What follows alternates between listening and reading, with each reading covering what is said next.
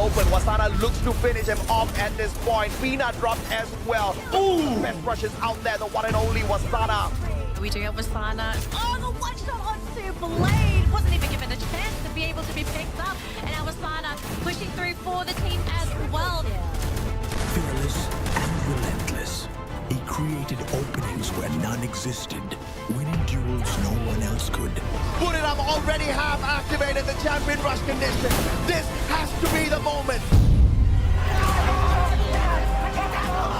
Buriram, your three-time world champions. 2 attempts, 2 heartbreaks, but he refused to break.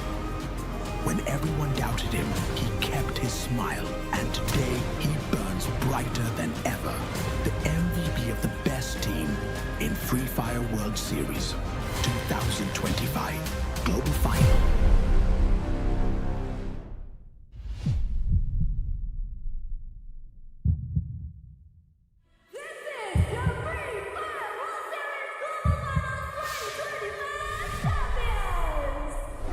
Since 2023, when Buriram United first came into the FFWS Global Finals, with the roster of 2022's world champions, captained by 2-time world champion Jonah, taking new recruit Wasana, the all-star lineup crumbled, losing to Brazilian rivals, Magic Squad.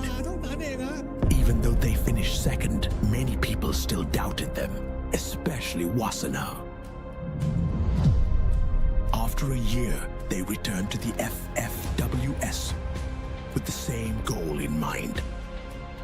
Unfortunately, their plans went sideways as Buriram finished third instead.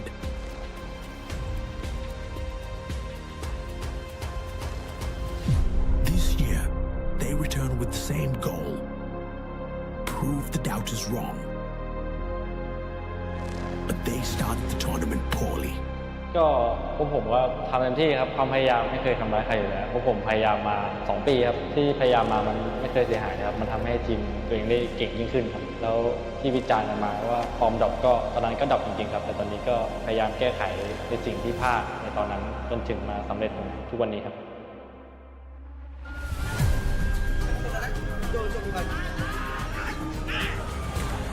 รู้สึกว่าอยากได้มากครับเพราะว่าโดนพี่เกียรติล้อคีนอนชอบล้อผมไม่มีแชมป์โลกที่แต่ MVP ไม่มีแชมป์โลกเขาชอบล้อกันนะเฟรนติชอบล้อผมนะแต่ผมเกลียดคนเดียวนะคีนอนคนเดียวเลยชอบล้อไปถล่มเขาย้ำๆนะคนดูแต่ว่าชอบพูดมาแบบตอนว่าเฮ้ยใครไม่ได้แชมป์โลกวะไม่คุยกับคนไม่ได้แชมป์โลกวะ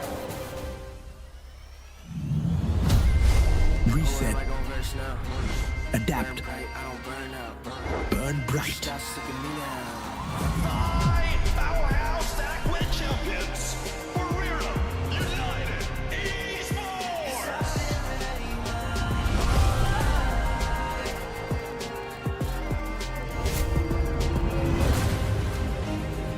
ก่อนจะเข้ามาแข่งรอบเกมไฟนอลก็คิดไว้ครับว่าพวกผมมาแชมป์ให้วัฒนาเพราะว่าน้องยังไม่เคยได้แชมป์โลกแล้วทุกคนทำเพื่อวัฒนาแล้วก็มั่นใจกันมากครับผม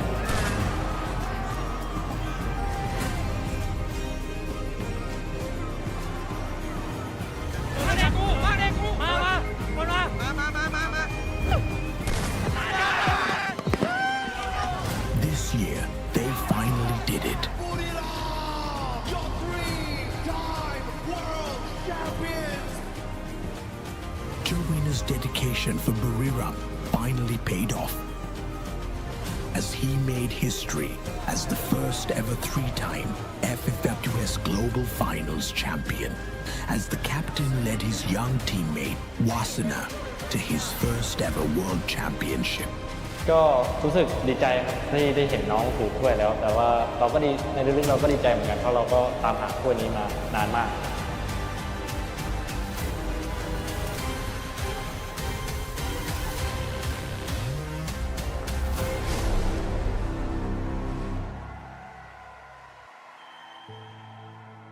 ก็มาแทนตอนนั้นก็เหมือนมาแทนพี่ไอ้นะครับแล้วเขาก็เมนกันว่ามาแทนเดี๋ยวคูดจะไหวหรออะไรก็ผมจำไม่เห็นแล้วนะครับ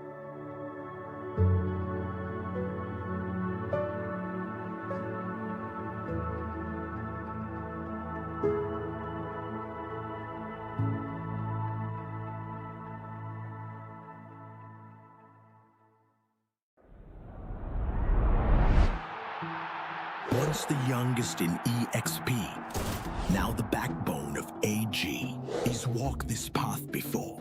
In 2023, he seized the tournament MVP, carving his name in fire against giants like Buchin, Q, and Bops. รู้สึกดีใจอยู่ครับแต่ว่าเสียใจที่ว่าไม่ได้แชมป์ด้วยครับ AG's due as their leader, their carry, their heartbeat. Within 2 years of relentless improvements, he came back stronger. He led his squad to crush doubt and dominate the Clash squad. Oh, dude! You can do it, son! This is it! A swap MC7! Drags them across the finish line with an ace on map 3! From being the 2023 MVP, he has walked the talk, and now he proves the doubters wrong all over again, earning the first ever MVP and carving his name into history as a champion of the first FFWS Clash Squad World Finals. We are here in Jakarta for the Free Fire World Series Global Finals 2025. The biggest Free Fire event in Free Fire Esports of the year.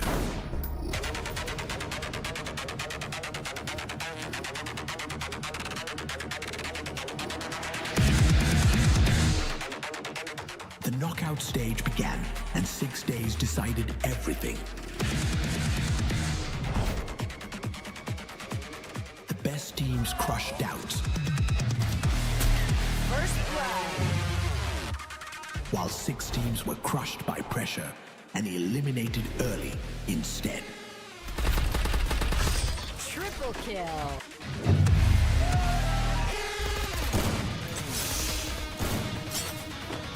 Double kill.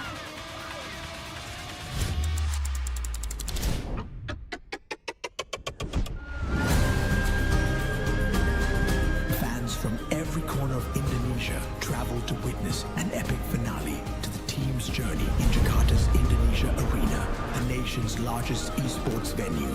100,000s of fans, lights, music, fire, energy, all building up toward the biggest show Free Fire has ever put on.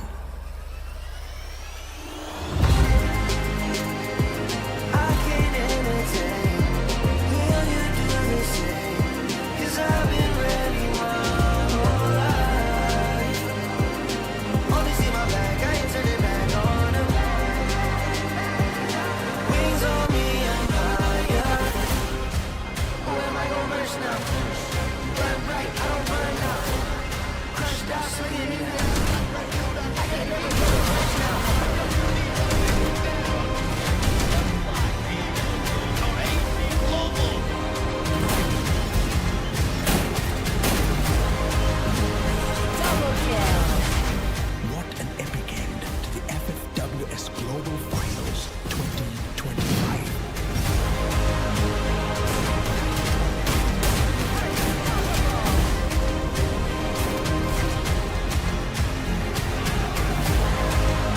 Congratulations to our world champions, BIGETRON United Esports. A Guinness World Record-breaking esports event attended by over 600,000 participants.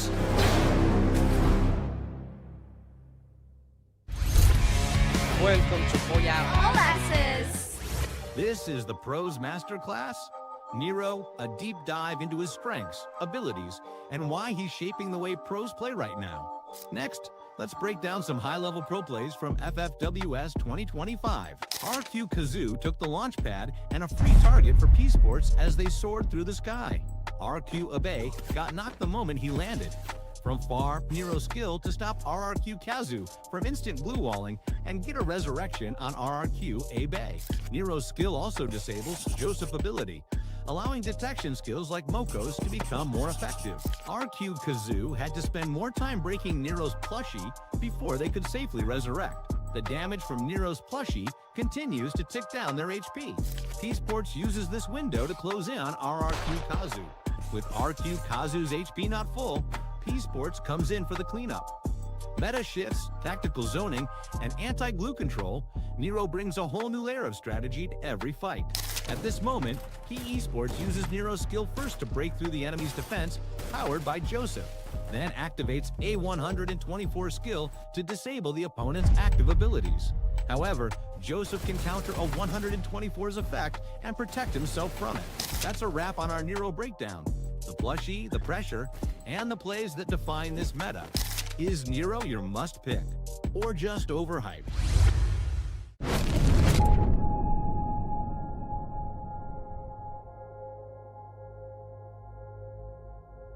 "12 teams reset back to 0 points in the champion rush. The grand finals bring pressure like nothing else, with unpredictable results, split-second decisions, pressure, and stage fright. This is where confidence decides everything.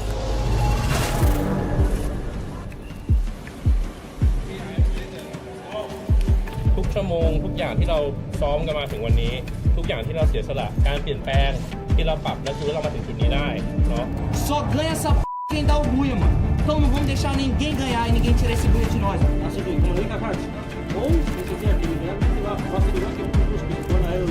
Hari ini terakhir. Ya, waktunya keluarin semua, main all out dari game 1. Ya, main all out dari game 1 tanpa beban, tanpa pressure, enjoy. Se-enjoy-enjoynya. sedikit waktu maksimalin. Percaya sama teman, itu yang paling penting. แล้วก็ไม่มีอะไรแล้วเดี๋ยวไปบวกข้างบนมาคุยลำ3 ที Valer a pena na vida de vocês, mano. A gente não sabe que a gente terá outras oportunidades igual essa. Fechou? Então vamos pra cima. Alguém quiser falar, o momento é de vocês. Dut bilang sama gua match 4 kita sampai di champion rush match kelima kita tutup. Walaupun emang harus gagal di match kelima, match 6 kita tutup. So menurut gua gak ada yang gak mungkin. Walaupun emang harus gagal sekali, masih ada next match. Paling aku dari aku itu aja, selalu diingat, saling percaya, itu kuncinya guys. Oke, kita mulai. Mari kita berdoa guys. Ya. Bora o máximo em geral.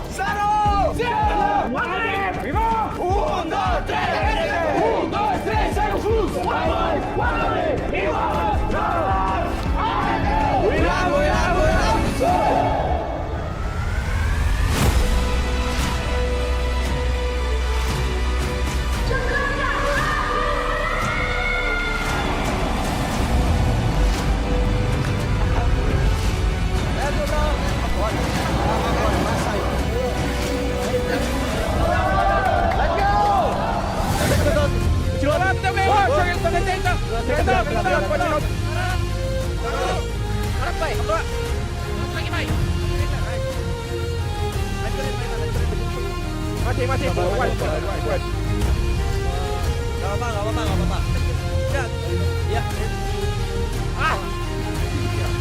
Capek banget, Cok. Two booyahs from the on-fire Fluxo silenced the Indonesian crowd, leaving behind a big gap with R7, RRQ, and EVOS. They are now in desperate need of a recovery. Santai guys.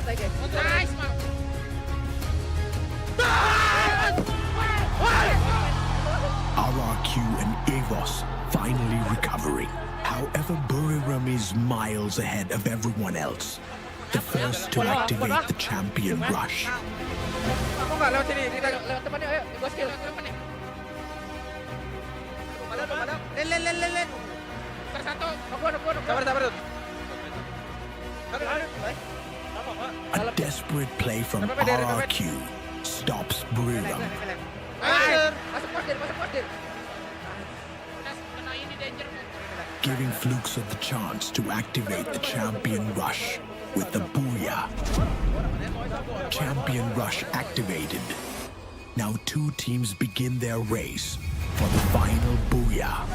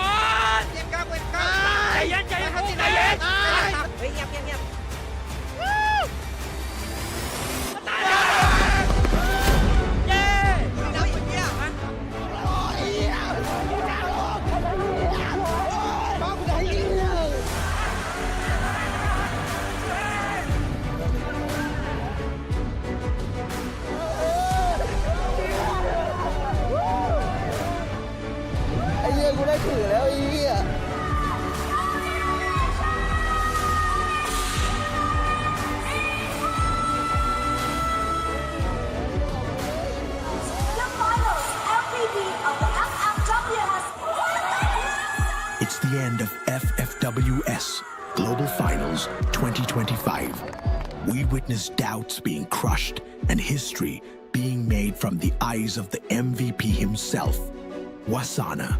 Buriram United Esports are crowned as Best Team of the Year.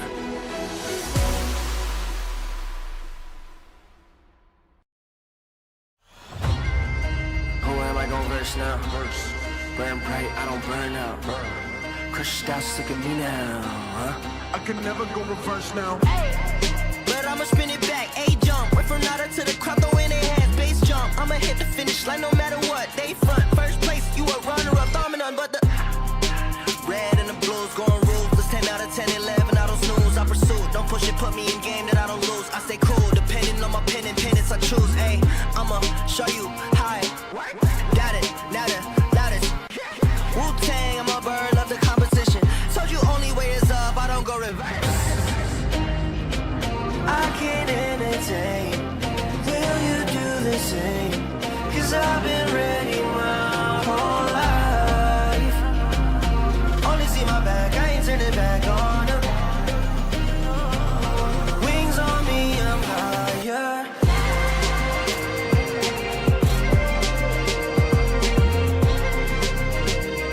Cause I've been ready my whole life.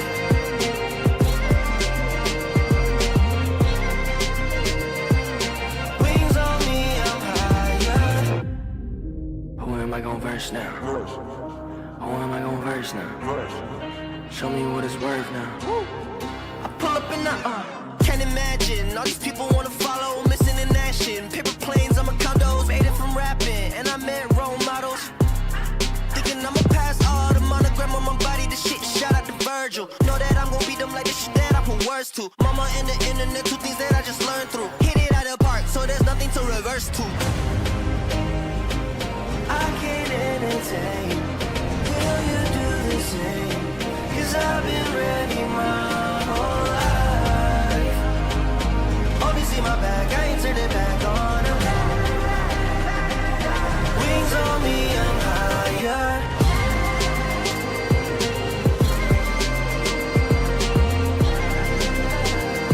Cause I've been ready my whole life.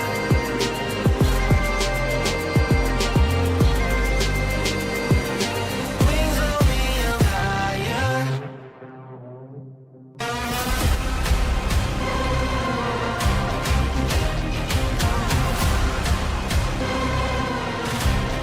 Now I can go reverse now.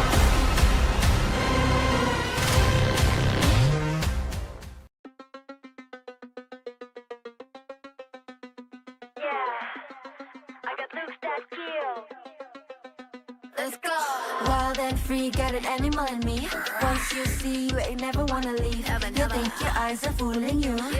It's just the way my body moves. I bring the sugar and spice. I got naughty and nice. Get the cinnamon once, promise you want it twice. So come get a taste like dang. Got looks that kill, bang bang.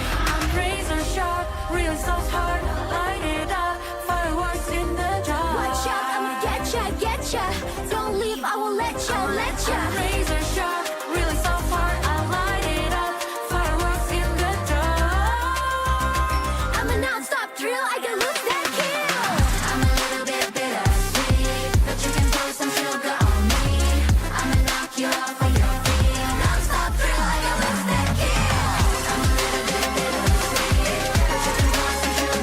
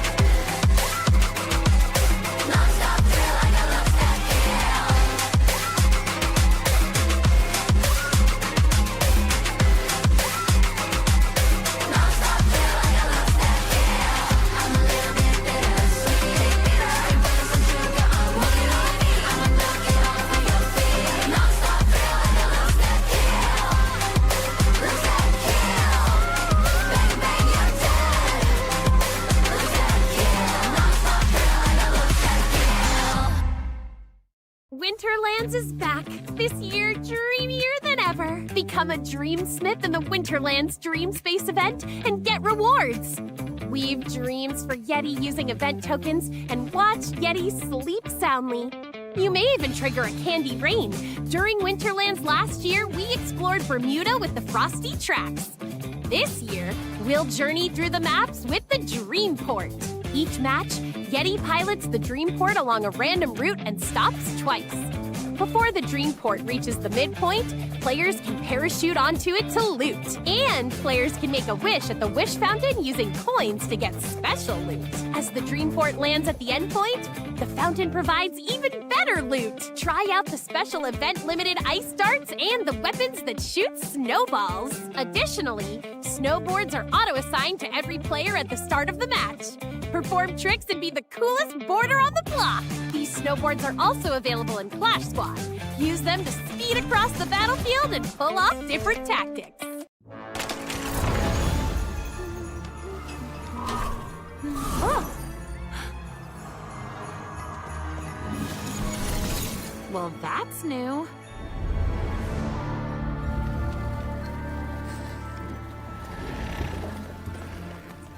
Oh, do you want to be big, little guy? Huh? Huh? What are you, and what are you doing to Yeti?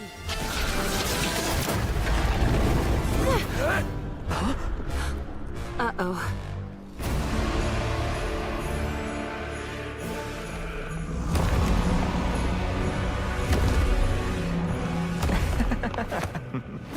Fix this now! Stay chill. I just fulfilled his dreams. That's not fair!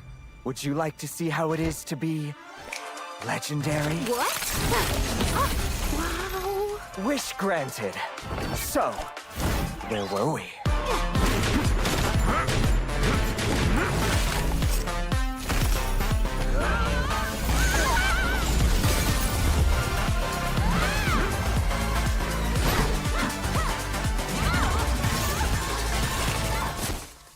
You ruined the festival! Ugh! Ruined? This was my Winterland's goodwill gesture. But now everything's a mess. I've seen worse nightmares, but okay.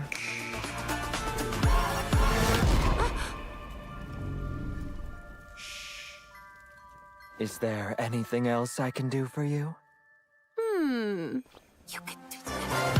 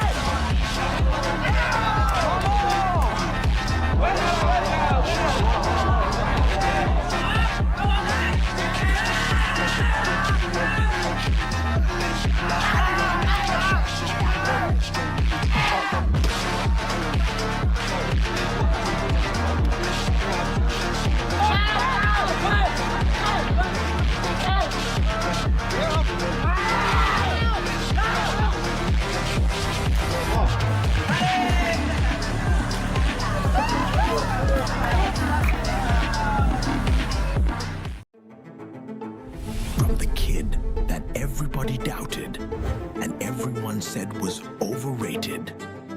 Mungkin player overrated ya Wasana lah. Wasanaครับ Oh, Wasana. Wasana. É o Asana. Atualmente vai sobrar pro Asana.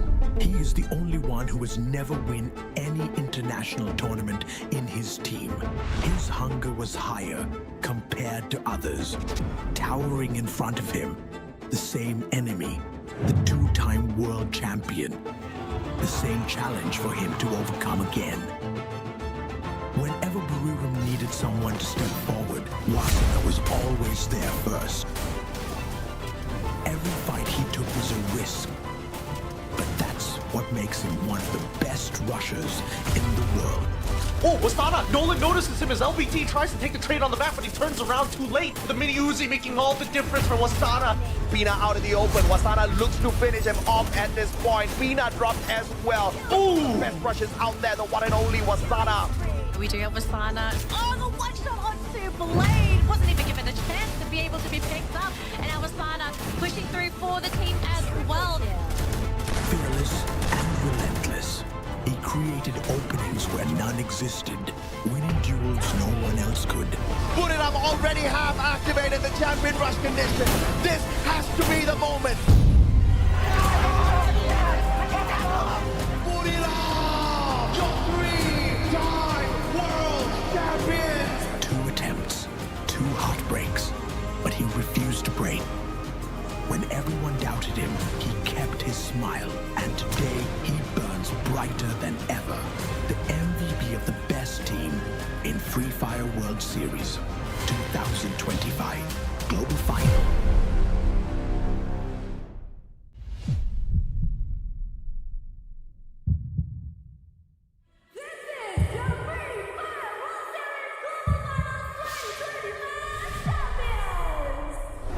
Since 2023, when Buriram United first came into the FFWS Global Finals, with the roster of 2022's world champions, captained by 2-time world champion Jonah, taking new recruit Wasana, the all-star lineup crumbled, losing to Brazilian rivals, Magic Squad.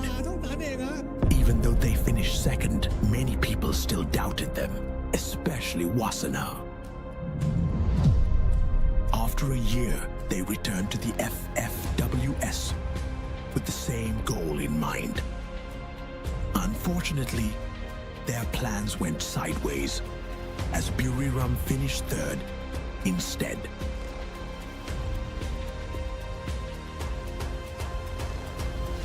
This year, they returned with the same goal: prove the doubters wrong. But they started the tournament poorly. ก็พวกผมก็ทำเต็มที่ครับความพยายามไม่เคยทำร้ายใครอยู่แล้วพวกผมพยายามมา2 ปีครับที่พยายามมามันไม่เคยเสียหายครับมันทำให้ทีมตัวเองได้เก่งยิ่งขึ้นครับแล้วที่วิจารณ์กันมาว่าฟอร์มดรอปก็ตอนนั้นก็ดรอปจริงๆครับแต่ตอนนี้ก็พยายามแก้ไขในสิ่งที่พลาดในตอนนั้นจนถึงมาสำเร็จทุกวันนี้ครับ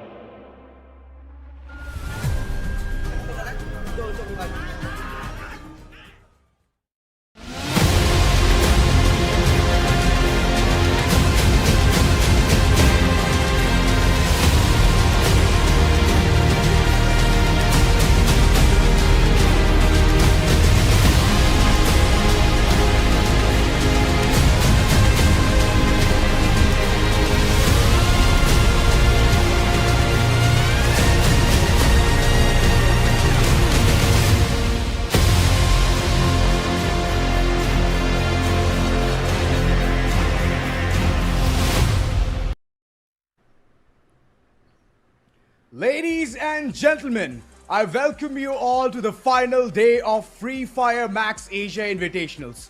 It has been a roller coaster of a journey. We have seen it all. Heartbreaks, clutches, laughters, and cheers from you viewers. Truth be told, you folks watching the stream are the true champions. And well, when you've already been crowned, let's see who our next champions are going to be for the CS mode. To take you through the first semi-finals, it's going to be us, Grips, and me, Auzora Aiden. How are you doing, Grips? Excited for today? Excited? Bro, I think excited is an understatement. I was so overexcited, I could barely sit still in my chair. I almost fell off of it, and I haven't even begun casting yet, so I don't even know how high my energy levels will be once the games actually begin. But there is one thing for certain. While I am full of energy, I guess some players over here will be full of nervous energy, because the storylines that have been brewing since the start of this tournament, and I'm not even just talking about the Clash Squad mode, I'm talking about since the BR play-ins, the storylines that have been brewing over here have now reached the pinnacle. At this point, we have the best of the best survivors only over here. And today we will crown yet another champion. That's right, and we are excited, super pumped to see how well all of the journeys It's either going to go ahead all the way towards the grand finals or it's going to end right here towards the semis itself. Super excited to see how well the first game is going to look like. But before all of that, you know the way banters have been throwing in, like you rightly mentioned, the storylines that have been brewing so far. AVIDA x KDC against BIGETRON by Vitality. And in the PR mode, we clearly see what just happened there in the past. So that blast in the past, will it hinder the entire performance of BIGETRON? Is one of the places where I have that burning question running in my head. Yeah, and I think you're the only person who has been able to excite everybody else with their own contagious energy. You know, these people, the players that we will be witnessing over here today, these guys have been preparing for the class squad mode since the last 4 days. And I'm pretty sure that every team that has played so far have already revealed at least 70% to 80% of their strategies. The remaining 20%, the stuff that they've been saving up, today is the day to unleash all of those secrets, and they will have 2 opportunities to do so. Ladies and gentlemen, we have 2 semi-final matches. Both of them will be best of 3s. The first one is going to be between BIGETRON by Vitality and AVIDA x KDC. The second one is going to be between Esports and NG Pros. And these 4 teams will fight in the semi-finals and go into the grand finals. If they win the grand finals, they will win $4,000 US. Ladies and gentlemen, the overall prize pool over here is a massive 15k. We already distributed quite a lot of money away during the BR phase of the tournament, and now we have more money up for grabs in the Clash Squad mode. Oh boy, I'm very excited to see who's gonna take this one. The champions, for sure, they're going to receive $4,000 in their pocket, but the prize pool is of $15,000. So even the teams who are at the state of 9 to 16 spot, they have a chunk of this prize pool. But of course, it's always going to look big whenever you're going to hit those perfect spots, which is 2nd place, 3rd place, or even over here, 4th place. So it's equivalent. And the champions, of course, that's one of the places where most of these 4 teams are aiming for. Yeah, and by simply making it to the semi-finals, just by playing today, these teams have guaranteed themselves a payout of $1,500. If they win their semi-finals, they will get a minimum of $2,000. But who wants just that? You want the big 4K. So I think all these teams are gonna do their best to win that 4K prize. Of course, to do that, they will have to be very creative because each teammate is only allowed to have 1 active skill. Every player in the team needs to use a different active skill, so you can't repeat any of these active skills. And I think most of the people who play BR and all the teams over here have a set meta, right? They've figured out what are the best active skills to use, what passive skills you need to combine them with. And at a point in the BR section of this tournament, I was not surprised by any of the abilities that the players were using. But in the Clash Squad mode, we get to see a lot more creativity, a lot of different characters and pet skills and active skills which you don't often see. Exactly, and that's going to be super fun. Moving forward, the way things are going to be shaping, it is about time that we look at the brackets for one final time. Semi-finals, super excited, and the way things have already been shaped, it's looking perfect. 1, 2 BO3s, and then later on all the way towards the BO5, the grand finals is going to be super exciting. Oh wait, it's BO5 in the semi-finals itself, so that's one exciting move for most of the teams. At least they will have some kind of a footing here in order to fix their mistakes and then later on show up in the game as well. So the metas, the kind of active skills that they choose, how well are they going to polish it, whether it's going to be in the midway or whether it's already at the start of the game, we are yet to see that. Yep. We're going to have BIGETRON versus AVIDA first. BIGETRON had a lovely journey over here by defeating Revenant, X-Spark and Falcons. Same with AVIDA. They had a bit of a struggle against Makna Esports Club, but that's because AVIDA were just getting their head into the game. They were just getting things right. And then they beat Reckoning Esports to get to this point. And now that these guys have reached the semi-finals, the trap has been set. I mean, all these players have so much anger brewing in their bodies because BIGETRON by Vitality is itching for revenge.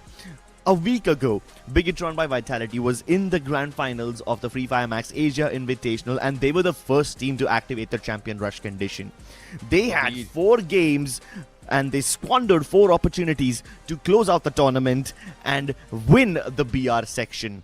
AVIDA by XKDC, they stole that final booyah in the BR section and won the tournament right under BIGETRON's noses.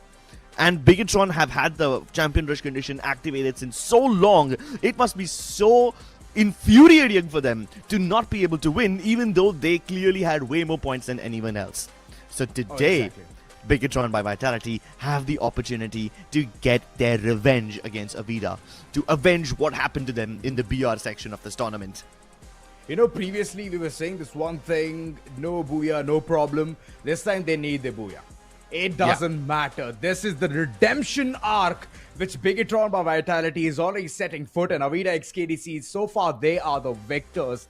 They love to go ahead and get those booyahs. No matter what the situation is, no matter what the circumstances look like, they are absolutely keen on getting it. Right here, I believe BIGETRON by Vitality, yes, they're still having tad bit problems here and there, but so far they're hitting those 2s and O's, man. Straight up 2s and O's. Even Falcons were not a problem for them. Exactly. I would have expected a World Championship caliber team like Falcons to give BIGETRON by Vitality a good run for their money. But no, BIGETRON were clean with it. They executed Falcons as if they weren't even a threat. And given how good their form is, I am really worried for AVIDA XKDC. That being said though, AVIDA XKDC already got the tough matches out of the way. They struggled against Magna in their first opening game more than they did against Reckoning. So yeah, I think that AVIDA XKDC, they might have had a shaky start in the tournament, but they've been improving. And if they keep on improving in the same manner, if that trajectory keeps on going up, then BIGETRON by Vitality have their work cut out for them. Exactly. And this time, I don't know how well BIGETRON by Vitality will be prepared for this fight. I don't think so. AVIDA XKDC would love to go ahead and get their wings clipped. There you go, the head-to-head. It's very similar. At least the elimination spot, they're a tad bit higher when it comes to BIGETRON by Vitality, but the average damage that AVIDA XKDC has done so far is massive. 11,422, and so far they have been keeping one game very consistent, that is average knocks. Average knocks have been amazing, yes, but honestly, Azura, I don't see too many differences between these teams. Yes, sure, BIGETRON by Vitality have like 3 eliminations more on an average, but that's also probably because BIGETRON's games have been dragging on for longer. They've had 2-0s in almost all of their games, but they also distribute their eliminations quite well. So there's a chance that the numbers don't tell you the full story. AVIDA XKDC though, while their damage is higher, their eliminations are lower, and that's because AVIDA XKDC have actually had to go the distance against Magna Esports Club. They had to go for that third map. So they got the chance to farm up more damage, but they don't have as many eliminations because their victories weren't as clean as BIGETRON by Vitality. Yeah. Overall, BTR are the better team over here as the stats indicate, but these stats are not the end-all and be-all of the tournament. So these storylines aren't fully determined by the numbers. Not against 2 titans like these. Yo, first up, it's going to be Nextera. The entire map order looks a bit wonky. Nextera, then Bermuda, and all the way we go towards Kalahari. Hate it when I see Kalahari towards the dead end as Santino switcheroos. They're going to be imminent in that specific map. But let's see how well Nextera is going to treat both of them, as BIGETRON so far, their backup plans. And Bermuda is just like a cherry on the cake for AVIDA XKDC. This might go the distance. Oh my god, this is exciting. This is more exciting than I even thought. I hope it goes the distance because AVIDA XKDC are used to these long drawn out matches. BIGETRON are not. I want to see if they've got the stamina to go the distance in the semi-finals over here, and if they win, they will have to go through the best of 3 and then the best of 5 as well. It's a lengthy day for them. I hope that they can keep their wits about them as the tournament progresses onwards, because Nextera itself has the ability to drain you of all your brain resources. Because every level requires a different strategy, there's no one set piece plan plan that you can follow that is like a blanket strategy for the whole map. No, you have to come up with something unique for every single POI.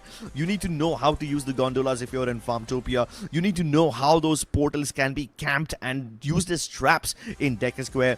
And if you've got the Santino, there's a whole new layer of trap setting that's involved. I hope that both these teams are ready for it. Indeed, and even the Grav Labs, man, how could you forget that? It's even more problematic there. So anti-gravity, you're trying to jump in the air and midway you're getting sniped. That's a problem, and let's see how these teams are going to go ahead and deal with that. Preferred skills. Well, we can see it's a handful of them. Couple of rushers from the likes of BIGETRON by Vitality. And on the other end, we have a very nice, very well-rounded composition. We have a bomber, we have a rusher, we have a supporter. Alongside, we have a sniper as well. So this is lovely. How well can BIGETRON go ahead and dissect this is the question now. Yeah, and while these guys have spoken about their preferred skills, I would obviously want the viewers to take all of this with a pinch of salt. There's gonna be a massive pick ban phase where all these preferences might either get banned out completely or picked by their opponent, and the brain games will begin in just a couple of seconds. For now, you can see that both Koja from BIGETRON and Tavan from AVIDA, they both love playing the Oscar. And we've seen quite a lot of Oscar bans over here. Even though the pick rate of this character is quite high, the ban rate is equally high. So that's something you need to keep in mind. And Oscar is going to be contested heavily. It's going to be hot property. Same with A124. Long Kong, he prefers the A124, but we haven't seen him use it all that much. Deeks, on the other hand, uses it quite well. That being said, though, Seabank is not lying about his Nero usage, and he is actually very good at it. While Seabank is an amazing Nero abuser and he's an amazing sniper, I can't tell if Kyong is being serious when he says that he loves the Chrono, because he's been struggling with those Chrono shotgun battles, even against teams like Falcons, who on paper they beat very easily. But if you take a look at every single round individually, a lot of those shotgun battles inside the Chrono bubbles were very, very 50-50. So I think this might just backfire for him. True, and so far I've seen Kyong use it to perfection, and BIGETRON by Vitality, they have been doing this one thing very well, that is having the team's coordination. AVIDA XKDC, so far the coordination looked very good when it was against Ico Reckoning, and they absolutely stomped them 2-0. In one of the maps it was 6-0. Well, that's the kind of scoreline everyone would love to dream. Straight up, no loss of energy at all, keeping the stamina intact and moving forward. And that's the kind of stamina that these teams need to have even for a BO5 as well, because that battle will go on for a longer time. But who's gonna come next? PE Sports versus Ico Reckoning, that's another PE Sports versus NG Pros, that's another battle that we'll go ahead and look for. But before all of that, this semi-final is going to be the Epi-Dome, the epicenter through which we will understand who is gonna move forward.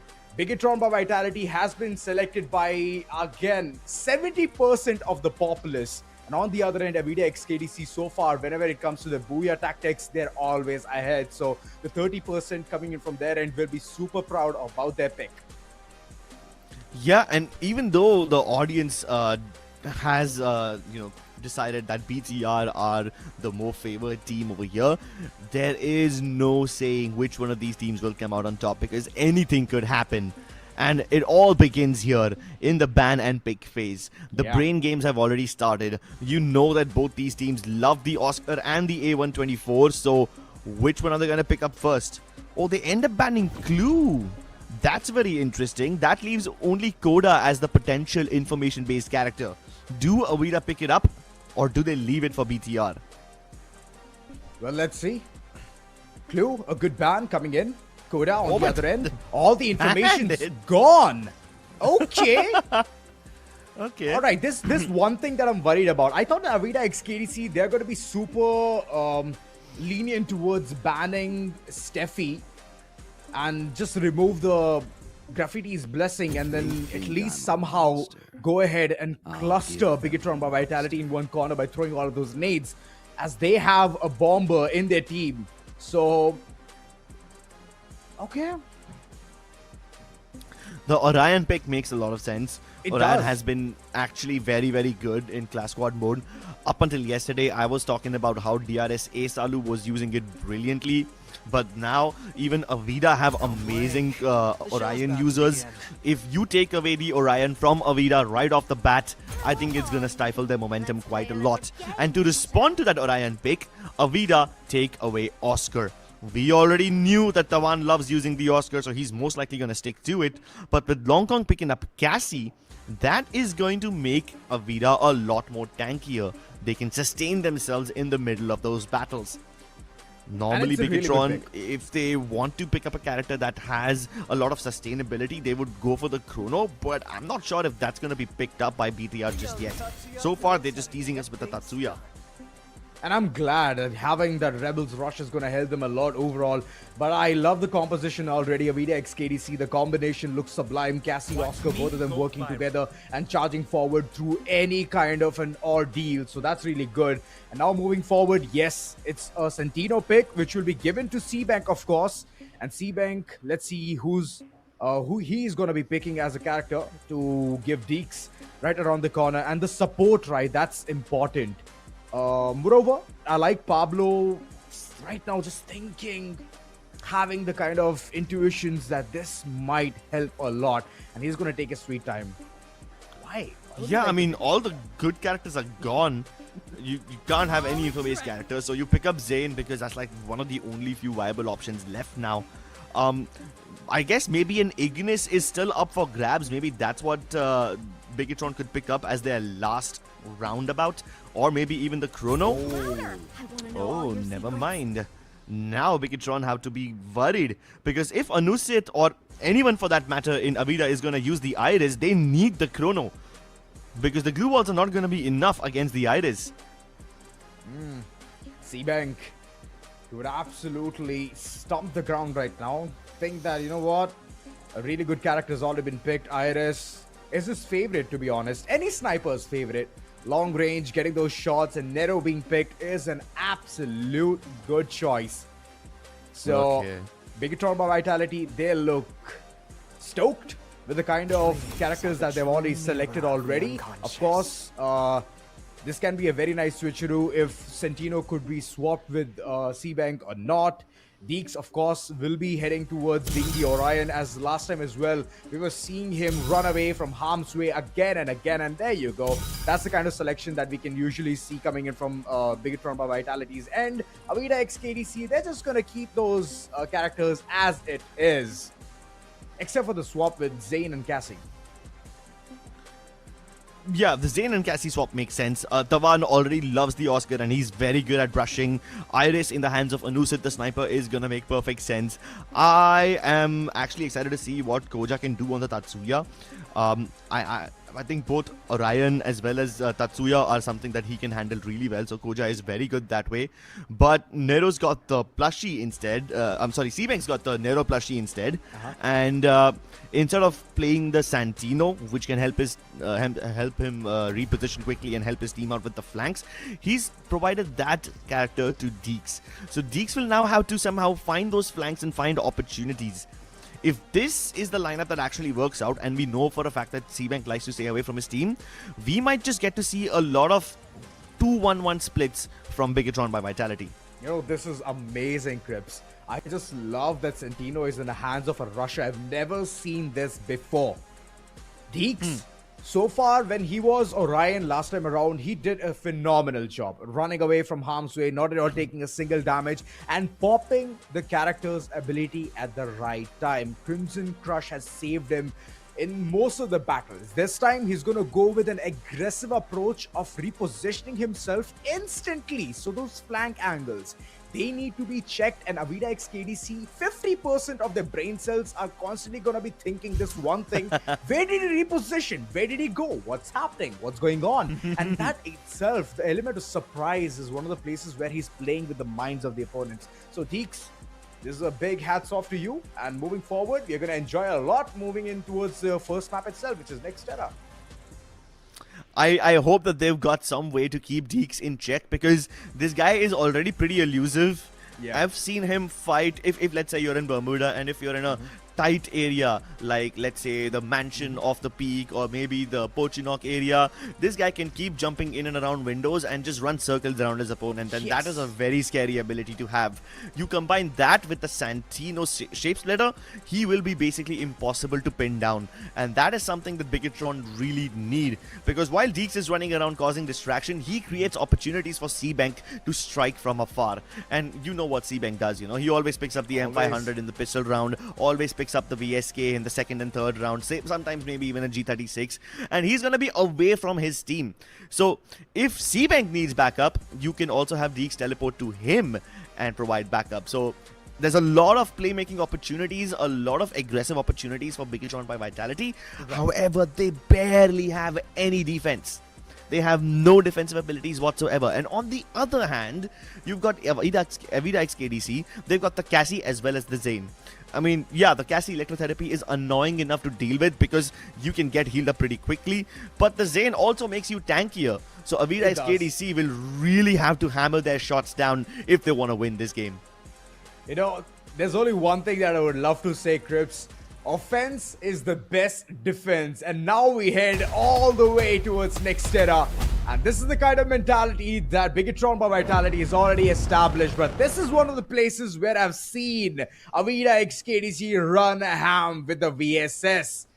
Yes, VSK is also coming to the play, but the way the VSS hits, it's an SMG. So the fire rate itself is going to keep the enemies in tatters. But before all of that, now the semi-final commences, and AVIDA XKDC very quick to get the control towards the center. Yep, they've got the Wan and Pablo in the center already, and they are keeping tabs on Koja and Kyong. It's time for Deeks and C-Bank to strike. Look at C-Bank just ducking up and down. He's trying to reveal himself and bait out some shots, but AVIDA are not biting that bait. They're going to stay inside that smoke vortex, get the cyber airdrop point, and force BTR to come their way. But BTR are also not going to aggress right there. Yeah, just a regular airbot. My bad, yeah. Kyong is slowly getting aggressive. He's trying to rotate around, just see what's happening. Smoke vortex, it's not going down, Crips. It's just giving AVIDA XKDC a life cell to stay there for a longer time, as they're inside the circle. Clearly, both of them, the therapies in work, even though they have taken slight bit of damage. And Deeks, look at the way he's charging forward. This is it. This is the way you can go ahead and get at least a knock or two. But instant switcheroo, and Kyong, he's still stuck there. What can he do? No damage is dealt. It's just on him. And the others are slowly falling down, dropping down. As BIGETRON, they just could not keep the cool, calm collectiveness so far. The pistols are looking impossible to win. Oh my god, the one finally puts Deeks' shenanigans to an end, because Deeks was running around helter-skelter and he survived for way longer than he should have. Finally, AVIDA XKDC managed to get that first round in the bag, and they do it before it's too late, because C-Bank was putting on crazy amounts of damage. And while C-Banks is busy nailing them from afar, Deeks was just jumping in and out of that smoke vortex. Look at this damage. He's got 372 damage in the first round itself, but no eliminations to show for it. And that's how the cookie crumbles. BTR can do all the damage but can't finish their opponents off. And that's how AVIDA get the first round. I mean, they were very smart. AVIDA XKDC, smoke vortex all across. Smart plays in the pistol round, hence giving them the edge of having those free fire coins in their pocket for this following round. G36 all across. And we have a sight as well. So the sight up close and personal will be very deadly. But on the other end, we have some retaliation as well. A surprise buy with no vests or helmets. Koja, good way to go ahead and find one frag, and he just instantly jumps right in, gets the frag, and instantly calls in for a revival. This is amazing. Where's the backup? It's not here, not anywhere close. And BTR have just gotten away with murder in cold blood. Now, do AVIDA go for revenge? I don't think they've got the firepower to do so, because they are getting shot from everywhere. Poor Long Kong has to keep tabs on Deeks while he desperately wants to take shots onto his opponent on the other side. And Long Kong will be forced to come around. Nice plushie indeed.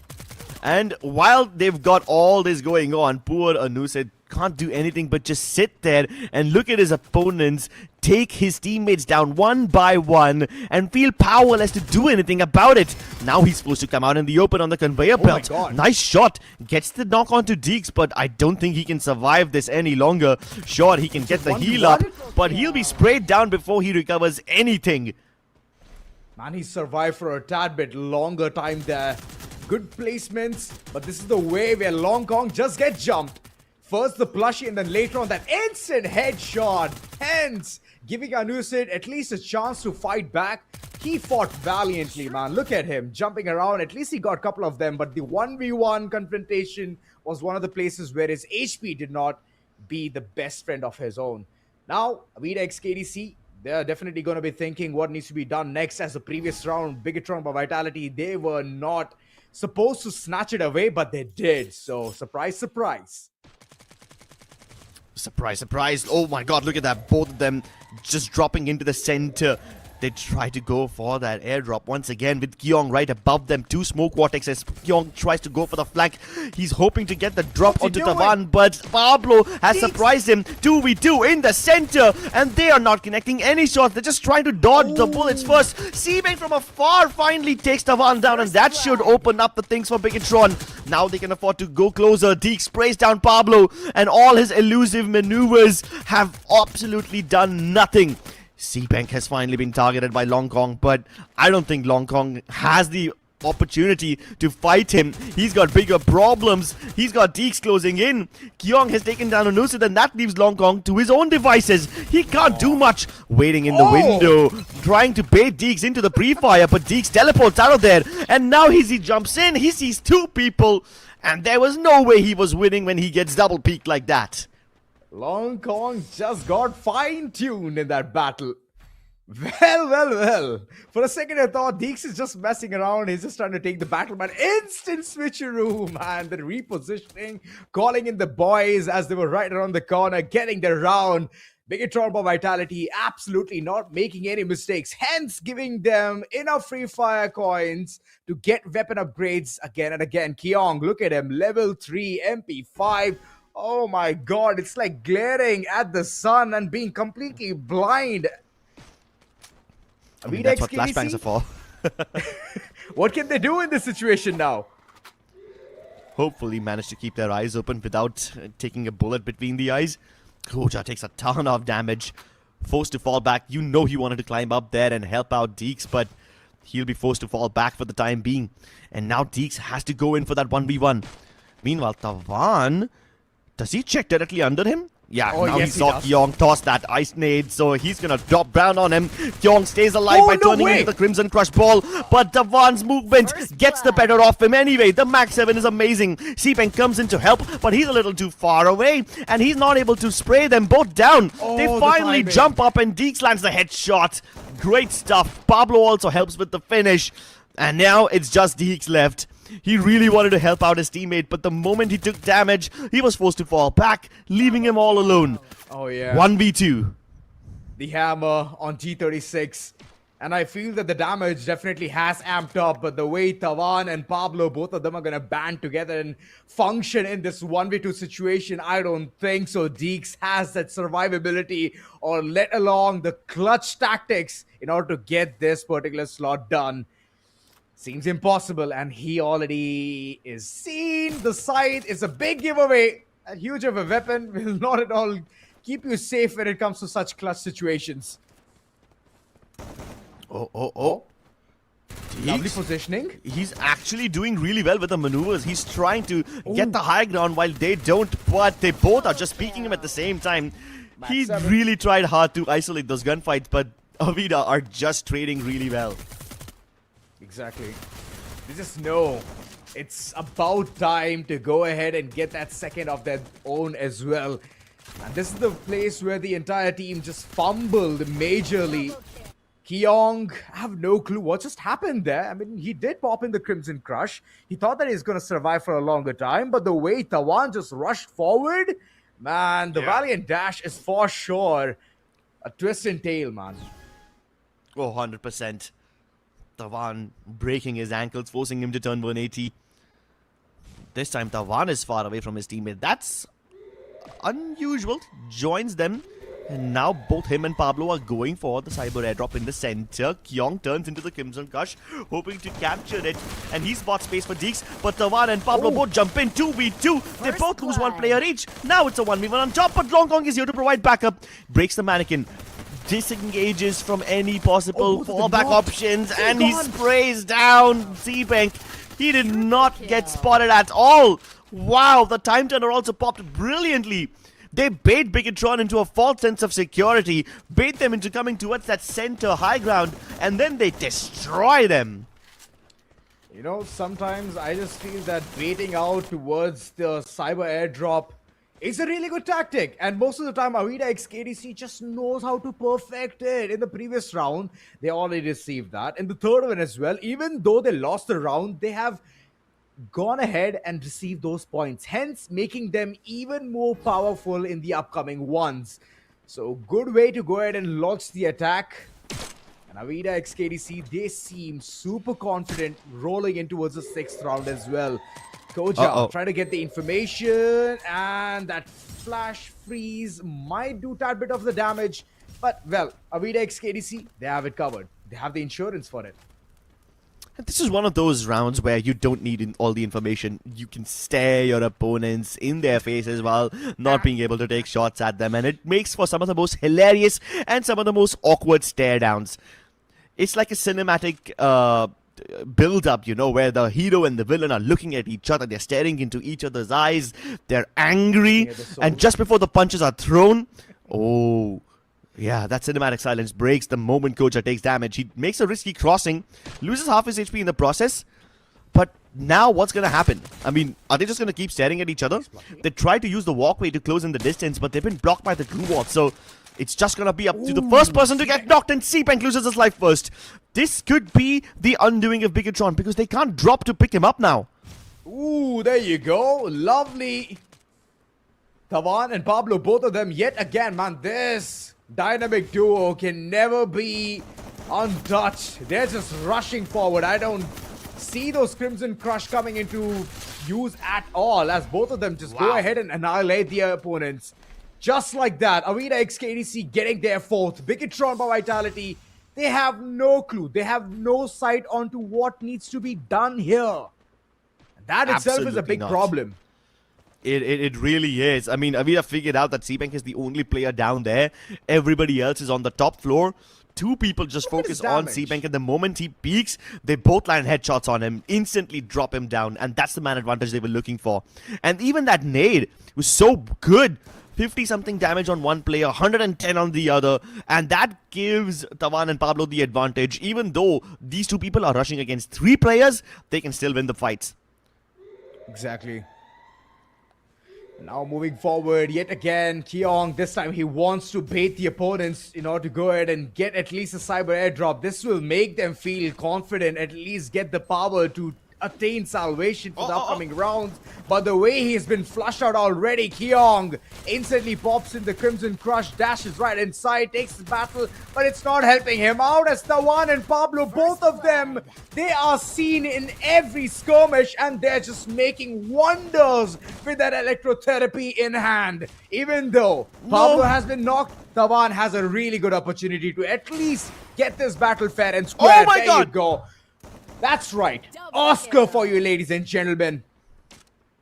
The dash completely breaks his ankles, and now they've got enough time to get their fallen member also on his feet. Revived Long Kong. Seabank, lovely shot onto Anusit. Long Kong is already low on health. 1 bullet and he should be done. He tags him up with the Nero plushie, so he knows exactly where Long Kong is. All he needs to do is take care of Tawan. He knows Tawan is going to make a move to get the res onto Anusit, and Seabank can't do anything about it. He's already used up the plushie, so he's got no way to force his opponents out in the open. He has no choice but to go for those sniper duels and land every single shot. No room for error. No second opportunity. And he's used up his last med kit. Oh, this is sad already. I can see the circle closing in. Tawan, right flank, and he's going to keep it clean. Max 7 in hand, close and personal, and that shotgun never misses a single shot. And of course, it's in the hands of Tawan, and that's the way you go ahead and just perfect. This character called Oscar, the Valiant Dash. It just comes in handy again and again. He was just waiting for the character's ability to come back in, but later on, Seabank, the way he just charged forward, he had no other option. Tawan just rushed in, got the frag and the 5th on board as well. This is match point in the map of Nextera, and BIGETRON by Vitality, so far they have no answer to it. Absolutely not. Kyong has been getting bullied all game. He's only got 1 elimination with 5 finishes. He needs to make a play. And wait, they don't go for the portal. They don't even take the tire up there. This could be a little bit of overcooking. Tawan and Pablo still have all the idea in the world. Like, they know exactly where their opponents could be. That freeze bomb is proof of that. Okay, AVIDA x KDC, Seabank, he's trying to take a battle. It's way too far away. And if AVIDA x KDC wins this one clean, then it's going to be a problem. And there you go, Kyong just comes right in. Long Kong, what a lovely way to bait and switch.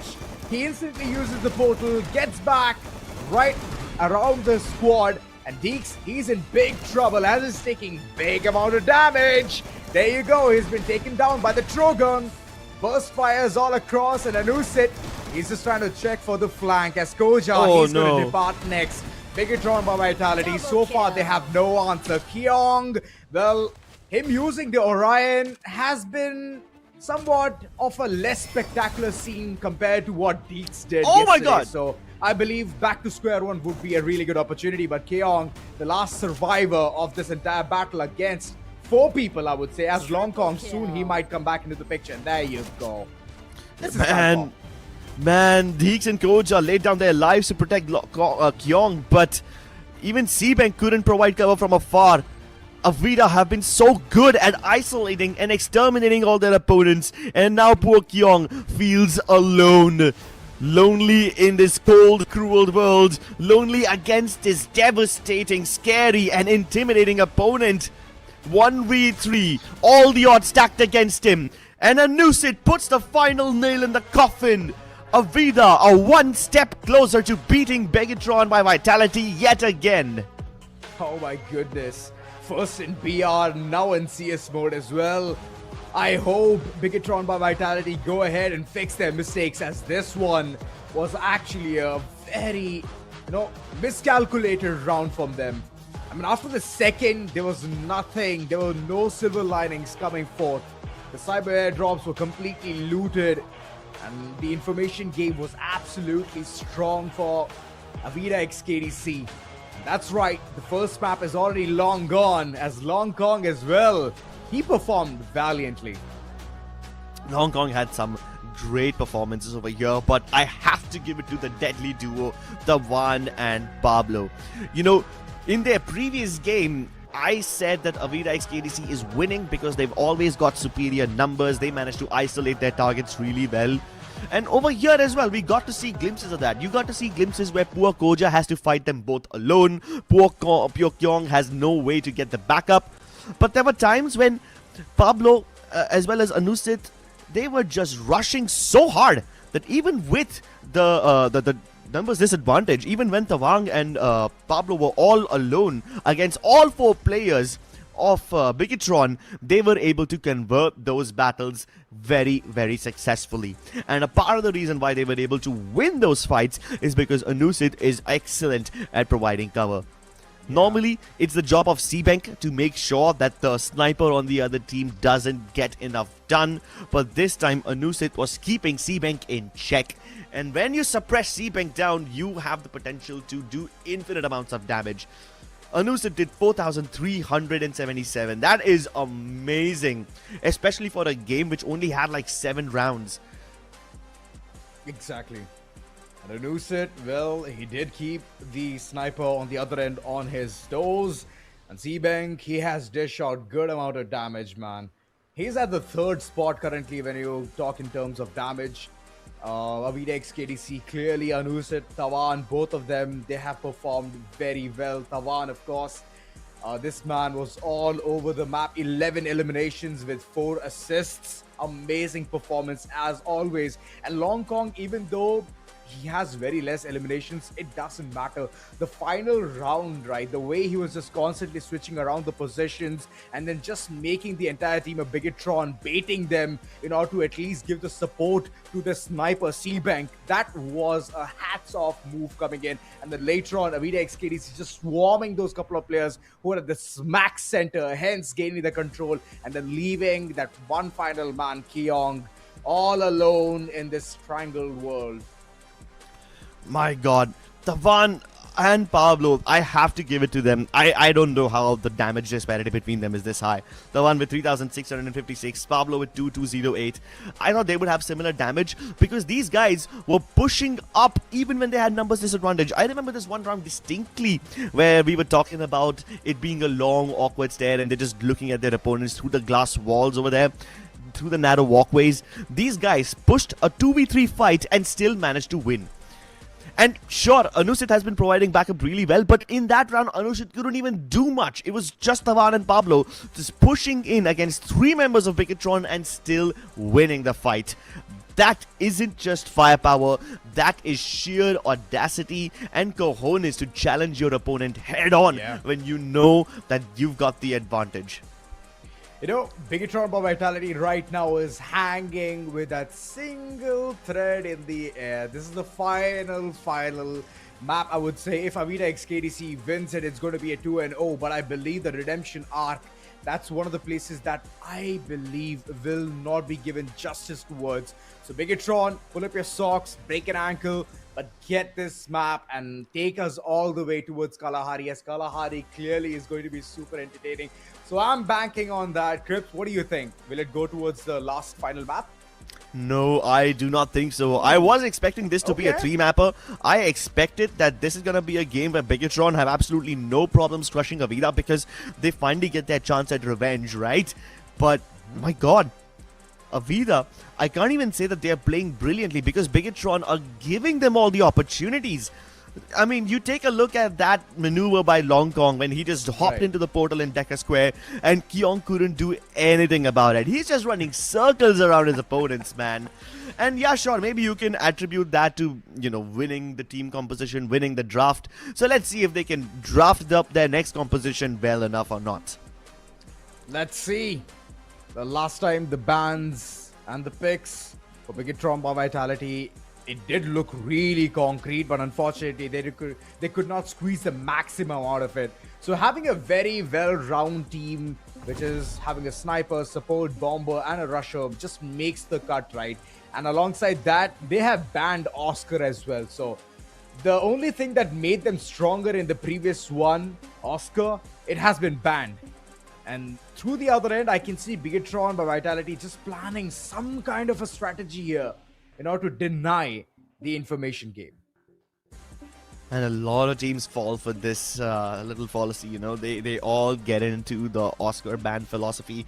They think that the Oscar is the problem. Sure, this time the Oscar indeed was a little bit of a problem. Like, you see how Tavan is just breaking his opponent's ankle. It's ridiculous how good he was with it. But that being said, though, I don't think it's the only thing that's the problem.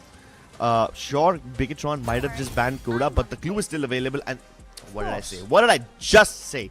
Tavan, he's picked up the clue, but I'm pretty sure that he's gonna probably go back to the Oscar or maybe like a Tatsue or something. This clue will most likely be in the hands of Long Kong.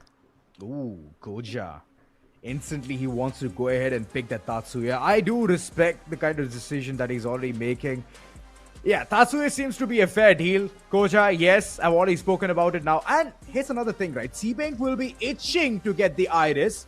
So picking Iris first is not at all a bad call. And Bigetron by Vitality, if they manage to go ahead and pull this, it's going to be a rabbit out of the hat. But okay, I see Tatsuya. Alright. So, no Oscar for AVIDA. Tatsuya picked up by Bigetron. They control the pace of the battle. But the Orion still lurks in the corner. Can they pick up the Orion as well? Yep, it's a double pick. AVIDA's win condition about getting the trades in their favor has just been taken away from them, courtesy of this draft. No, wait. If he goes for the Santino, AVIDA 100% pick up the Orion. Wait for it. They're still deciding what to pick up. They're going to make us fancy. Oh, what, Dimitri? Now they're Okay, just faking it. that's They're just just- faking yeah. it. They're playing with us now. Dimitri, yeah. come on. Dimitri, like, no, I don't think Dimitri is It's valuable equivalent of enough saying here. that now they're gonna pick Alok, and they're gonna drop that beat. I mean, sure, if this tournament was happening in 2022, I would totally support an Alok pick in the class squad mode, but not over here, man, not like this. Cool, so they've dealt with the Tawan and Pablo problem. They've dealt with the dynamic duo who were rushing in their faces by taking away their strong characters. Now what do AVIDA do? Ooh, smart choice. Oh, no. That's actually pretty smart, and I honestly don't care which one of these players picks up the chrono. If Pablo or Long Kong or Tawan plays it, I would be happy either way, because Pablo and Tawan are both amazing with the shotguns. And now they've got the Cassie as well. This is way too tanky of a lineup. This is like heals and support pro max. And now I feel the BIGETRON by Vitality might be stomping and thinking that, you know what, Coda ban was actually not a good ban. We should have banned Cassie instead. Now that AVIDA yeah. X KDC, they've already showcased the way they perform when it comes to such good all-round defensive performance. Well, Cassie Chrono, the combination is amazing. And I'm a big fan of AVIDA X KDC's draft so far. BIGETRON by Vitality, they have managed to bring in an A124. The timing needs to sit right. That's the only condition. And yes, if Koja gets A124 and he just equips a beast on as well, then he can support the entire team when it comes to the close range skirmishes. But he needs to time it perfectly, man. That's the only condition with this character called A124. I really hope that whoever is using the A124 has the right pets so that they can decrease the cooldown of the A124. Because it's easy enough to wait out that 20-second phase. It's easy enough for AVIDA to just stay hidden for those 20 seconds. And as long as you have a Rocky, you can probably use the A124 again. But if this is like a one-time in the round use, then it's basically useless. Because Cassie can be popped before the A124 is even used. So Cassie electrotherapy will still work. Yeah, I guess you could time your A124 in a way that makes sure that Tawan can't use the chrono, Long Kong can't use the clue. But I don't think it's gonna save you from too much trouble. I'm worried. I'm super worried for BIGETRON by Vitality. Yeah, so far, same. I was very confident with the way they're bringing in the drafts. And the moment Deeks did not pick Orion, I just thought that it might be some kind of switcheroo, some kind of a team's decision that, okay, Keong this time will be the aggressive one. But Keong did not go ahead and accomplish what Deeks was doing for so long. Being annoying at the smack center, trying to contest the cyber airdrops again and again. That's the kind of Orion you need. So this time, I feel that things are going to go right, but I believe the boat has already sailed long back. Yeah. I am actually low-key mad nobody picked up the Santino. It's actually very powerful on this map.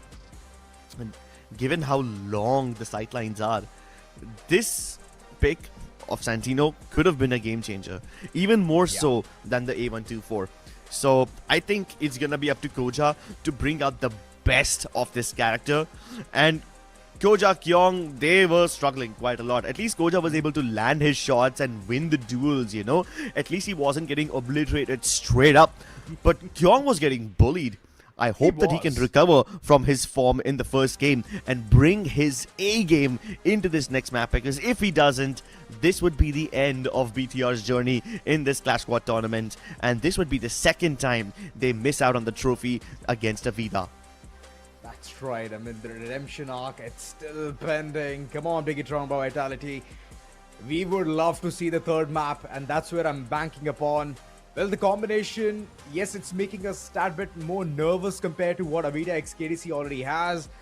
They have some lovely Cassie healings coming into the picture, clue to get the additional information onto what will happen in the entire map. For that, they need to just keep the eyes very keen onto the map. That's it. Chrono, close time turner. We have seen how effective it just lands at the right time. So that's one of the places where Tawan is going to shine a lot. Iris on the other end, C-Bank will absolutely hate it that Iris was not picked right off the bat when Koja had the opportunity to. He kept switching around. Dimitri, yes. Why? I don't know. I have no clue why on earth why he was choosing Dimitri in the middle. They just hovered it for a second. Yeah, he just had me there. He got me, okay? He definitely got me, okay? So, that was to bamboozle us, not their opponents. It was a bamboozle for us as we are the ones trying to see what will happen next, trying to anticipate the future. But that's one of the things that even BIGETRON by Vitality just loves to deny from our corner. So let's see how well the teams are going to perform, as this is the final, possibly final map that we are going to witness. If BIGETRON by Vitality, they enter towards the arc that we were mentioning before, then it's amazing, else it's going to be a clean sweep. Yep, BIGETRON Vitality looking for redemption, looking for revenge. Meanwhile, AVIDA x KDC are looking to speedrun this game and get into the grand finals, confirm that 2K prize for them, and get a shot at the big 4K, ladies and gentlemen. Do we see a map number 3? Do we go to Kalahari? Or will it all end here and now on Bermuda? Put your hands together, ladies and gentlemen, for what could be the clash of the year. Oh, lovely. Couple of bonfires right at the smack center. There you go. The Vortex, which has helped AVIDA x KDC get the early round itself. And wait a second. C-Bank, that was a way too soon of a plushie. I mean, I do understand it expands, but not so long. I think he probably wanted to shoot it at the house behind it, where there's the tire, so he could deny his opponents the high ground. But I think that's fine, because Tawan and Pablo are no longer playing over there. In fact, this time, look at how concentrated BTR are. They're not going for any sort of big flanks. All of them are sticking together, more or less. Oh, yes. And soon, I believe Long Kong is just going to be entering towards the enemy's territories. And Keong, he's on the right step. He would soon see who's right around the corner. Gets the information, instantly dips out, even though he has the Rebels rush. He just wants to keep it safe. M500, oh my god, one single headshot confrontation and it's going to be Long gone, but Long Kong has been taken care of. This might be the pistol round of BIGETRON by Vitality as they start up crazy. Oh, Deeks gets peeked by Pablo. One more person is right there. At least his life is spared. So Pablo walked into a double peek, ends up losing. Anusit cornered by the blue zone, forced outside, and he steps into Koja's freeze bomb. That's how BIGETRON get the first round. They hit the ground running, but they must keep walking forward if they want to make it to the finish line. One step at a time. Ooh, yeah, I wish we would have seen that earlier. That nade indeed is amazing. Cooked to perfection. Yeah, chef's kiss. BIGETRON by Vitality. Good amount of gears that can be purchased. Couple of them, Deeks and Keong, they're going to be going very personal against the opponent. So it's very good that they have equipped some level 2 vest alongside helmet for Deeks. That's a good combination. And Keong will be keeping his fingers crossed so that he doesn't get a headshot. Deeks, way too aggressive. Already inside the Vortex, trying to gain the control. And there you go, the plushie. It has been deployed, and the information revealed that a couple of players are still lingering around, right around the corner, and those shots are going to be sublime as Keong, he just keeps the entire tab on the opponent. One by one, the opponents are crumbling down. AVIDA x KDC, they might just see this coming through. Instant time turner being popped right in, and Tawan is still alive. Somehow he is, but eventually Koja and Keong both bring him down together, will overwhelm him. Great stuff by BTR. I love how they decided to just target Long Kong. They figured out that he's alone and they instantly pushed him, turning it into a 3v4. And then as AVIDA tried to send in their members one by one to avenge Long Kong or maybe get that trade, they keep losing everyone. Like, take a look at this. Tawan, that's a good spray onto C-Bank, sure. But was his teammate ready inside that smoke vortex? No, they weren't. You get sliced and diced over there, buddy. You know, the Uzis, up close and personal, it's so quick of a weapon, man. I don't see AVIDA x KDC even trying to understand what's happening there. They're like, I'm not going to blink. Not at all. And the moment they do, oh, shoot, we're down. We're knocked. We're eliminated. Yeah, that tends to happen. Once again, they're being baited into the open. AVIDA used the smoke vortex, but lovely this nade nade being thrown right towards them. It only tickles AVIDA. Alright.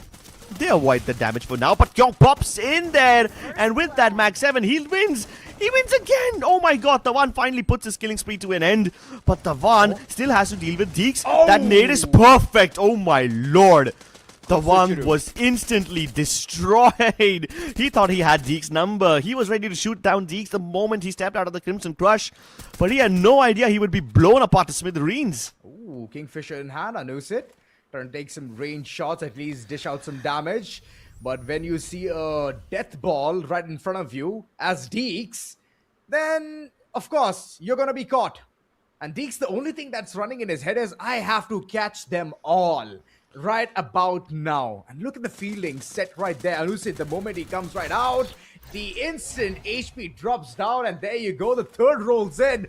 Is it gonna be a clean sweep? It's looking like that so far, because AVIDA's win condition has been taken away. They almost never have more than one person fighting one opponent. Like in the previous round, you saw how Tavan and Pablo were sticking together, forcing those 1v2s, 2v2s, sometimes even taking on opponents heavier than them, bigger than them, with numbers, and they were still winning. But now it seems like without the Orion, without the Tatsuya or the Oscar, these guys are powerless to do anything. Oh my god, the kind of economy that BIGETRON by Vitality is currently holding is just giving them so much advantage. Yet again, Smoke Vortex right in the smack center, getting the control of the compound as well. Pablo, Tavan, we have seen this kind of a combination against Aiku Reckoning, and they absolutely swept them clean. But this time I believe it's going to be an Uno reversal, which BIGETRON by Vitality might just pull it off. Long range, C-Bank, still trying to get the information, get those numbers of the opponents onto where exactly they are. And the moment he dials him, he could have received some really nice answer to it. AVIDA XKDC, earlier on they had the control towards the height, or I would say rather the house, but right now they just want to drop down and then get the control towards the bottom. Pablo, he thought that he was playing this one to perfection, but unfortunately that nade. No. Oh my god, Koja just finding it out. It was a Kobe belt foot right there. And Deeks, he's going to support Keong as long as he's alive, right inside the smoke. And lovely protection provided. Longkong and Usid, both of them going against the world. And Deeks, he's been taken care of, so no more Crimson Crush. But here's the thing, C-Bank has been establishing himself on the top for a longer time. So that's how you can get the knocks and the eliminations. Poor Pablo, isolated. He was caught in between those two glue walls with no way out. Tavan comes in to save him, but even he ends up falling because he's got two people fighting him inside that Chrono Shield, inside that Time Turner. And all the efforts of Anusit and Longkong, no matter how far they are, have been put down to waste. BIGETRON playing it flawlessly so far. And three of them this time, they go towards the parking lot area with only Kyong playing on the inside. That was a rather very quick plushie. I mean, I do understand the cyber airdrop has already landed and it has already been contested. But the enemies, aka AVIDA XKDC, they're going to be receiving the point. This is lovely coming in from their end. Somewhat of a shift of power is what I can say. But Keong, as long as he's alive and hiding down there in those nooks and crannies, things are going to be very chaotic. Pablo, he thought that at least he could have given the revival. But Deeks, he was way too quick around the corner. Keong finds Longkong, and Longkong is already put down to rest. Last man standing. And Anusit, he's sitting it out from the battle. He's going to have to lay it out all on the line if he wants to have even a single % chance of winning this one. If he peeks from the left, Kyong's marking him. From the right, you've got Deeks and Koja just ready to double peek him. And Kyong chasing him to the ends of the earth, doesn't even allow him a second to breathe. And BIGETRON by Vitality are speedrunning this game. I don't remember. Is this the same team that was playing previously on Nextera? Are these the same players? How is there such a massive difference in the scoreline? They were like, wait a second. We will show speed. And BIGETRON, Well, 5th already on board. This is match point. And AVIDA XKDC, not a single reply. And I feel this is the kind of redemption arc that we would love to see, right? 6-0 straight up. Absolutely making AVIDA XKDC think about what just happened to them. Yeah. Long Kong and Pablo don't have a single elimination. Tawan and Anusit with only 2 eliminations each, and even that doesn't create much impact. BIGETRON, by winning 5 rounds in a row, have all the money in the world. Level 3 MP5s, VSKs, even double VSKs on some people. Kyong has pulled out the M590, a weapon that I haven't seen much of in this game mode. But take a look at Kyong. He's using the ramp underneath to target Tawan.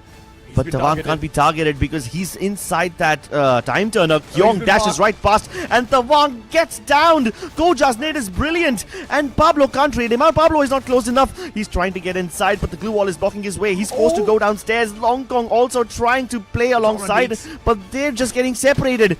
Deeks is the only one left but he's gonna be out of here before they get a chance to retaliate. And BTR get away with murder. 3v3 once again. This could have been a 3v2. They could have taken down Deeks, but Deeks is just so elusive. Yeah. Smokes and mirrors all across. Deeks, he's the game changer. He needs to go ahead and take the fight. And well, the moment he was about to set foot in that arena, he's been already dropped down to 50% of his HP. Koja rushing forward, trying to at least get in for the skirmish. But unfortunately, he's going to be knocked on the ground, eliminated as we speak. It's a 2v3 through which it's AVIDA XKDC trying to embark the journey of a comeback. And that's how they do it, in style. In style, but this is just the beginning of a very long and very tall climb up. Journey. They will have to play flawlessly if they want to finish this game 2-0.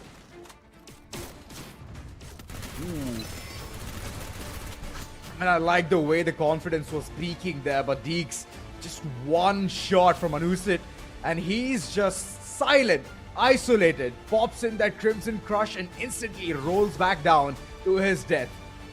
BIGETRON by Vitality, yet again, the opportunity has been presented to them early, plushie being deployed, hence trying to go ahead and deny any kind of maneuvers coming in from AVIDA XKDC. Right flank completely contested, and the others in the smack center trying to go ahead and gain that point. And Deeks, the moment he tries to go right in, he's been completely annihilated. The one Pablo, the combination is working, and so far they have given the mancount advantage. Long Kong, instant jump and an isolation. C-Bank has been shushed right now.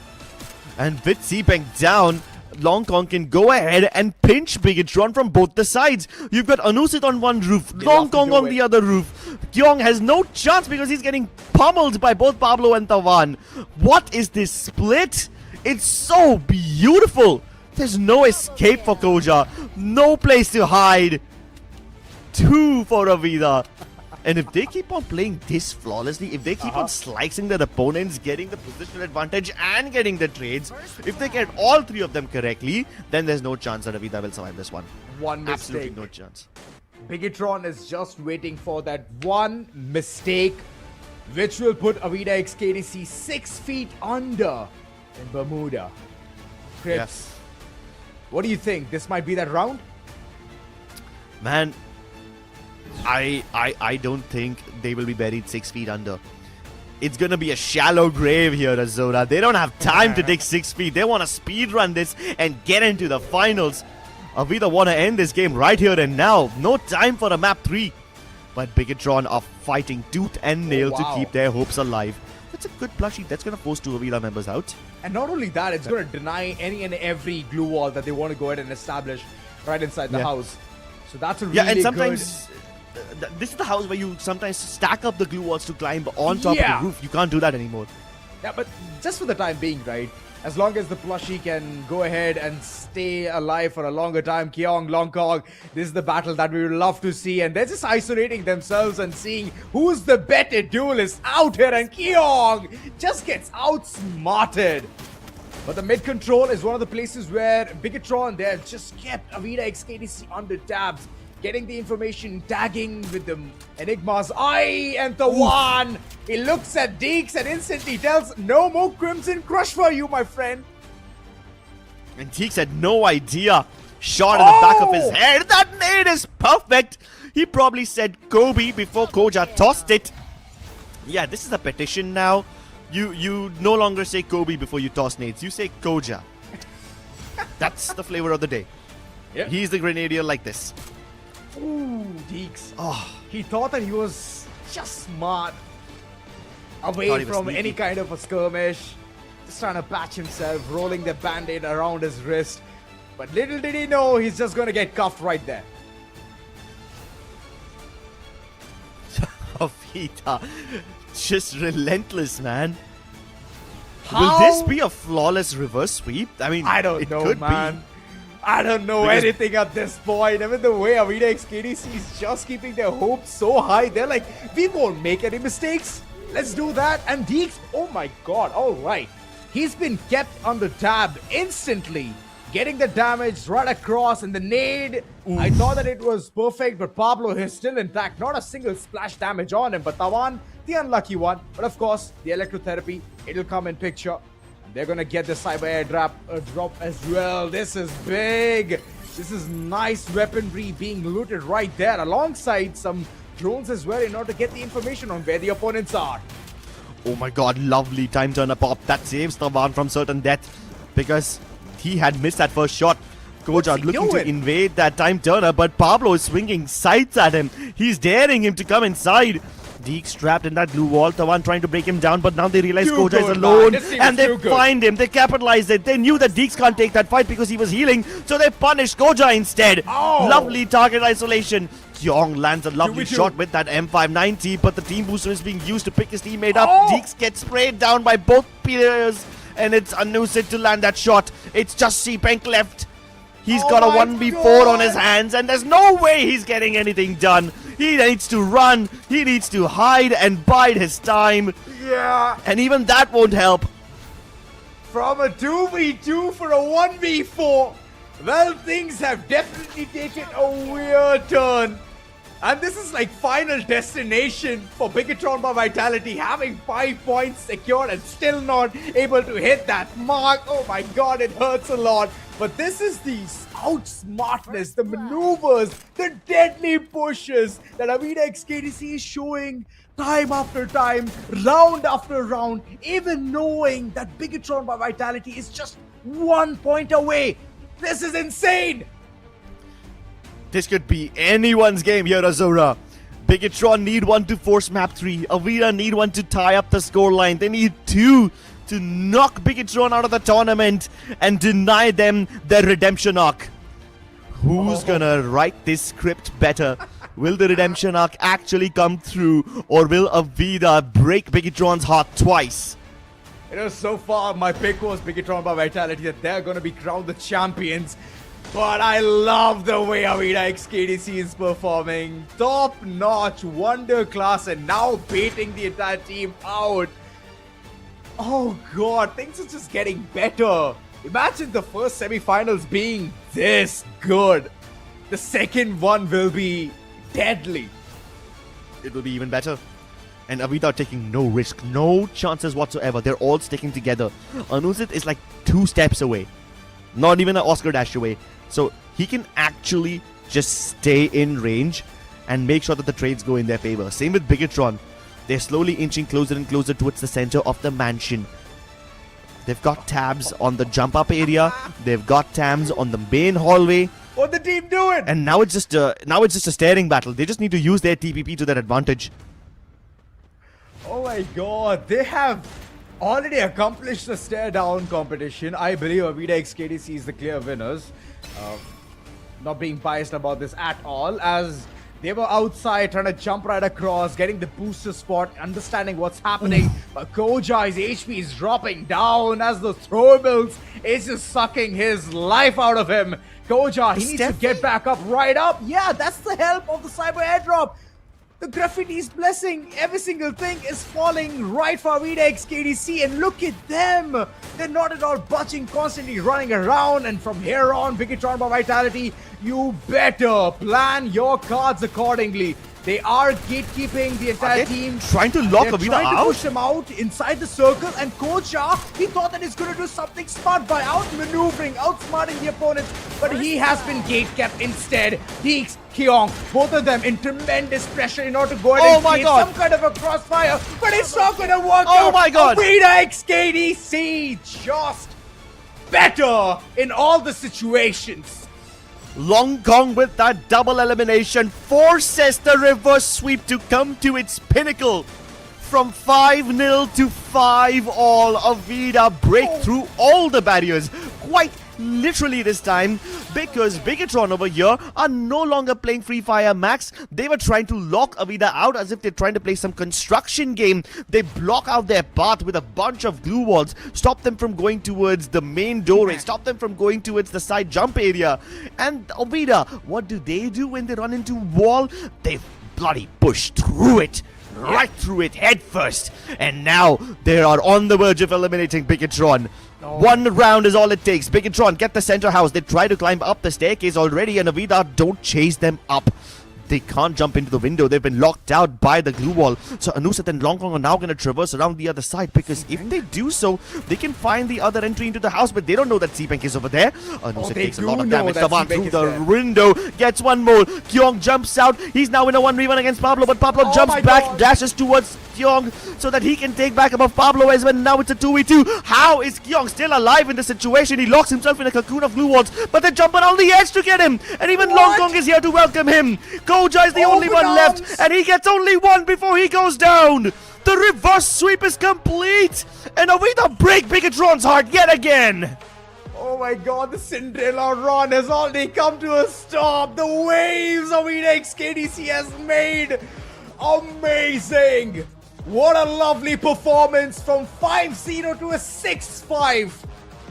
There was no redemption arc to begin with. Absolutely not. Since game 1, AVIDA x KDC were A1 at it. Oh goodness. How?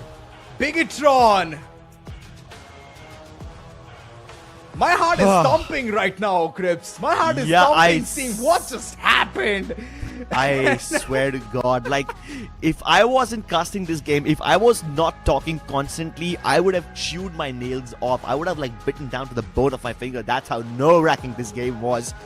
Oh my lord, what did I just witness? The flank from Tavan, absolute perfection. At the same time, you got Long Kong ready to stop anyone who's trying to go on the other side. Poor Kyong, he almost bit the bait. Like, he jumped out of the window hoping to surprise Tavan, but then Tavan dashes straight into Pablo, and then Kyong is like, nope, I am not touching that thing with a 10-foot pole. I am not going anywhere close to that little time turner where there's two people waiting with their shotguns ready at me. So Kyong decides to go back. He gets trapped, and that's how the cookie crumbles, because the moment Kyong fell, you had Seebank trying to help out from afar. Seebank couldn't do anything. He got isolated, and instantly it turns into a 2v4. Like, how on earth did they manufacture this advantage out of thin air?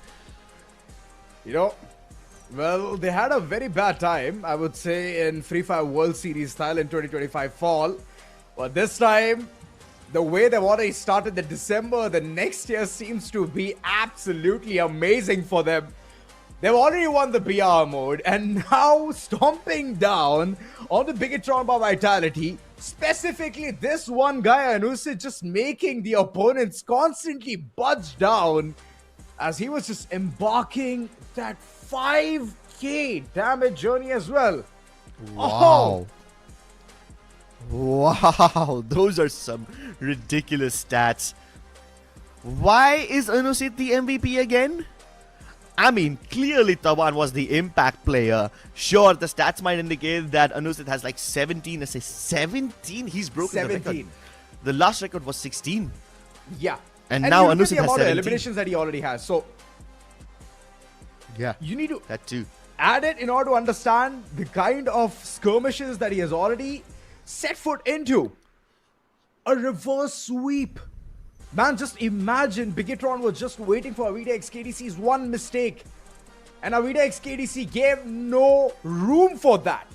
How does a team have such good solitude? Oh.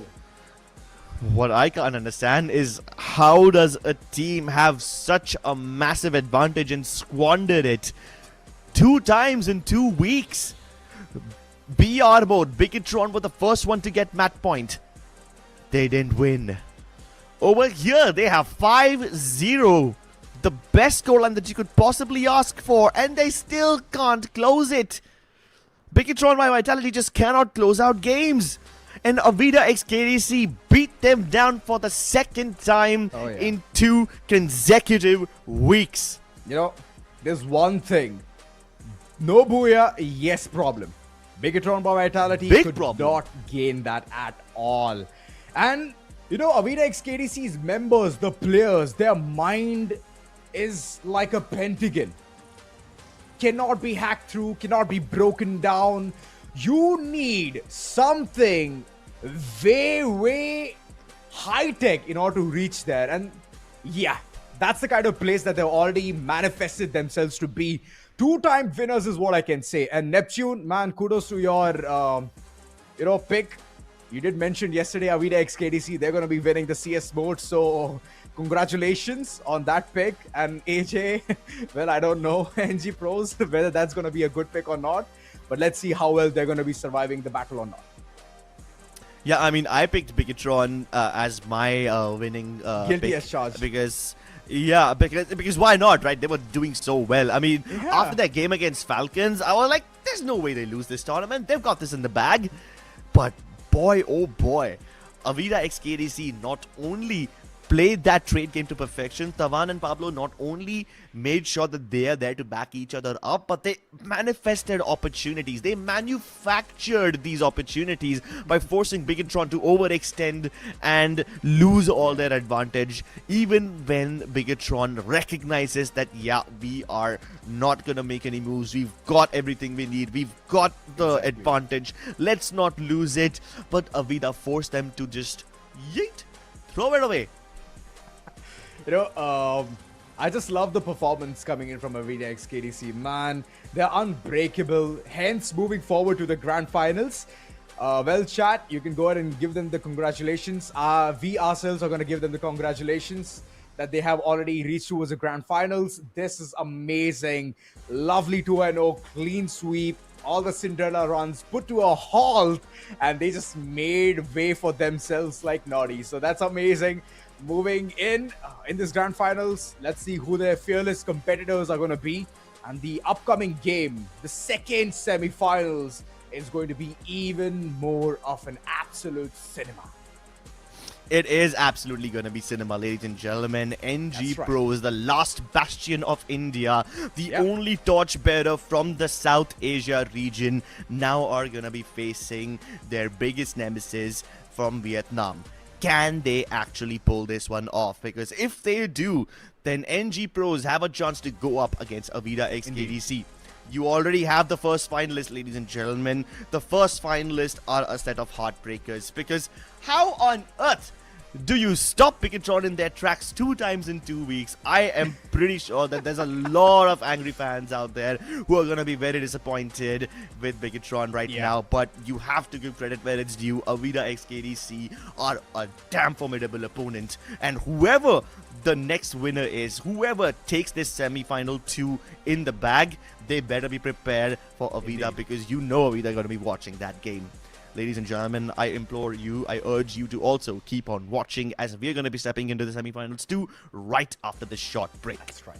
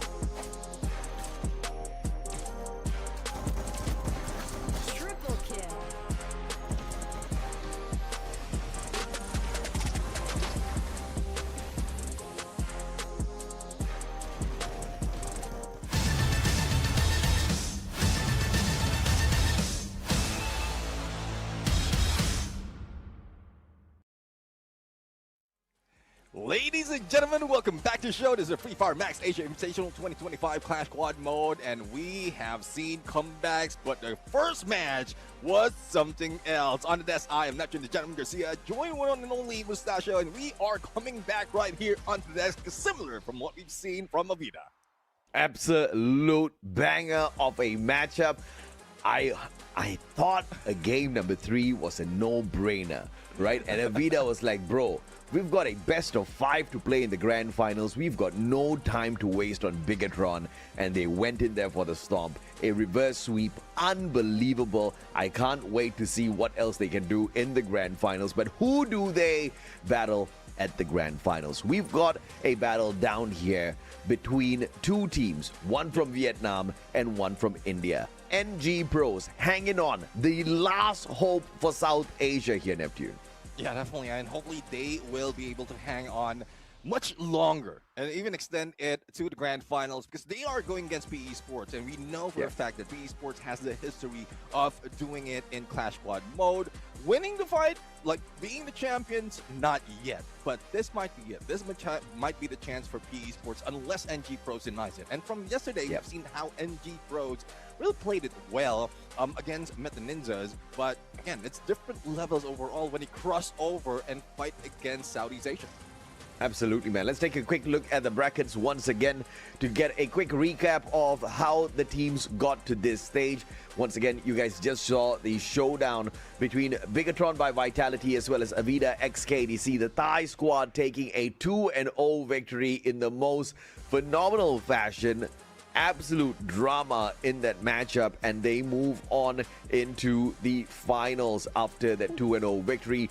Down here, you've got PE Sports in the semifinals to up against NG Pros. NG Pros in a grueling battle up against GOW. That was sure as hell one match we will not forget easily. They initially did not make it after going the distance in all 3 games, but due to an exploit, NG Pros got through because GOW got disqualified and then showed up strong up against Meta Ninja yesterday, Neptune, beating them 2-0 to book their spot now up against PE.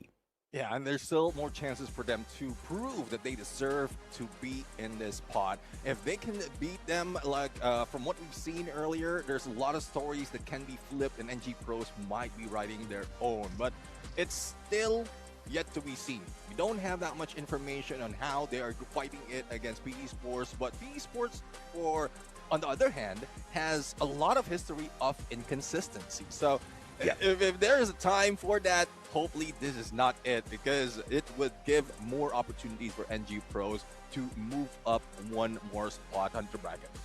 I think it's asking for a lot out of India, out of NG Pros, to demand for them to win this series up against the top 10 in the world of Free Fire Esports. PE Sports is no chump squad. PE Sports represents Vietnam. Vietnam at one point used to be a region that was not really considered a threat on the world stage, but now they sure as hell are respected because of what they can do out there. We've already seen their survival capabilities. They blow hot and cold for sure. On their hot days, they most definitely will burn you up. But even on their cold days, the question is NG Pros going to be able to match up to them? They don't have such an illustrious career like PE Sports in the world of Free Fire Esports so far.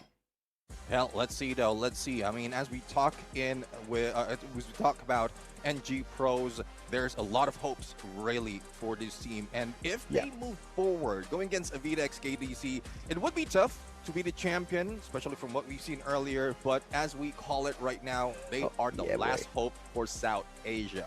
1 out of 4 who was able to step in after the quarterfinals now is stepping into semifinals, and more hurdles to come. But as you did mention, this is the same position where Vietnam was. So hopefully after this, win or lose, they learn from it. Yeah, I mean, all odds are stacked against them. If you look at the numbers, if you look at the data, NG Pros cannot win this series, okay? Their journey is over before it has even started. That is the benchmark for India to break through at the moment. So it's fairly low.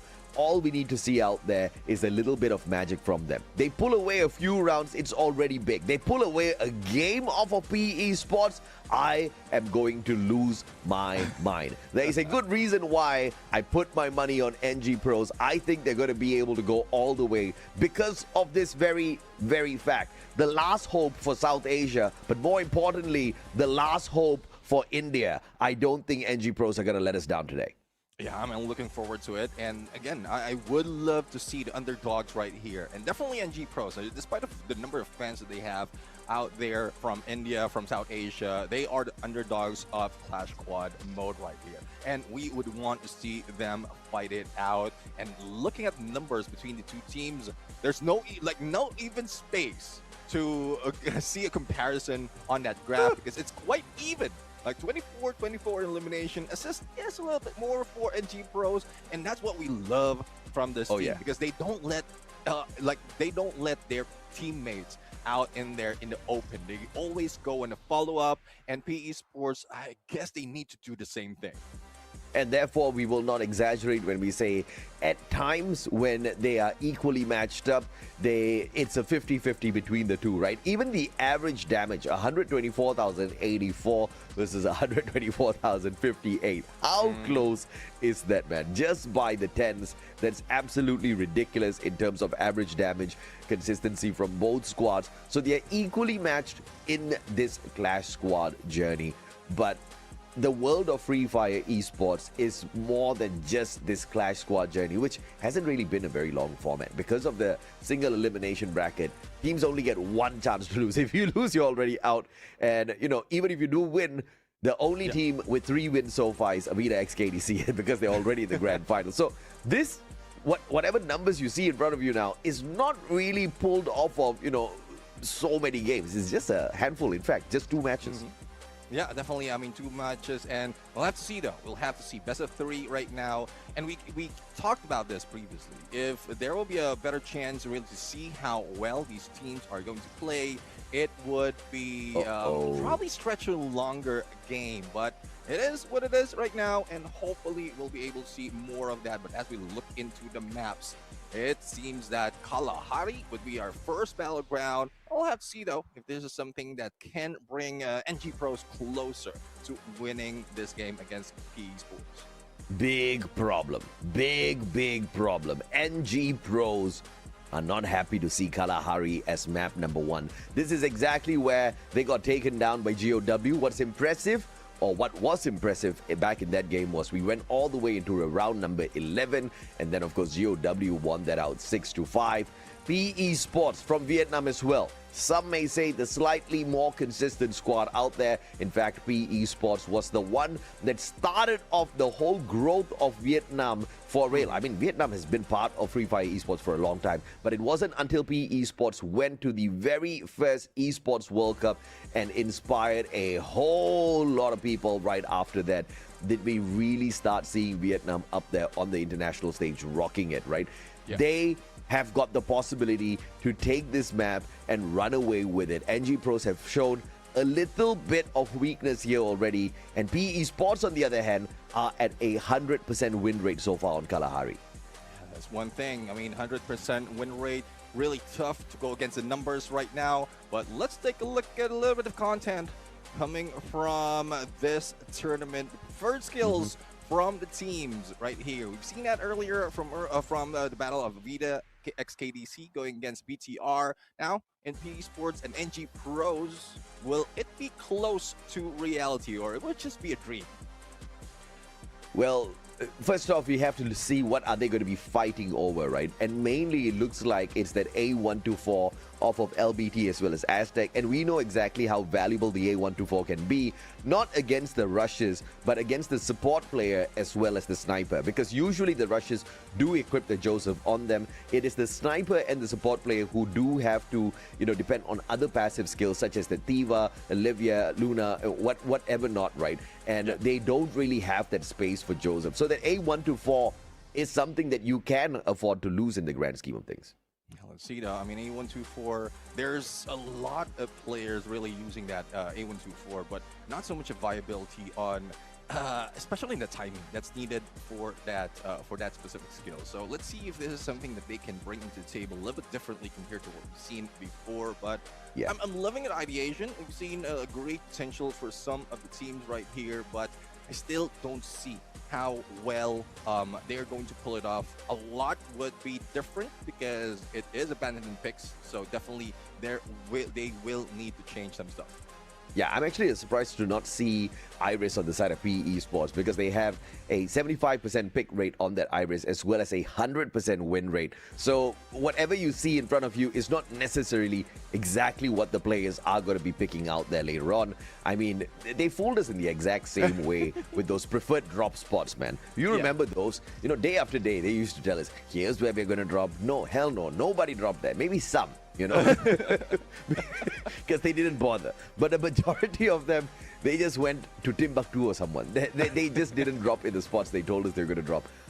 But I do believe a lot of those skills that they did say that they prefer are going to be played. Those are, you know, some of the main skills out there. But obviously, it's not going to be by that order, right? You go in. What's the priority you think this time it's going to be for PE Esports as well as NG Pros? Is it going to be the attack, the defense, or maybe some informational gameplay? Yeah, definitely. I mean, I'm loving that there's a few of those factors that need to be considered, like info, survivability, attack. There's those factors put in the mix would be like the perfect formula for a team. But from what we're seeing right here, you need to focus a little bit more on either one, whether you go for double info. And we've seen that earlier when the info has been denied, some teams go a different route. And I am loving that they can adapt to that. And there's one thing as well that that I talked about from yesterday. It's not just active skills anymore that matters. The combination of active and then passive and then pets plus the weapons, the dynamics of Clash Squad mode is really evolving, which why we are loving this mode even more. Yeah, dude, I used to just use Dreki in every single game. Okay,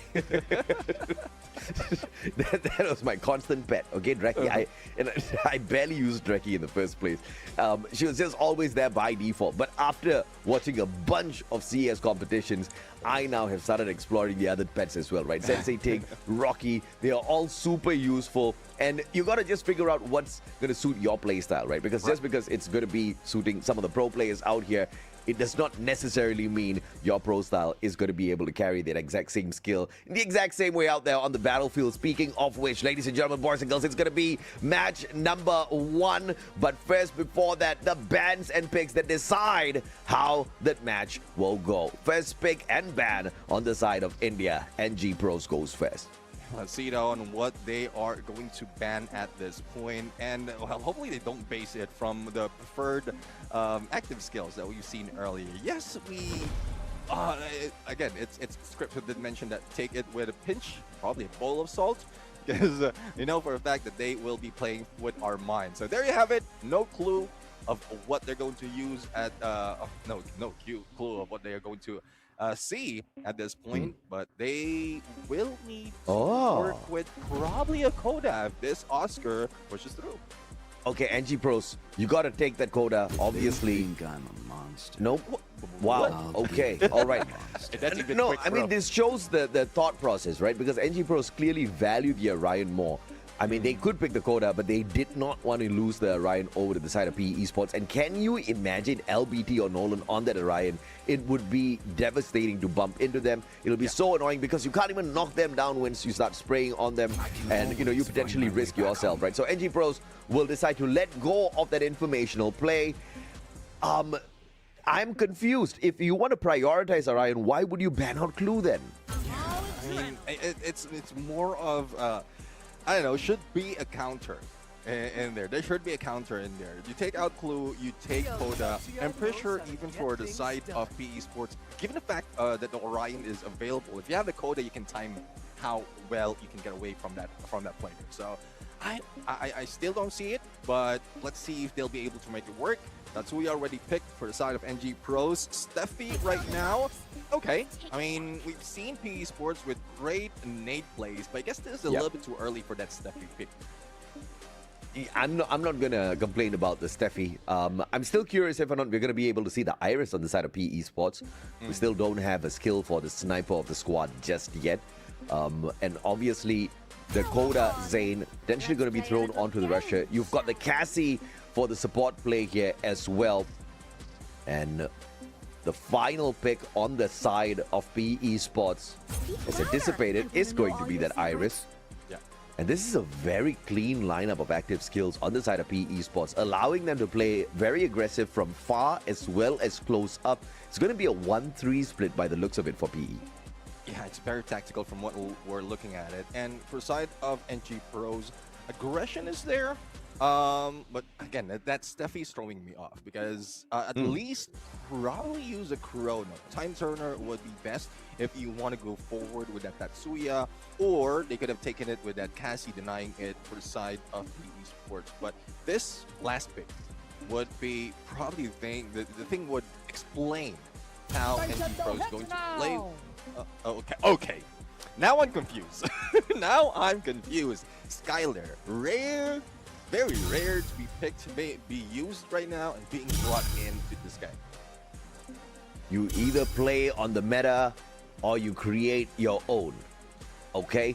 The most effective way to win a game does not necessarily mean how the developers tell you what they have done, which usually should be the case. But sometimes, you know, you've got certain capabilities, you've got certain cheese strats out there. You want to try it out, and you think that this lineup of active skills is going to be able to get you across this river that's probably, you know, littered with a ton of PE Sports crocodiles. This is a problem. So I understand the Steffi, I understand the Orion Tatsuya. Yeah, Skylar kind of nerfed at this point of time. Surprised they're not bringing the Narrow in here. A little bit more viability with that skill. But it's not like I totally dislike the Skylar, right? It's not like Skylar's not usable in the current meta. Definitely still very much usable. It's just the team boosters, Neptune. Once those glue walls get buffed up a little bit, it's just a little bit of a challenge to take them down. Yeah, exactly. It would be viable, and this we talk about it most of the time if the Skylar is introduced. Like it's only halfway through, or just like starting a third round when the glue walls are available to be bought. So that's one reason as well why we seldom see it. Most of the time we see an Iris, that B Sports already taken, Santino, or if we want to go with what C-Bank has been using, that Nero, because you still have that information once you release that plushie, and then you just track the movements if you have that Moko on. So Skylar, though, very limited on the instance that it can be used, but I guess they want to play with a combination of Tatsuya and Skylar because Oscar has been banned. Still, I say very interesting, right? Because I would say a Narrow suits a very aggressive team. And based on what we saw out of NG Pros in the battle against GOW, NG Pros is a very aggressive team. Up against Meta Ninja, NG Pros is a very aggressive team. So the Narrow should make sense. The Narrow was not banned. The Narrow was very much available. But still, it was a very conscious choice to pull in the Riptide Rhythm instead. Let's see what it gets them, right? Because, again, we are moving on into Kalahari. At Mammoth, I think that Riptide Rhythm is a game changer if used at the right moment, right? Especially when teams are going to be splitting up. You know you've already scored the knock onto someone. Those glue wall supports are going to come on through. You get the hit. You get 2 for the price of 1. I think it's a great play on that Skylar. But, of course, these are all what-ifs. If in any case they do manage to pull it off, it's going to be great. But if NG Pros do not do that, if they don't show us perfect plays all throughout, I think this one is going to be a fairly easy stomp for PE Sports. I'm nervous now for India. Yeah, let's see though. Let's see. I mean, I'm looking forward to Anaval right now pulling off plenty of clutch, but that would be a little bit risky. Because if it's only reliant on him, then what would other players do? I mean, keep him alive. What you need to do right now, what you need to focus on is to take out the opponent. But how? If you have that Zane, you have that Cassie, that alone, like those alone, is tough already to go through. It's like you're going through 3 glue walls in the first instance. So let's see. I mean, no question that NG Pros are pros at this point, but there's still a lot of questions that they need to answer right now. But what better time to answer it as we jump into the first game of this series in Kalahari, a battle between NG Pros and PE Sports. Who will win The battle of IQ when it comes to the bans and picks. They've already made their choices. Now to see if or not those choices were wise. You see those smoke vortexes laid out. I loved seeing it in the previous series. I've got a brand new name for this. What was I going to say? Damn it, I forgot the name. Never mind, Neptune. I'll tell you later. No worries. Uncle problems, bro. Uncle problems. LBT. Super Bonfire Vortex. That's what it is. Super Bonfire Vortex. Aztec pulls out the side, goes in for the slice. Nolan in trouble. Gets a chunk of his health down. Nice. And Nero moves back for the backup. Anubhav and Aztec managed to scare away PE Esports. Why? Because of exactly what I said. What did I say? Super bonfire. Super smoke bonfire. No. Super bonfire vortex. Okay, I need to write this down. Okay, it's genius.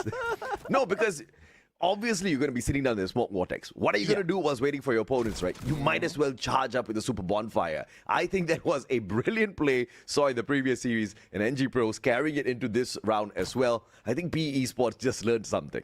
Yeah, I mean, they learned something that they don't want to mess with the site. Because the moment Anubhav took that site, they were pushed away from that smoke. So, that's a 2v3 situation. And that gave opportunity for Cropsy as well as Manu to go in for takedown against Lao Ho. So, no information already from the sniper. Although they don't have the sniper just yet, but they have control as well at the middle. But there goes Smoke Vortex. Being taken down a little bit too early, popped off, and the time that they have spent waiting will have to expire. But Aztec and above, all they have to do is wait for the jump. And Steffi has been popped.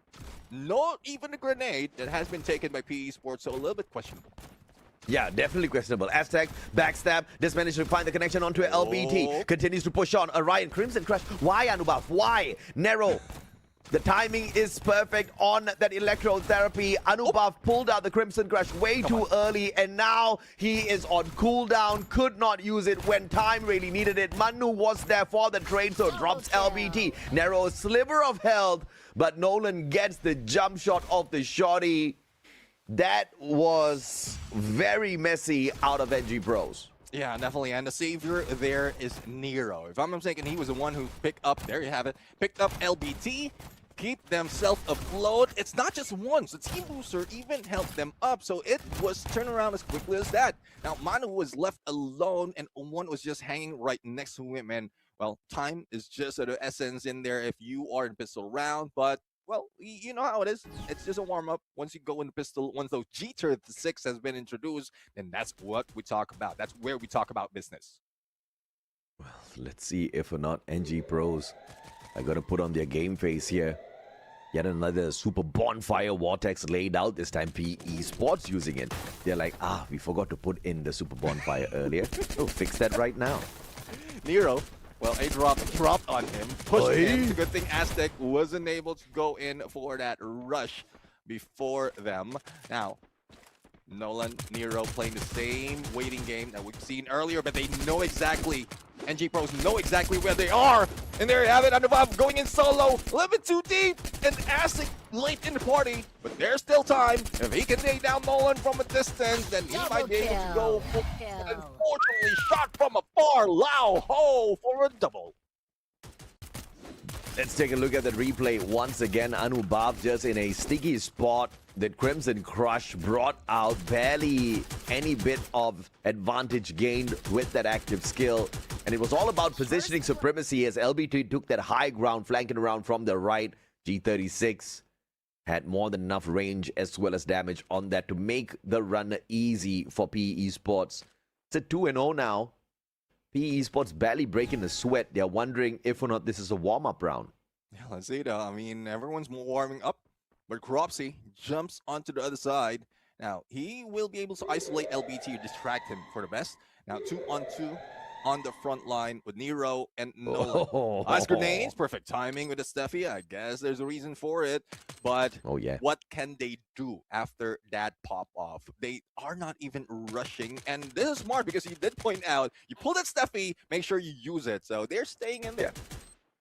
They're staying in there, but technically the whole idea of rushing on fourth was to get the cyber point.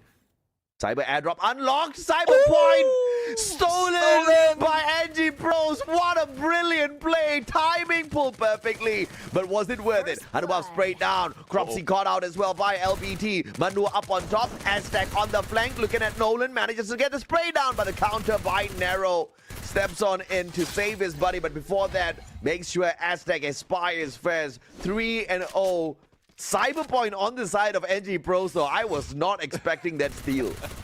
Well, that is something that we didn't expect, but still they are pulling it off. But hopefully those steals as well work with eliminations. Because at that point, like, I understand they lost that pistol round, so they don't have the armor compared to PE Sports. But going toe-to-toe, especially if you understand it's only one player on one side, you at least pull out a backup like Manu in there, who's just waiting for the opportunity to take shots against PE Sports. So you need to understand those situations, and as well as that's where that enhanced hammer comes in, because if you are left with low on beautiful the spray down, Nolan on the ground. Aztec for the elimination. Will make sure he expires.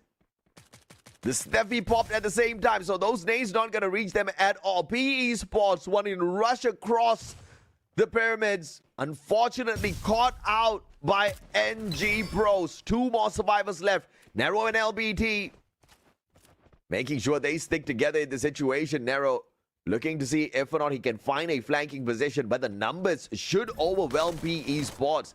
NG Pros, can they still finish this off? Because they're not going in for the attack, even though they have the numbers advantage. Yeah, let's see now. I mean, they did have that Aurora Vision pop off, so they know exactly where LBT is. I think Nero kept this distance to get away from that scan, as well as crouch a little bit so that he will not be spotted. But the Blues closing in, it would be trouble. They jump the ground floor. Into the tunnels they go, getting away from sight from NG Pros, and they can funnel everyone. Cropsy spotted onto the flank, but he's just waiting in there. So if everyone just goes for the timing, that would be it for PE Sports. Cropsy wondering why his bullets are not working. He remembered reloading, but he's like, I hear the sounds. Ah, there you go, gets the tag. Aztec steals it from him. Dirty play, Aztec. Looks for yet another. And Aztec gets a double. Cropsy is pissed. And I love what NG Pros did there, because PE Sports was playing for a rotation, and they beat they beat PE Sports on the rotation on the left. Everyone, if not 3 of the players from NG Pros, beat them, made it through in the middle with a smoke vortex, helped them out to take down the first opponent from PE Sports. And from then on, it's just a waiting game. And with the skills that they have, especially with that Steffi, they will be a little bit safer. But Orion was just at a backup, just in case they are in a pinch. Cyberpoint time once again. NG Pros looking to pull off another heist. Aztec inside the smoke vortex, gets tagged up by 2 players at the same time, calls for backup. Cropsy drops by. Anubhav and Cropsy now looking for Nolan, does not find a single tag. Anubhav finally connecting to the head. Mag 7 gets the knock. They go in for the Cyberpoint as well. Aztec for the backup. Nero caught out. 3v1. Great blue walls. Cropsy still can't fight him. Great defense. Nero tag. Cropsy gets it. And the Cyberpoint claimed as well from NG Pros. The Indians waking up. Yeah, definitely. They are waking up at this point. Manu on the flank sees LBT. Great timing. Blue wall. But here comes the rescue. Here comes the rest of the team. Hopefully, they will be coming a little bit quicker because Manu needs that help. But great rotation now to funnel LBT into one tunnel. This is the curious thing. How many players does it take to take down one Vietnamese player? Answer is 4. Cropsy wanted to make sure he gets there first before he gets stolen again by Aztec. The only reason why we don't see a lot of MVPs out of Cropsy is because Aztec just... Yeah, man. I mean, I don't like teammates like that, man. Yeah. I look bad because you keep taking my kills. Well, I'm used to it. I don't have the accuracy to steal away elimination, so I'm good. I'm good. As long as we win, as long as we rank up, I'm good. So let's see though. PE Sports, I would say PE Sports is in a not so good position or spawn point, especially in Mammoth. But if they can pop some smokes onto that spine, then they might be able to cover their heads. But Anuva right here, popping off with that glue wall already, trying to get close to that super bonfire. But Nolan, well, this is what I'm talking about. But it's a little bit short, a little bit into the back. So if they can move it forward, at least they can get the side of Anuva. But the glue has been triggered. And let's see who will be taken down first with that information. Super bonfire out there. Not as effective as the super bonfire vortex. Which we're going to sell that, bro. Brand new. Come again? We're going to sell that title. Super we're going to sell vortex. the I wonder if Garena will buy. Let's start with a few words. Pay us royalty, Garena. We came up with the name, all right? Aztec, PSK, almost catches Lauho, but down at the bottom, Cropsy finds the connection. Follow-up on Tronero is perfect. Aztec, though, goes in, Max 7, opportunity, great time turner from Aztec. Can go in for the re-engage, but Cropsy this time sneaks it off from the other end. Brilliant play, brilliant teamwork. NG Pros finding the equalizer. All right, now we're talking. 3-on-3 in a score right here, and NG Pros is finding their groove. Not only have they found their groove, they're finding better weapons in this game. Long range is what they need. And it seems like NG Pros is playing this Kalahari a little too seriously on the sniper's nest. Because imagine, VSK, Winchester, AC-80, and then AWM. Everyone has a long range advantage, and they can even wait it out. But if in case they need to rush, they do have that Orion and Tatsuya. So all box checked for NG Pros. Manu with the AWM. What can he do with this? Winchester level 3 in the hands of Anubhav. Cyberpoint unlocked by Nolan. Esports wants it, but if NG Pros gets it, it's going to be a big game for them. That level 4 West definitely going to make a big gameplay here for the side of NG Pros. Time Turner pulled out. Cyberpoint sneaked away by Esports, but it looks like this game is still going to be pretty much still young. Ooh, Riptide Rhythm falling short here, but Aztec making sure nobody goes in for the pickup. And the spray down would be perfect. Calls in for backup as well. As the time turner gets pulled, they still can't catch Nolan. Vietnamese players, my goodness me, they dance around so well. Yeah, the thing is, like, you dance around, but as you are alone, you will be stepped on by NG Pros. And the same question, or same answer that you had earlier.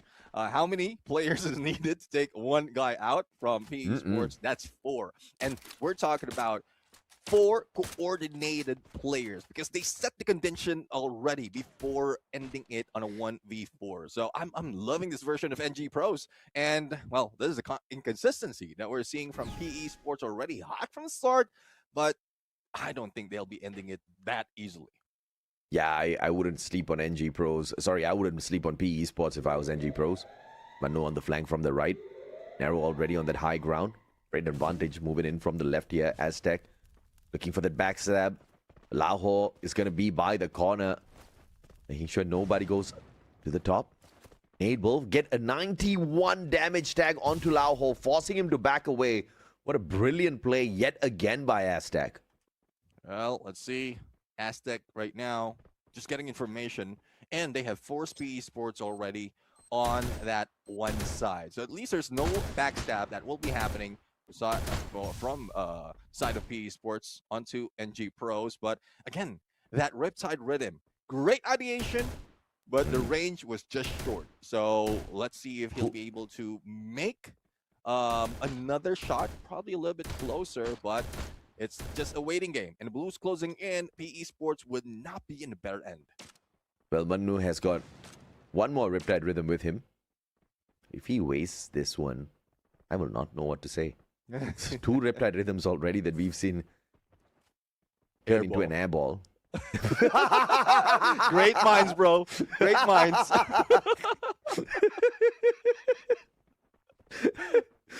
Let's see if Nero can make some magic work here. Aztec, look at this. Looking to spring the trap. Bees, what's nobody wanting to move on to that lower deck to meet NG Pros. Cropsy tagged. Instantly backing away. Nade going wide a tad bit. Aztec finally moving up top, looking for the connection. Catches Lao, pulls out the time turner as well to not get punished back on that reversal. Lao steps back in. Aztec was ready, gets the Max 7 knock. Oh, now the shift of circle. It will be forcing PE Sports to jump into front of NG Pros, and everyone is ready. Now, Nero, Nolan, the connection is still there, but the Blues eating them alive. And there goes Anu Bob, as well as Manu. With that, AWF pickup can be done, and PE Sports will be done for. Match point will be taken by NG Pros. I got no more question for this team. Seems like they are answering everything. Wowda. NG Pros have finally woken up in the competition. I cannot believe what I am seeing. Of course, they did allow PE Sports to sneak away one cyber point, which means no level 4 West just yet to finish this game between the two. But in this round, yet another cyber airdrop will appear. You can instantly get your hands on a level 3 weapon. You can get your hands on that cyber point as well. Look at this high ground flank. Nero's going to be in a lot of trouble. He's connected with that electrotherapy. But the game of numbers, it doesn't matter even if you get your health topped up. If you've got 3 players running at you, you will expire. Let's see. Cropsy, great position to go on Overwatch. Finding out where your position of PE Sports will be. Clue has been triggered as well. That's what I'm talking about. When you cyber airdrop, you will be able to purchase that Clue skill card, and they are using it to best advantage. Like, you don't have to peek. You just have to trigger that, and you know exactly where to rush. And the moment that has been triggered, NG Pros is moving towards Nero and Nolan. But the pressure is on. A little bit too late, though, on that Steffi. And that ice grenade will slowly slow them down. But Nolan, on the other hand, will be stuck in one corner. Even Nero cannot do anything about it. Brilliant play on that Steffi.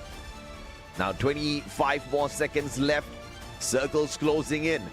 You want to buy some time, you have the time, but not all the time in the world. You've got to make your call right now. Both teams waiting for chaos to ensue. PE Sports banking on their close range lethality to absolutely smash NG Pros and keep themselves alive, but they need to win out 3 rounds in a row. NG Pros, on the other hand, on match point to rip this game away from PE Sports. Can you believe it?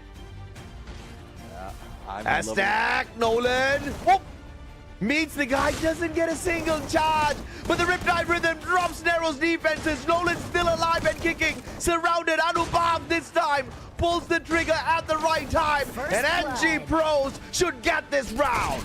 Yeah, Lao Ho remains and no one remains. NG Pros grab the first game against PE Sports, and this is a statement by the team from India. Don't question us too early, because they know what exactly they are doing, especially for the final moment, bro. That Riptide Rhythm, that is the perfect timing to use that skill.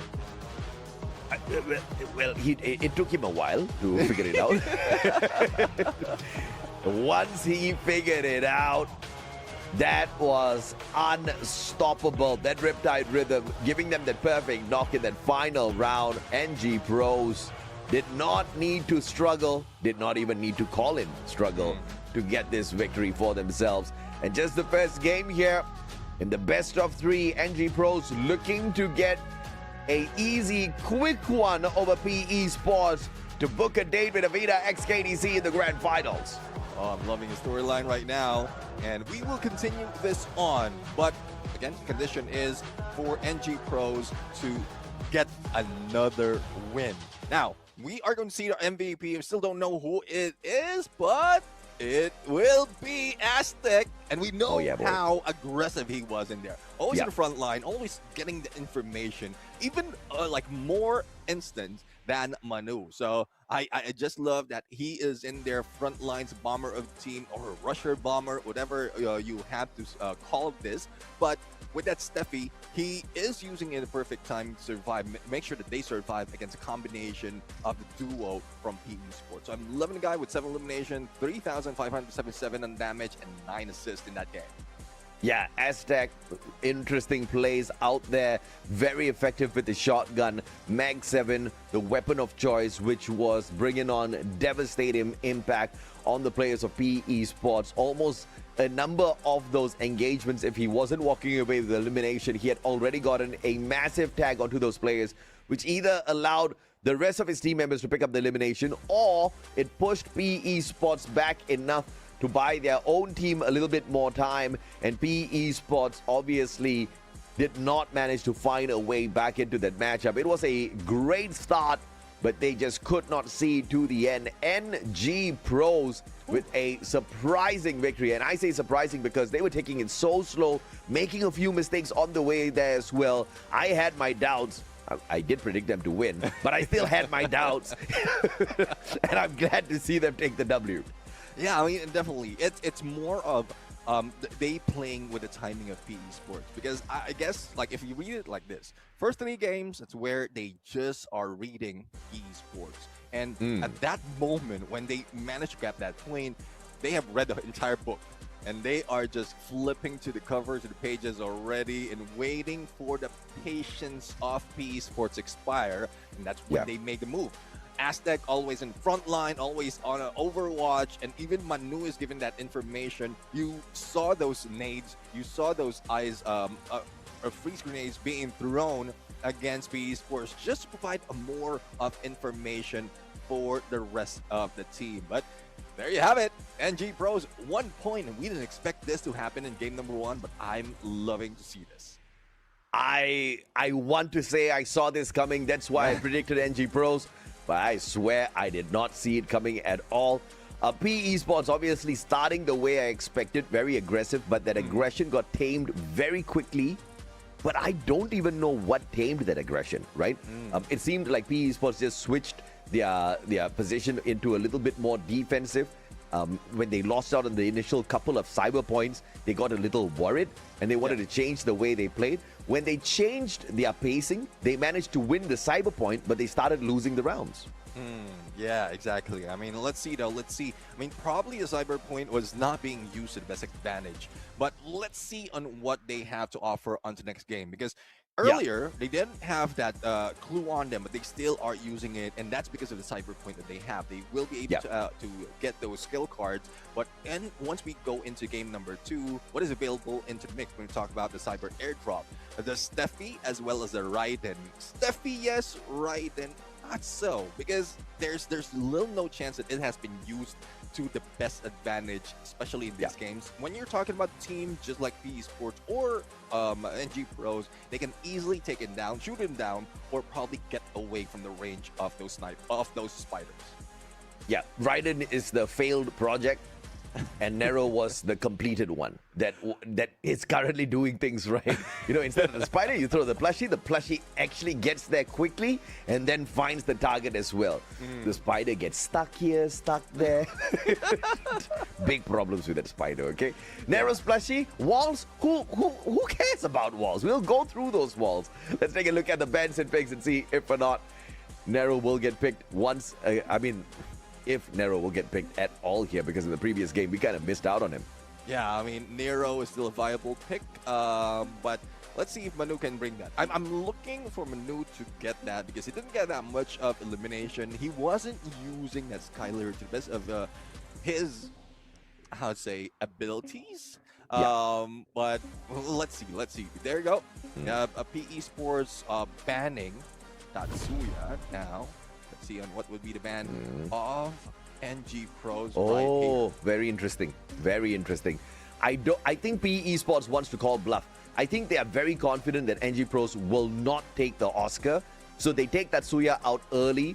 NG Pros might go in for an Orion or something, and then they're going to steal that Oscar off the table. So now 2 great Russia active skills are off the plate. And that might just put NG Pros in a little bit of a pickle. You can see them taking a while here to think about what they're going to do. And they ban out the Cassie instead.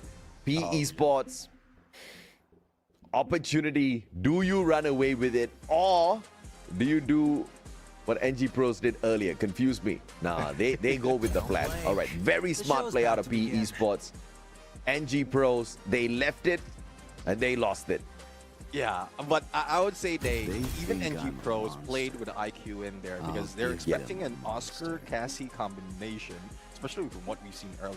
But they denied that Cassie, and then they still bring the Orion to their side, and then they are using that 8124. So you have that opportunity on the later game when you go for the push with that Crimson Crush. But before that, before even you step into the fray, you will be able to use that Thrill of Battle to disable some of the skills that can be pulled off. Yeah, and obviously it's going to be a situation where you could have that information play on your side. I was about to say Clue, but Coda works just as good, in fact better in some circumstances. And that Zane makes the front line of PE Esports look a little stronger. Very aggressive comp out of PE Esports.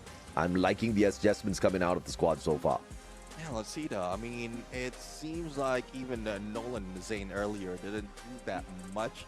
And he was connected with a basic therapy coming from Cassie. So I'm not sure if this is, I don't know, if this is still viable. But we have yet to see. They lost at Tatsuya already. They don't even have anyone to rush. And they've seen how annoying the Tatsuya was earlier when it was used by Corrupts. So the manage goes for the backstab. That was just something that PE Sports was not expecting, but NG Pro still bringing that Steffi, but I'm not questioning them anymore. They have used it quite well. Yeah, boy. And this time, the Nero gets dragged in on the side of NG Pros. You gotta love it.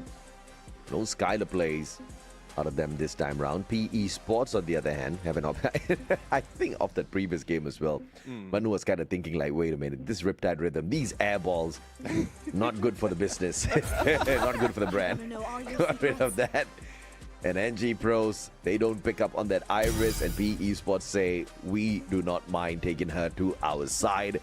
We'll make good work to break through all of those glue walls, to find the tags behind them, even if those glue walls have got that extra durability on them. Yeah, let's see now. Let's see on how they're going to make this work right now. So they lost at Cassie, and I'm not quite sure what is the plan here. They might be able to move forward, get information first, and then move forward. And then if in case glue walls will be picked up, we have Lauho in there and Iris. But one thing that we've seen and NG Pros has been prepared for is to isolate Lauho. Just him first. And it's either they use Manu for that, or they just flank against Lauho. And we've seen that so many times in Kalahari. Let's see if they'll be able to pull it off. And this is it. Skills are locked, teams are ready, and I guess they are up for match number 2 right now. Anubhav on that Orion is just absolute delight for a fan's eyes, because this guy knows how to play the Crimson Crush down to the T. We saw it show up against Meta Ninja. I hope to see it show up phenomenally up against PE Sports. Which side do I like better in terms of the draft?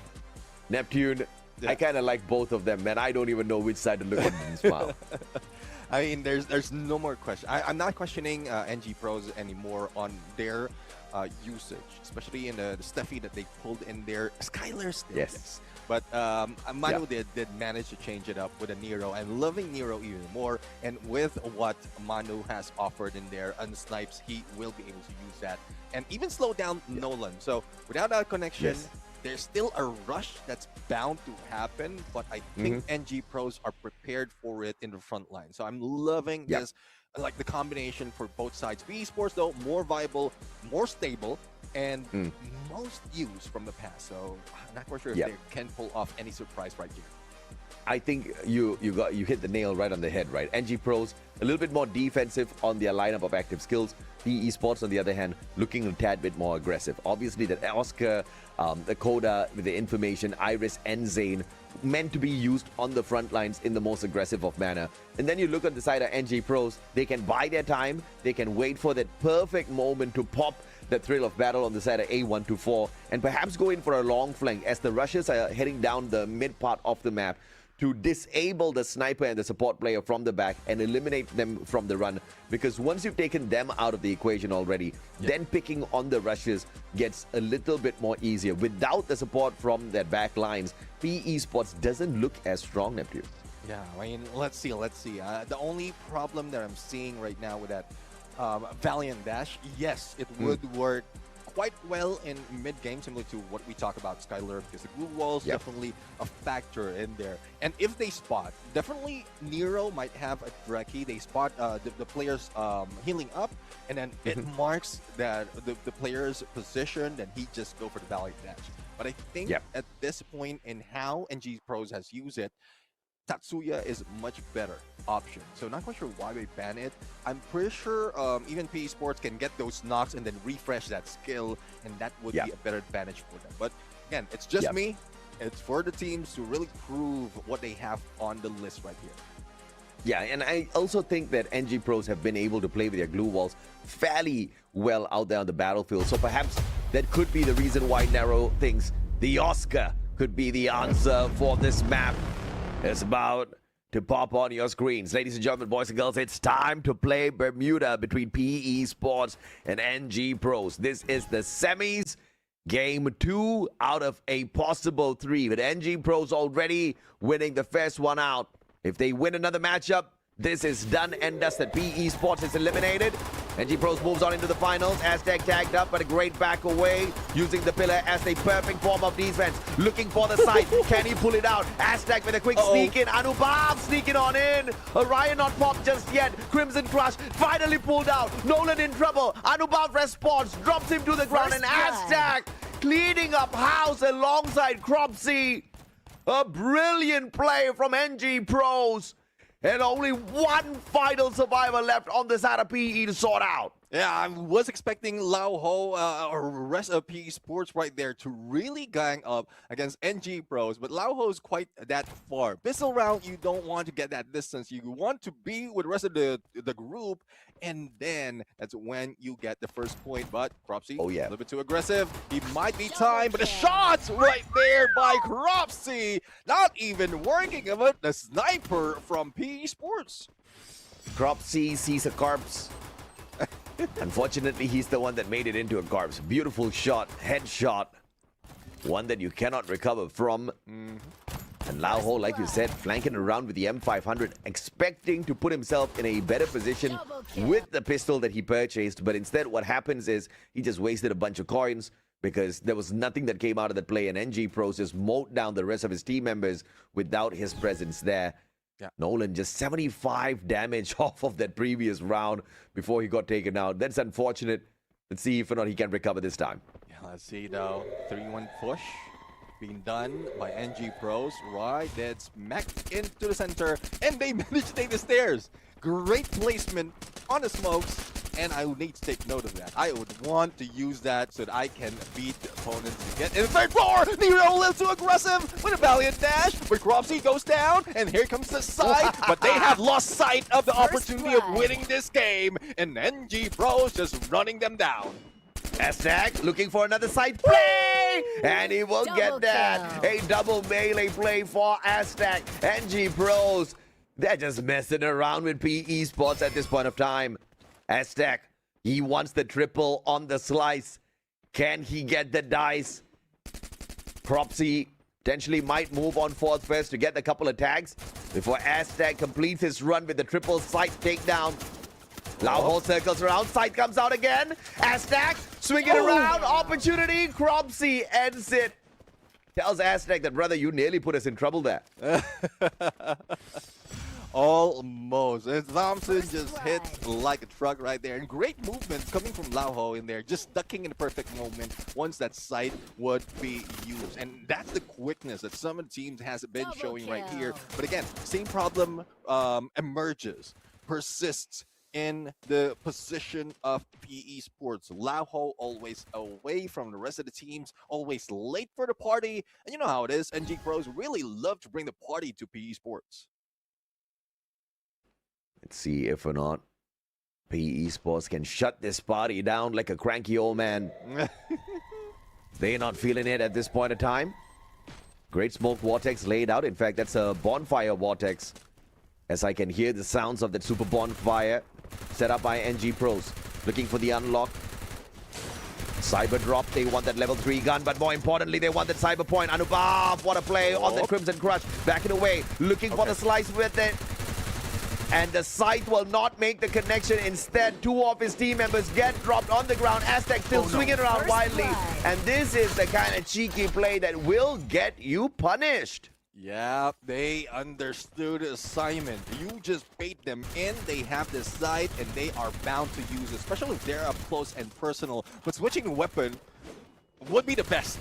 I don't know why Aztec still hold to it. I don't know, probably fat fingers that he couldn't switch. He can't find the button to switch for it, and he had no choice but to go for the slice. But that would risk them a lot, because as we see in weapons for the side of PE Sports, 1 level 3 and 1 level 3 MP5 and 1 level 1, if I'm not mistaken, plus a VSK and a couple of Kingfishers. So this makes PE Sports a little bit more deadly. 2-1 on the score. Cyber point for the side of PE Sports. Anubhav and Cropsy, Aztec and Manu, all picking up that energy off that super bonfire, waiting for that flank around from the side of PE Sports. They know exactly what to anticipate. Look at the setup here off of those super bonfires. NG Pros holding on to the right position here. Narrow, Nolan, timing. Aztec and Squad, they back away. Aztec, though, has to play his position right here with the timing. Waits for the pressure. Does not get tagged up by the deep freeze. Cropsy and Anubhav backing away. And 3 players on the side of PE Sports can make Aztec's life a little miserable. Let's see the great position from Manu to get an angle, and everyone who peeks in the corner will be spotted. Now Nero will be in there. Manu will be able to anticipate for a backstab and also relay the position for the rest of the teams. But LBT Nero a little bit too aggressive, goes for Aztec, and MP5 right there used against them. Even Anubhav couldn't switch to that Crimson Crush in the perfect timing. Oh, beautiful play by Cropsy here. Turns around, but could not get the 180. The ideation was there from the side of NG Pros. But I think they just took too much of time to make the decision. They were just hoping and praying that PE Sports would take a step towards them. And when PE Sports did, they just were in the wrong place at the wrong time, scrambled on the battlefield, could not back each other up. But of course, in this round number 5, they can recover. Cyber airdrop should appear yet again. Cyber point time, baby. Yeah, let's see though. I mean, first thing I would expect, especially if they have a couple of smoke vortex, is drop a smoke vortex instead of the cyber airdrop just on that door where LBT was running in, because that gives more of a cover and then an opportunity as well to let go of some of the skills for the side of NG Pro, especially that cryo mine. But, well, NG Pros still have the cyber airdrop being charged up, but might be stolen. Let's see if there's something that they can do. Nero steps in, and they are trying their best to get it away from NG Pros. Anubhav, perfect timing, plus a max 7, but no sight at all as to how to get those shots. Yeah, that's a problem when you throw in the smoke vortex a tad bit too close to the place where you want to do battle. Cropsy, what a headshot with the max 7 off of Narrow. Goes in for the circle, catches LBT as well. Cropsy, what a play! Annihilating PE Sports through all of that chaos. Gets the backup of the VSK as well. Manu dropping by with a couple of shots. But Cropsy was the one with the wild footwork. Anubhav with the distraction off of that Crimson Crush. And initially it was all about taking down those glue walls. And then later on, Cropsy with a sliver of health just ran at them, betting on his capability with that max 7, and he lucked out on that for sure. Yeah, I mean, I'm loving what NG Pros is doing right now. Now I'm looking back into the skills that they have. Manu will not be stuck from a long range. Yes, he'll be able to use it as well as the snipers and the VSKs, but he can get in front of the rest of the teams, especially with that cryo mine. The only difference for PE Sports is Lauho would be the different, going for a different approach. So he will need to go far away, rely on the glue wall to be put up, and that's when that wall brawl can be used. But Cropsy in there a little too quick with MP5. takes down one of the players from PE Sports, which is Nero. My goodness. Nolan bleeding out on the ground. Anubhav not letting go. Oh, what a play by Cropsy. Saving Anubhav there on that play. And Anubhav, look at the bravado on this guy. Rushing in with the AWM. Obviously, he's not going to get it. Aztec pulls that away. What are you thinking, brother? Aztec says. 4-2 now. NG Pros about to send PE Sports home packing. Oh, yes, indeed. And with only 1 point, they will be activating the boss fight music. And I'm not quite sure if PE Sports will be enjoying that if they are hearing that from the screen, from the broadcast. But let's see, though. NG Pros seems like they are real pros right here. Now, position-wise, great placement on that cyber airdrop. A couple of those smoke vortex, and one of which is a smoke super bonfire vortex. But LBT already on the flank, and they might beat them too, especially in the shot. But Nolan gets damaged, but he doesn't back off. He still goes in for the push. Nero just behind his glue wall. What a play with a valiant dash, breaking on through, but could not find the tags with the guns just yet. Cropsy with the M590. Nolan turns things around. Aztec shuts down LBT. Back and forth we go, but they all depend on Anubhav and his Orion. Crimson Crush comes on out through, but up against 3 players, what can you do? Nothing, says PE Sports, as they take another step towards NG, and they steal away the cyber point off that round. Yeah, well, Nolan just completed the coat. No land is an island, and he was just in there, just taking over the range, taking over the position of everyone right here. Even if alone, he doesn't need any backup. So let's see on what else he will do to catch up the points right now against NG Pros, because getting close to match point, NG Pros might bring more trouble to PE Sports, but PE Sports is waking up. I hope they don't go back to sleep, because we need to see a game number 3 off of these 2 squads. Oh, yes. No cyber drop this time. Cropsy. Ah! I was just thinking that was a great position to hold on to. Did not see the sniper on the side of PE Sports. Beautiful knock. The Steffi pop. But LBT jumps right back up off of the boost on those glue walls and his partner's shoulder. Brilliant play by LBT. But still, the pressure played by NG Pros after losing Cropsy through those deep freezes. But nothing will scratch the confidence of PE Sports here. LBT now looking for Aztec as he stays in the back lines. Brilliant angle played. Mag 7, Anubhav. Crimson Crush a little bit too early, but will be able to take away the remaining HP off of his opponent. LBT meeting Aztec. Once again, Crimson Crush pop. Anubhav with a sliver of health needs to connect with this shot. LBT already disabled by that A124, and Anubhav with the follow-up. Match point. No. Series point to get into the grand finals for NG Pros. NG Pros, the dream is alive. And the teams right here are showing up. Anubhav unfazed and still unstoppable. I would love to see them go toe-to-toe against AVIDA and SKDC on the grand finals.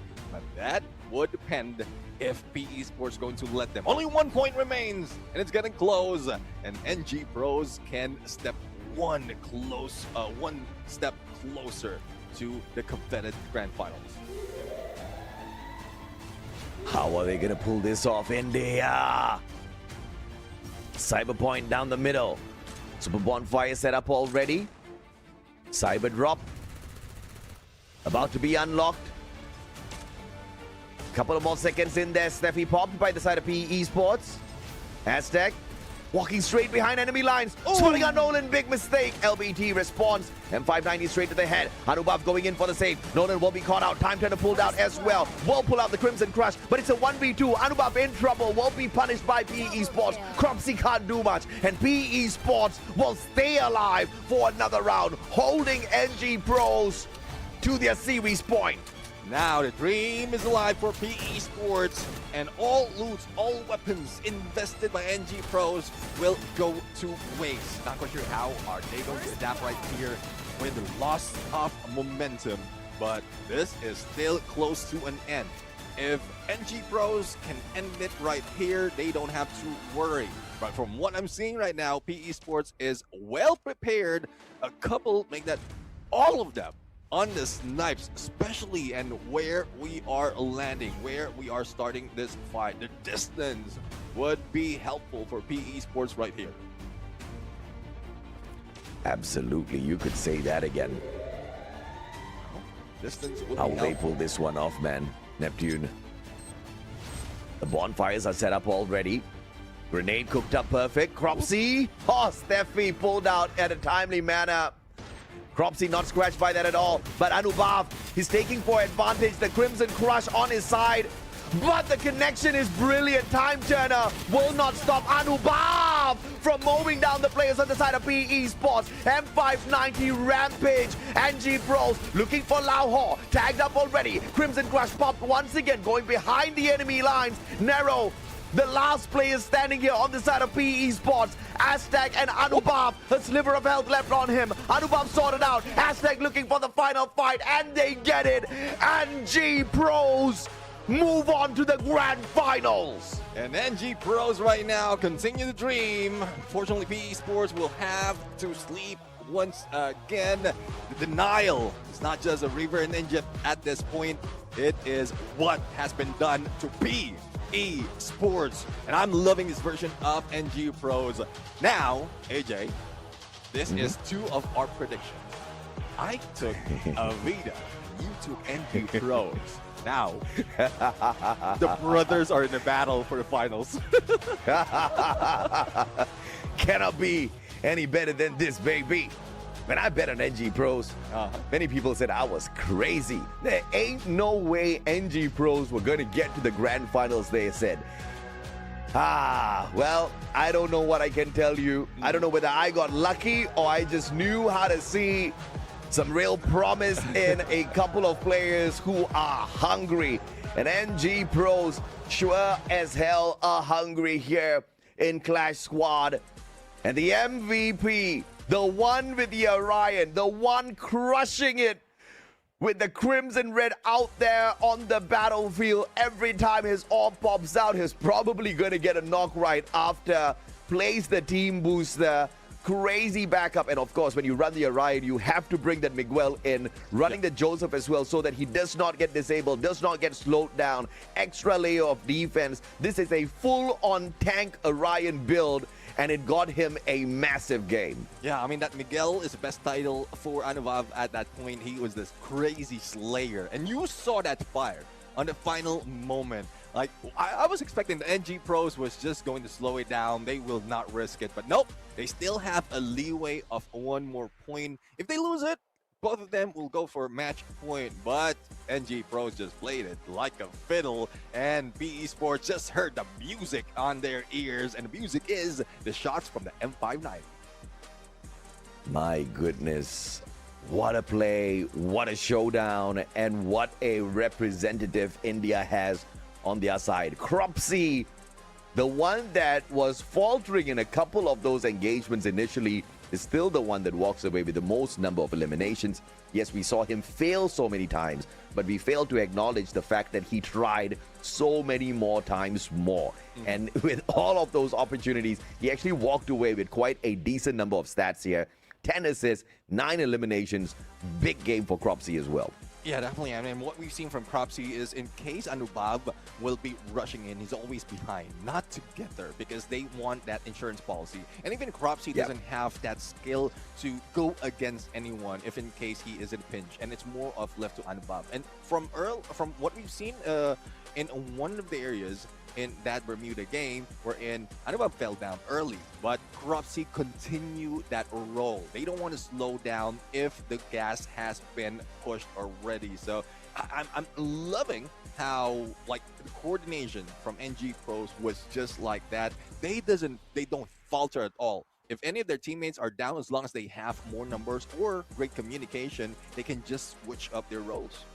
Oh yeah, absolutely. And NG Pros, flexible out there on the battlefield, but it is all about the teamwork at the end of the day, and everybody chipped into this battle. 6-3, and PE Sports did slightly better at Bermuda, where they got one extra round, but it is still NG Pros with the 6, beating down PE Sports, one of the top 10 teams in the world of Free Fire Esports. Check that out, India. That is no small feat. PE Sports literally at the Esports World Cup or our Free Fire World Series Global Finals, top 10 there as well. And NG Pros just made a easy work out of them here in this Clash Squad matchup to book their spot in the Grand Finals. But of course, I have to say, the next team is a little bit harder. Let's see. I mean, you did mention about not a small feat, but you know how it is. Free Fire is a little bit flexing on Yeti right now, so they need to deal with a bigger feat. Bigfoot, I would say. But I knew you were going to make some feet joke. I swear, I was wondering where you're going with it. Yeah, but this is one thing. I mean, we're talking about a feature that is not easy to get with, but PE Sports would need to deal with the feet that well. But if they can do it, they need to deal with hands. Sometimes I don't want to talk to you, Neptune. Okay. What a game that was.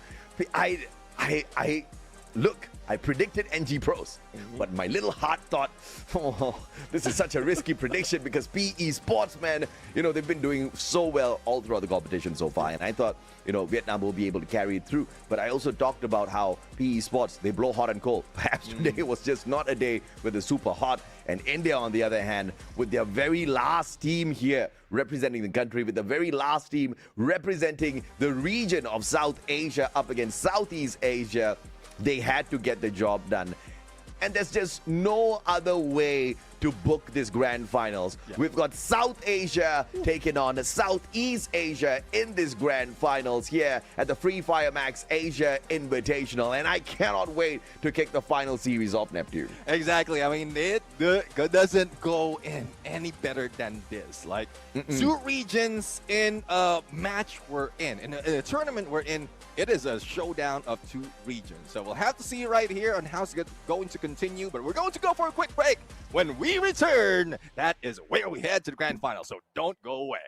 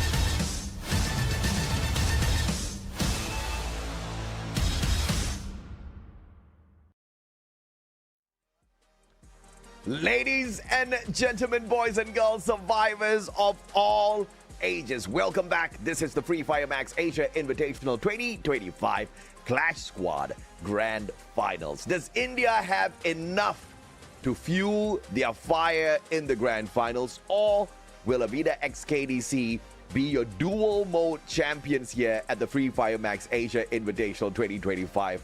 This is history about to be a history about to unfold here in front of us, Neptune. Yeah. It's either Thailand makes news or India makes everybody, including the whole of South Asia, proud. Yeah, definitely. I mean, it seems like from what we've seen right here on NG Pros, there's a lot of potential of them to go against AVIDA toe-to-toe. But that would depend on how AVIDA can treat this. Because earlier, when we thought that they're down in the dumps, out, but they managed to get 6 games back-to-back. So it's not just the speed of movement into battlefield, the speed that they grab those points against their opponents. And I'm loving both stories overall.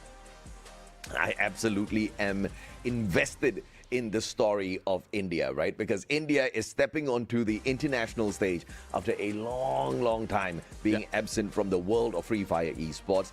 And now they're facing some of the strongest teams, or at least we started off the competition with them facing off against the strongest teams across Asia. We had Southeast Asia, we had South Asia. We didn't bring out all the monsters from Southeast Asia, but we brought enough monsters to torture South Asia, all right? What's impressive is it has been 50-50 all the way through.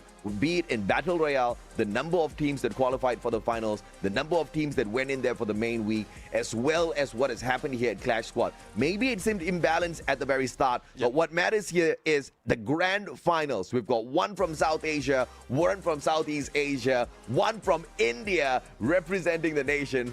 Bro, you cannot write a script better than this, all right? Exactly.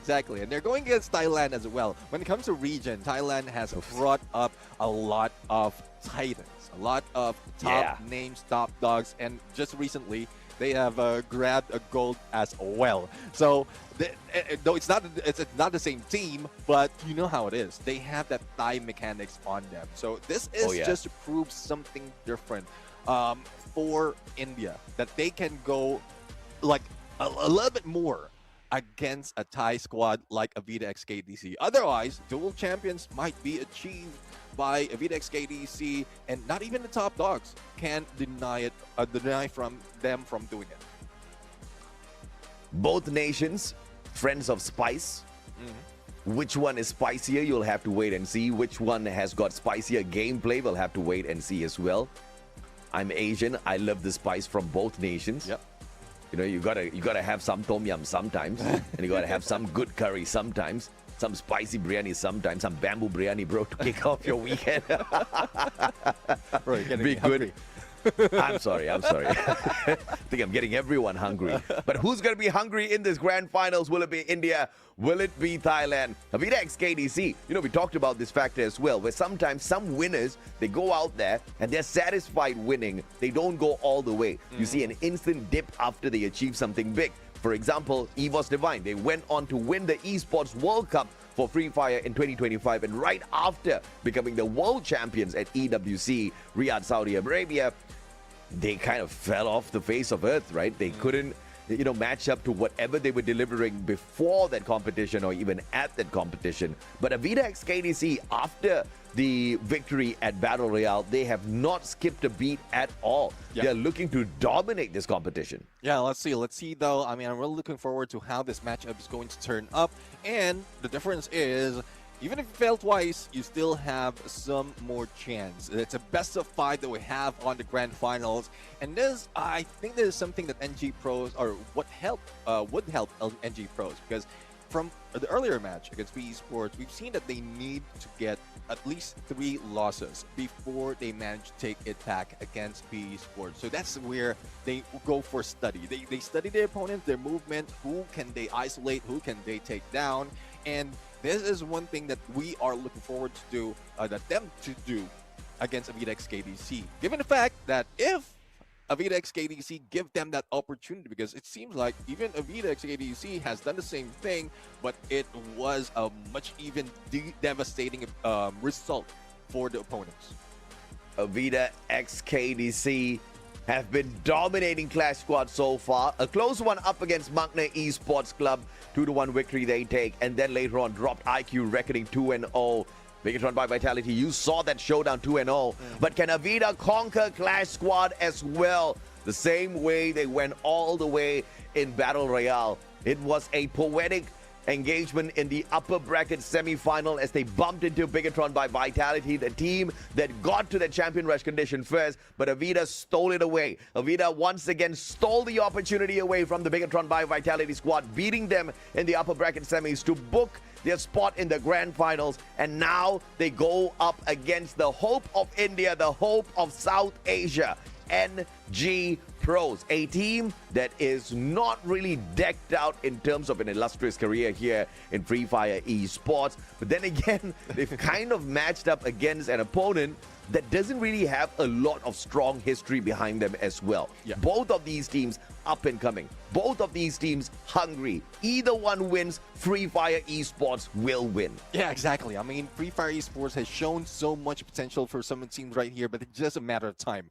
It's like they need to spend a few more times on tournaments, on esports, a tournament just like this, and also against other regions, just like what we've seen in this competition. So let's see if the time spent with NG Pros against the other teams, that they beat, and given the fact that they moved forward for that first round with only one difference of a point against GOW, already shows something.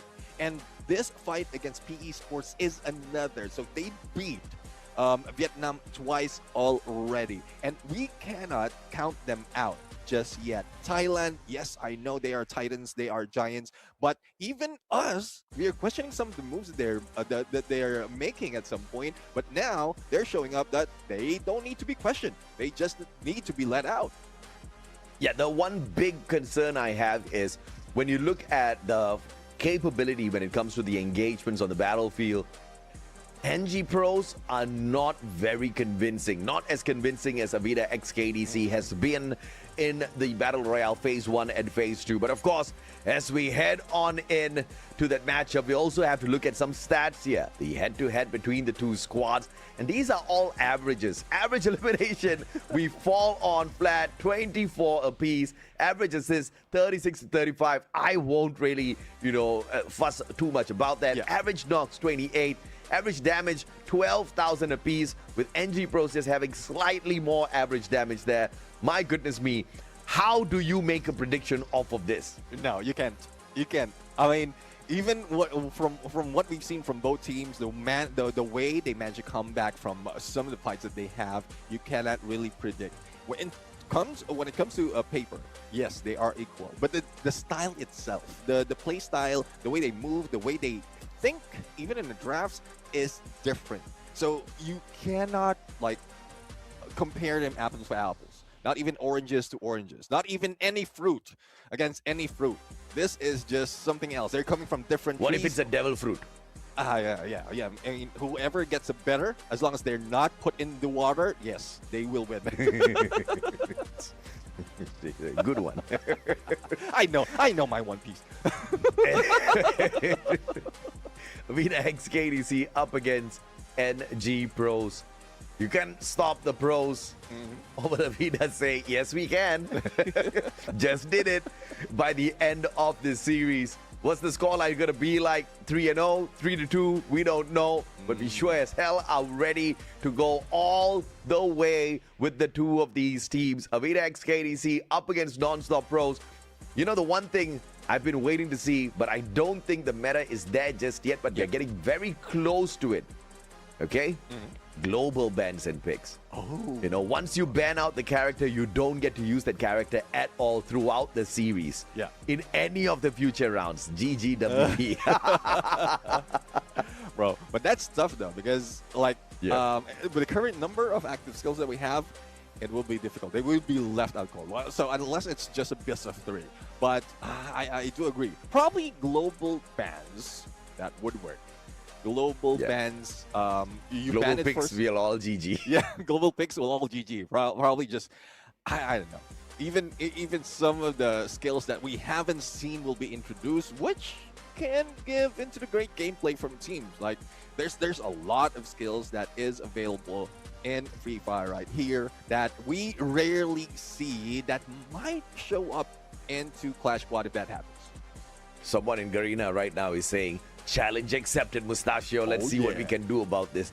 I don't know if or not they'll go that crazy with the competition rules, but we'll have to wait and see, right? Let us know who you think is going to be dominating this matchup, who you think is going to be winning this matchup, right? Because, Neptune and I, although we've made predictions, we don't know. Although we've made predictions, and a small little part of our hearts wants a certain team to win, and thankfully, as luck would have it, both the teams that we have forecasted have gotten into the grand finals. I don't know what kind of luck that is, right? Because the journey for NG Pros has not been an easy one at all, Neptune. I'm guessing there's who like lucky in the chat right there. That might be our lucky charm. I don't know. He's always in there supporting us. So I still don't know who's going to win right here. Though we see, again, I pointed out earlier, different approach for both teams, and at some point it's just depending on the map, depending on the situation as well, which area of the map they're going to use all those skills, and that is all random. So we don't know how they're going to play it out, and the drafts would need to be so flexible that they can play either way. Absolutely, man. We're going to get into the drafts in a little bit. Ladies and gentlemen, boys and girls, before we head on in to the game, the head-to-head between the players. NG Pros has got Aztec on the table, the one for the side of AVIDA x KDC. And when you look at these stats, you now start to question, wait a minute. Didn't Mustachio say AVIDA has got better engagements, better eliminations? But as far as these two players are concerned, it looks like NG Pros are going to be all right out there. Yeah, I mean, Aztec has been one of the best rushers for the side of NG Pros. And again, the comparison right here is rusher against rusher. But in the side of AVIDA x KDC, who's popping off will be the support. Remember Pablo in there getting a double MVPs in matches that they played, and that's one threat that we have for AVIDA x KDC, because it's not just one player, one or two players popping off. The rest of the squads have their own signature, and they might not be doing that much in terms of elimination, but the assists, the damage, whatever it is that's needed to be done to be a culmination of success in Clash Squad, it has been pulled off by AVIDA x KDC. Have yet to be seen by NG Pros, but from what we've seen, what we've witnessed, there's just a small tweak, and they might be able to reach that level.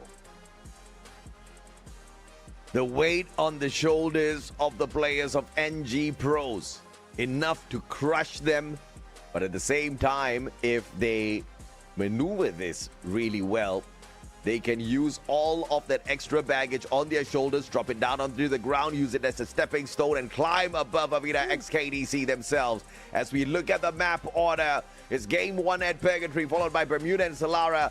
And if we go the distance, Kalahari and Nextera for games 4 and 5. Yeah, talk about curveball, because so far we've seen Bermuda, Kalahari, and Nextera for the past few days of Clash Squad. Now, we're going to start it off in Purgatory, and then game number 3 in Solara. So, I'm loving, especially Solara in terms of Clash Squad. There's a lot of factors that you can put into play, especially with skills that we've seen so far. Purgatory, curveball overall, like off the bat. Like off the gates, they will be thrown in here into a map where no one has an idea on how they are going to play. So I'm loving this turn of events. Yeah, I mean, no doubt at all. And when you look at the stats here, you can see a little bit of weakness on the side of AVIDA. They've lost one map on Bermuda, and on the side of NG Pros, it's that Kalahari map that is going to give them a little bit of a difficulty. And as you pointed out rightfully, Purgatory is a map that neither one has played so far. So we start off on an equal 50-50, which I'm fairly nervous about. It's all going to go down to the drafts as well as the mechanical plays out there when it comes to the executions, the timings of those skills, as well as the chemistry between these players. The teamwork is key here in Clash Squad, because the only opportunity you have is to pick up your team member once they get knocked down. You cannot revive them, and that obviously becomes a huge challenge if they're going to be strolling around the battlefield one at a time instead of sticking together now. Exactly. And from what we've seen earlier, or even from past games, AVIDA XKDC is prioritizing on that. NG Pros is prioritizing on beating the opponents first before they go for the pickup. So whatever approach will help. That would depend on the skills that they are going to bring to the table. And it is AVIDA XKDC who's going to start off the pace for this bans and picks. So which skills will be banned by the team right here? Just to deny NG Pros, probably an Orion off the bat. Why not? Yeah, I mean, why not at all, right? Because we just saw NG Pros use that Orion to perfection, and Anubhav will not be afraid to pull that in once again.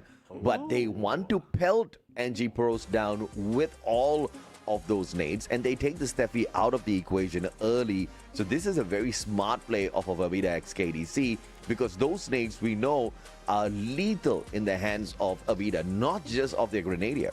Yeah, I mean, from the way I'm looking at it, the AVIDA XKDC did anticipate that Steffi has given NG Pros 100%.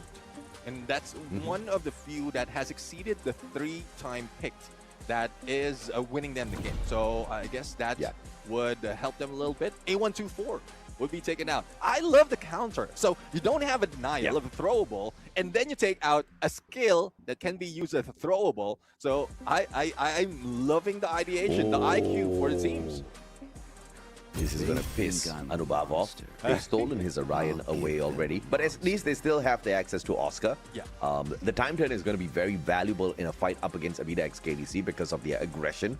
So this is something that NG Pros can fall back onto, but obviously not as important as the Oscar. That's going to be the first lock-in here for NG Pros, but they get a double pick. So that Oscar, you can also pair this up with a Zane to be really strong on the front line. Also a Cassie, right? The electrotherapy can help keep you up on the battlefield a little bit longer. But I guess NG Pros, they want that vision, they want that information, they pull that code out of their side. Yeah, I mean, they're just denying AVIDA XKDC on what they are, what they can use based on the records that they have before, or the experience that they have from PE Sports, because they were losing some of the gunfights because of that Nero Aurora Vision. But here comes that Cassie, and tying it up with, I doubt that is a clue that they're going to use in the front line right there, but I believe a Zane would be best for AVIDA to pull it off. So if NG Pros has caught of this, and if they are proficient in using that Zane, then better steal it away. So NG Pros need something to deal with those glue walls as well. Their sniper needs a skill. And for the first map of Purgatory, you could definitely bring that Sentino in, but I would prefer to see that Narrow being pulled out as well, right? Just preventing AVIDA XKDC from bringing up those glue walls is going to be key here. But NG Pros going for the information block instead to block out the vision of the players on the side of AVIDA XKDC. Yeah, I mean, it's not just a block of information. If you tie it up with a Moko, you get a wide array of damage dealing. And there you have it. Zane taken out. I'm loving this for MG Pros. They're playing it on the mind games that AVIDA is using. And you can see from the faces of AVIDA XKD, even from Pablo, I think there's a little bit of disappointment in there because they are denied of a Zane. So they have no choice. They stick with a Long Kong Tawan frontliner or Long Kong Pablo frontliner, and that would depend on how well that clue can survive, because it's more of information and not really a defense. So what I expect NG Pros to bring in, instead AVIDA XKDC brings in, which makes me very worried. Because remember, I said NG Pros needed the Cassie, NG Pros needed the Sentino. They didn't go in with those. I mentioned the clue, but they went for the Coda, which is absolutely fair. But apart from that, I don't know how effective this Ignis is going to be in this matchup. I haven't really seen the Flame Mirage be a game changer in a couple of these engagements, right? But of course, if you do bring in the Rocky, you do get to spam those Flame Mirages a little bit more out there. So I guess they can make some sort of magical play work out of this. It's all about the execution. There's just no right way to play those Flame Mirages. Yeah, exactly. I mean, Manu as a sniper for team, having that Flame Mirage, it's a matter of using it like a time turn. You know, when you're a sniper, you're away from the rest of the teams, and then you want to get block what the opponents are using. Or are shooting at you. So you can use that, duck away, and then you can fire back later on. If it's a close encounter, then that's where it changes, because you'll be able to put in a little bit of damage and then keep your distance for the rest of the teams, because information like visuals are blocked. So there's plenty of ways of using that Flame Mirage Ignis. And on a sniper side, I know it's a little bit questionable, but I learned from questioning NG Pros already. I'm pretty sure they have a plan. That's a good deduction, right? I've questioned them before. I will not question their questionable choices anymore. I like that, right? I mean, I used to use Ignis, and then once those smoke vortexes became available, then the need for my Ignis was just no longer there. But you do have an opportunity to tag up your opponents as well. I guess that a little bit of damage does make a difference. I guess you could use the Smoke Vortex together with the Flame Mirage, which is a double whammy. But I don't know exactly how you can manage all of these utilities at the very same time. Keep an eye on your opponents as well on the battlefield, because when you're tinkering around with so many of these things, your opponents have got the opportunity to just run at you. And AVIDA X KDC, they're made of that, right? The rush, the clutch gene. Just run at your opponent, get into those engagements, walk out the victors, and that's another series won. Except in this case, when you win the series, you are now the dual mode champs of FFMAX Asia Invitational. Yeah, I mean, I'm loving how NG Pros is using the active skills, especially in draft the picks. But I'm worried about AVIDA, because it seems like they were denied so many times on some of those picks. And it's very scrappy. I'm looking at it, I'm staring at it right now. Orion, yes, they deny it from NG Pros. But what else can they use? Clue, you get that information, you will be able to get that. But if you don't go as fast as we expect, especially with the Valiant dash that we've seen earlier from VDEX KBC, then the Cassie connection doesn't even matter. And that Anusit, yes, on a Santino, the Shape Splitter can be used quite well to help out with the rest of the teams, but they're just putting everyone into the fray that might be taken down with a much stronger build being brought in by NG Pros. No doubt at all. I think when it comes to the engagements out there, we've seen enough out of both squads. We've seen the numbers as well. We see how it's been pretty equal. Only difference is they have not gone up against the exact same opponents in the competition so far. A lot of action has happened in the seeding at the top of the leaderboard as opposed to the bottom. But of course, we'll put all of that aside. The conversation obviously can be picked up a little bit later on. We've got a best of 5 grand finals coming up for you guys. And this is game 1 out of the potential 5 that we're going to bring to you guys. And it's going to kick off on the map of Purgatory. Yeah, well, this point, neither heaven or hell can tell us who's going to win this game. Now, views from both sides, AVIDA KDC and NG Pros into new areas of the map in Clash Quad. We rarely see this in the Fire MAX Asia Invitational. Now, we are going to see how the pros do it right here. Double Smoke Vortex. You see the Flame Mirage come out as well, tagging a couple of the players on the side of AVIDA. Knocked away by the airdrop, and AVIDA will take advantage of that chaos, slicing and dicing those players. M500 finding the connections as well. Hashtag the final one alive and kicking. Tawan, one more shot needed, goes in for the rush. Aztec has got the side, but Tawan with the shorty gets the final say. And AVIDA gets a easy one. Plus, we'll take the sight off of Tawan. Talk about speed right there. And Tawan a little bit more deadly on that Crimson Crush. Now, this is something that they need to be cautious of. Pistol round, yes, they will be clumped up in the middle. There's little no chance that they will be able to get the long-range weapon just yet. But in round number 2, G36 will be introduced. So, yep, we will see a little bit more of firepower for the side of Manu, even Cropsy, as well as Anuvav. But how can they do it? Because they don't have that much of armor compared to AVIDA XKDC. Good rotation.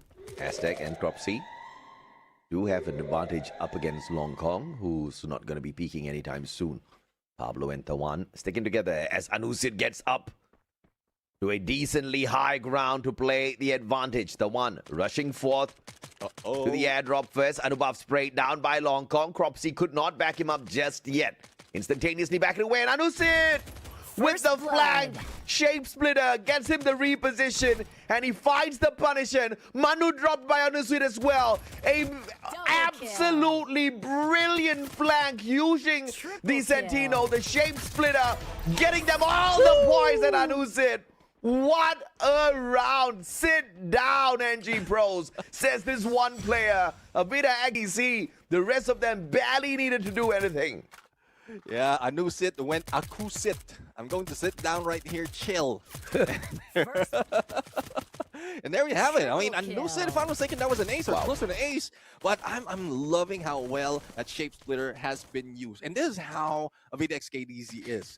They will have one player pop off like that, and then all focus would be on one player, but the rest would just be showing up. That adjustment is being done by AVIDA XKDC will need to be broken by NG Pros right here if they want to continue to win games against them. But sticking together, and Aztec into the mix. It's a good thing he managed to get away, but couldn't stand up, couldn't get up. And Pablo right now with the side with a backstab. But Aztec still on a rock with a Max 7. Aztec finally dropped, but the Max 7 getting a double drop on the players of NG Pros. Sorry, AVIDA. Anusit, on the other hand, gets the spray down, one knock, and then instantaneously traded out. Cropsy versus Long Kong. Cropsy has got that long range gun, the G36, double G36 as a matter of fact. Cropsy just choosing to use the P90, trying to cut down the distance here between the two players, and Cropsy has the advantage, but Long Kong just with a better position swaps out his G36 for the P90, and AVIDA XKDC picks up another round. Yeah, I mean, stuff though. We've seen a few players jump into the fray, especially when the airdrop has been released. Even a smoke vortex couldn't stop them from engaging. But for that final moment, Cropsy was tagged up a little bit. The range that he had from his cover into inside of the compound was so long that it gives Long Kong a chance to hit him and not even given a chance to heal up. And obviously, NG Pros were baited out by the cyber drop there in the third round because they had already lost the first two rounds. That cyber drop level 3 gun could have given them a huge boost, but AVIDA XKDC knew exactly what they did not want to allow happen in that round, which is NG Pros getting there first. The smoke vortex helped them build up that pressure, and everybody came through to deliver. And Anusit, just brilliant yet again for the side of AVIDA XKDC. Manu up top. The tag is there. Cropsy spots one for the push. Aztec almost taken down. Just close calls. And Anusit once again delivers big time as he catches Anubhav. Anusit or Anubhav, I don't know who's going to take it. And Cropsy, Long Kong still winning the fight on that 1v1. And Cropsy was aiming for revenge when he chased against Long Kong. But Anusit right now, great position to take. Down against Manu. And there you have it. Manu out in the open rooftop. And a full squad of AVIDA XKDC to go against him. And as far as Anusit is concerned, it's yet another one for the eliminations. This guy's on fire. He's looking to carry the squad all alone. 10 eliminations already and 4 rounds in. Cyber airdrop will appear in this round. NG Pros are starved, and they will definitely make a mad dash for the cyber drop. And they've already laid out 2 of those super bonfires there for themselves already. I don't know who placed that vortex. Could be on the side of NG Pros or AVIDA. We'll find out soon, I guess. Manu up top. Cropsy finds Pablo Winchester, getting the job done. That slows down the pace of AVIDA XKDC for the time being. Yeah, let's see though. I mean, potential pickup can be done, and it has been done onto Pablo. But here comes Long Kong, just reeling them in, out in the open. But 2 rushing against him. Backstab is a possibility. Fantastic. A little bit too close on the glue wall. There goes the shot. Flame Mirage out of nowhere into nowhere as well. A little bit of wasted opportunity for that skill. Because there's a good chance that he doesn't know where the opponents are. So he's just using it for the scan. AVIDA XKDC again managing to get to the cyber point, but Pablo, that one taken down by Manu. Great positioning. Pablo out in the open for the pickup. Manu does not respond. And the rest of AVIDA overwhelm NG once again, sitting on match point now on this first game. It's just been one-sided, although NG has woken up a couple of times. Oh, definitely. I mean, it is one-sided. If I'm not mistaken, I know something there has pulled out an M5 M82B. And I rarely see that, or I'm just like, my eyes might be player tricks on me.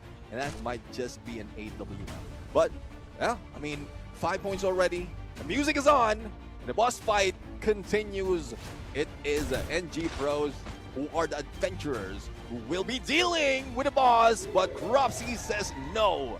Denies a Nusit in there, but the pickup can be done from that corner. The problematic player is the first one to get deleted, but the pickup is a timely one, and Nusit. Back up on his feet, Aztec. Looking for the God Nade here. Cropsy with the push. Valiant Dash breaks down the defenses. The one, though, manages to trade back a couple of shots before going into his defense. Pulls out the Crimson Crush. Pablo gets the knock onto Cropsy as well. Aztec, the finisher off of the one. Great glue wall, but Pablo drops by for the backup. And a 6-0 delivered strong in this first game. AVIDA XKDC showing that they are not here to play a video game. They are here to dominate. Yep, definitely dominated that Battle Royale already and still on the roll for Clash Squad mode. And I just saw something amazing in there, especially on the use of Orion plus that Cassie. Because it seems like it's like you don't even need to pull the Crimson Crush to be unstoppable. Because the moment he get hit, like I was looking at the HP and I thought it's about to go down. But no, it recovers instantly. The focus therapy. Best timing, and I'm loving that use from AVIDA XKDC and Pablo. I would say even if you don't get that MVP, I'm pretty sure Anusit would get that because of the number of points, but he's still at MVP, especially in the final moment. It's ridiculous that you allow the Orion and the Cassie to be on the same side because of the points that you just brought up. But Anusit, the one that was splitting his shapes all around the battlefield. Amazing flanks. And because of that Sentino, he earned so many eliminations, just continuously confusing the hell out of NG Pros. One moment he's here, next moment he's there, next moment he's right back where he was earlier. And in all three maneuvers, he has gotten one knock off of the squad of NG Pros, and they just had no answers for him. Brilliantly played by this guy, and every single knock with that memory miss off of that auto slowed down his opponents as well, just torturing NG Pros a little bit more, marking them up. 11 eliminations, 7 assists, 3,619 on the damage. My oh my, Anusit, what a game. Yeah, definitely, and I'm loving that he does have a double on the mark with that with the passive skill, and you know how it is with that Nimble Ninja from Sensei Tig. It increases the man marking skills by 50%. So how long can you track your opponent? A long time, because you have that memory mist with that mark. We have that Enigma that you can use as well for more of the damage marks, and then you have that Sensei Tig already very deadly for a sniper like Anusit. Yeah, I agree with you, man. I think it was brilliant for him specifically to bring in that Sensei Tig, right? Because, like you mentioned, it reduces the duration of the enemy's markers. So even if he gets tagged, he's just going to get rid of the tag in a couple of seconds and then quickly use the Shape Splitter to reposition himself, to torture the players of NG Pros. They just could do nothing much with the little bit of information they were getting off of Anusit. And by the end of that game, no rounds won by NG Pros, one elimination each. They were getting the connections with those shots, but it was very difficult to keep AVIDA XKDC on the ground. Help me was something the players of AVIDA did not need to say at all. The response was instantaneous from the rest of the team members, prioritizing the numbers before prioritizing getting eliminations for the squad. Yeah, let's see though. Let's see. I mean, speaking of pets, because I just spotted something out of the list that we are getting of the pets that's being used. So it's not just Sensei Tig who's being reintroduced right here. There's also Hoot, wherein we're talking about like marking your opponent. So it adds more to the duration as well as the distance. And with that, if you have, say, a Coda or a Clue, then it gives you more opportunity. So I guess it's just under the radar. We haven't seen it being used just yet, or it's just not an MVP who's using those pet skills. But I'm loving that there's a variation out there when it comes to pet skills, and those dynamics in Clash Squad mode is making it more interesting. Yeah, we definitely have some Hoots out there, man. I mean, I think we saw it a couple of times so far in the competition. We even saw Dr. Beanie. We saw a couple of flashes. Not many. I think we saw Dr. Beanie a couple of more times than Flash. But that's exactly what we love about the current meta, right? You don't need to just depend on the same old pets that you used to go in for in the past. Not just the Dreki. The Rocky has been making a lot of appearances in the recent times because of the very quick refresh on that active skill, which just allows you to spam it again and again and again. Imagine the number of thrill of battle. Obviously, it doesn't like make the cooldown disappear, but it reduces it decently enough so that you can still be fairly annoying up against your opponents. Yeah, and it's one thing that we've seen as well in some cases. Since we're topic of pets, the Yeti. I mean, I know it's in theme and it's being featured right now in game, but you don't need a Steffi. If you have a Yeti, right behind you. So definitely AJ will be like receiving 30% less damage on an explosive. But knock on wood, no explosive would come to your door. Why would you say that? I mean, I'm in that role. We have to point out. The explosive love from the community. That's the only explosion I'm expecting here. But I would expect 30% extra damage out of the love, all right? So, I mean, the XKDC up against NG Pros in the second game. First game, it was one-sided, if I could say the least. And NG Pros pulling the Clue ban first. AVIDA XKDC has to ban the Coda. If not, they will have no information whatsoever, and NG Pros will have that advantage over them. Let's see though. So far, we've seen that that trade-off, and I thought that NG Pros just played it quite well, but towards the games, it just depended on the mechanical skills as well as the tactics adjustments that AVIDA XKDC has done overall. Now, still waiting on 10 seconds before they make that ban. And Steffi, once again, has been taken down. Say they just witnessed, especially from the match against Esports, wherein we were questioning it. We were thinking, why bring in the Steffi into this battle? And now with XKDC said, all right, we want to give you the opportunity not to use this. They think I'm a monster. I am so confused with this initial pick. The ban of the Clue. And the response is, their first pick is Orion. They're going to give that Coda away, which means NG Pros do not start off the game with the information, and they just disable themselves practically. A124, though, pulled in here. Maybe AVIDA XKDC gives them some mercy. No, AVIDA says, we are not going to let go of this opportunity. Thank you for the assist, NG Pros. Well, let's see though. A124 plus information Coda. So again, this comes in the mind games that we were looking at in there. Denial of Clue, and we were expecting they will be taking it, or just, I guess it's just giving it away, because it's more of a comfort pick that Orion has been taken for the side of NG Pros. There's no possible reason for it other than them taking it for themselves instead of giving it to Tawan. Make it make sense. That's all I ask, right? And the ban just made no sense to me. Because, again, that was a move where they just shot themselves in the foot. If you're going to ban Clue and then you take Coda, that makes sense. But you're going to ban Clue, allow your opponent to take Coda, and then you don't work off with the information. What was the point of banning Clue? It was not even going to be AVIDA's first pick anyway, right? Yeah. But NG Pros, you don't know exactly what's running through their minds. I thought I saw somewhere that NG Pros do not have a coach or an analyst on their side. Yeah, perhaps they're just trying to figure this out on their own, and I don't blame them at all. Sometimes it does get a little difficult if you're not having that extra assistance with the numbers and the data. But NG Pros, fingers crossed, they are able to brush this up, because it is going to make a big difference as to what sort of an approach they have in the game with those active skills. They're going to complete the list here with that Nero, Ignis, Oscar, Orion, and the opposite side is the lineup that I actually like to see. Chrono, A124, Koda, Iris. This is going to be a deadly combo of AVIDA X KDC. Yeah, let's see though.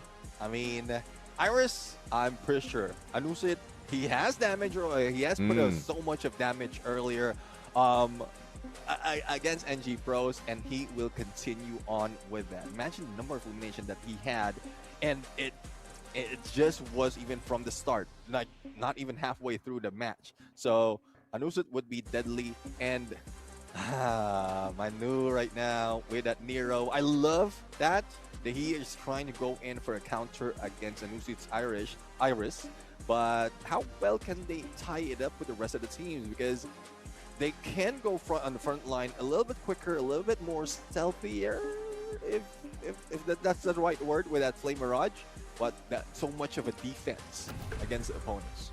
They have no defense whatsoever up against this Iris, right? Because you look at their active skills. I guess Orion, if the Orion is pressured by Iris, maybe Anubhav will be able to survive with the Crimson Crush for a while, because the pressure from that Iris obviously is going to be from far away with the sniper. And, you know, Orion obviously has to come out of the Crimson Crush. If he's got a positional advantage with the natural terrain, maybe that'll make a difference. But apart from that, they actually have got no answer to this Iris on the side of AVIDA. Yeah, I mean, it's tough right now. Like glue walls, when it's available, definitely the wall brawl can do its magic. And speaking of magic, I'm not seeing any of anyone using that shape splitter, so no Houdini gameplay. Anusit says, all right, I've done that trick already. I'm pretty sure if he pulls it again, he might be caught. So he's trying something different, but this is still deadly with that Iris. Yeah, no doubt at all. I think it's very deadly that you get to play through the glue walls, because the glue walls in the current meta is a big problem, right?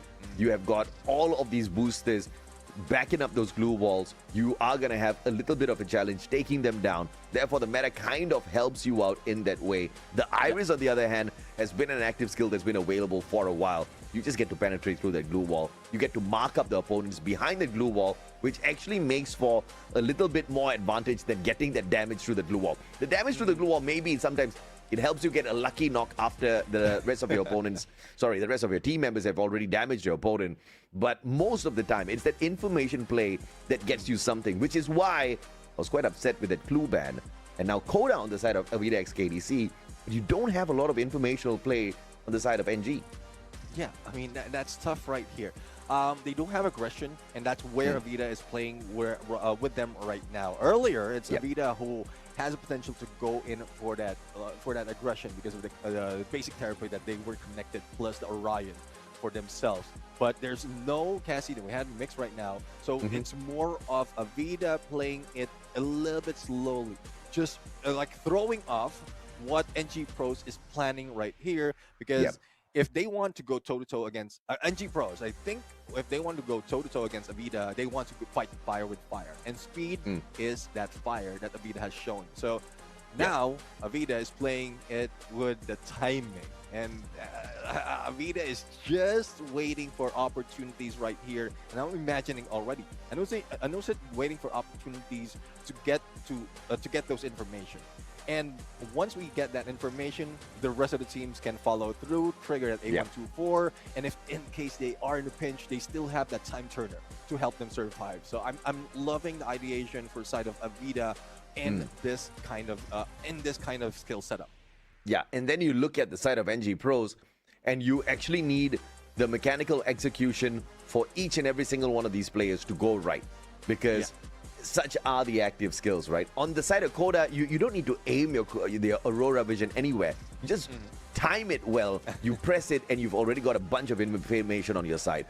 A124, you don't have to get a ton of information of your opponents. You're running at them when you know your team members are in the right places, in the right positions. You pop the thrill of battle, you get into the fight. Iris as well, you want to take some shots at some glue balls, you pop it. It's all something that does not require you to time it perfectly or whatsoever.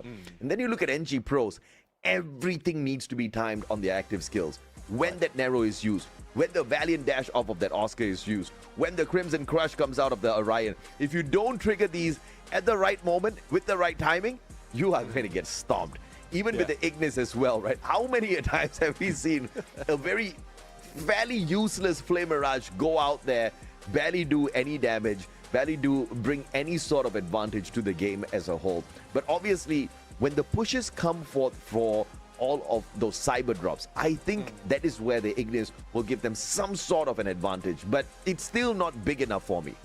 Yeah, exactly. But the thing is, from earlier, because NG Pros was spotted against PE Sports that they are going in for those steals. And AVIDA, they know that that's bound to happen. They understand that that's what they're playing with.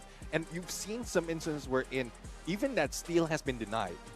They put in those smoke vortex, a couple of smoke vortex, so that even the approach, how they get themselves close, AVIDA XKDC get close into those either airdrops, they will not be spotted, and then they can just go with the timing.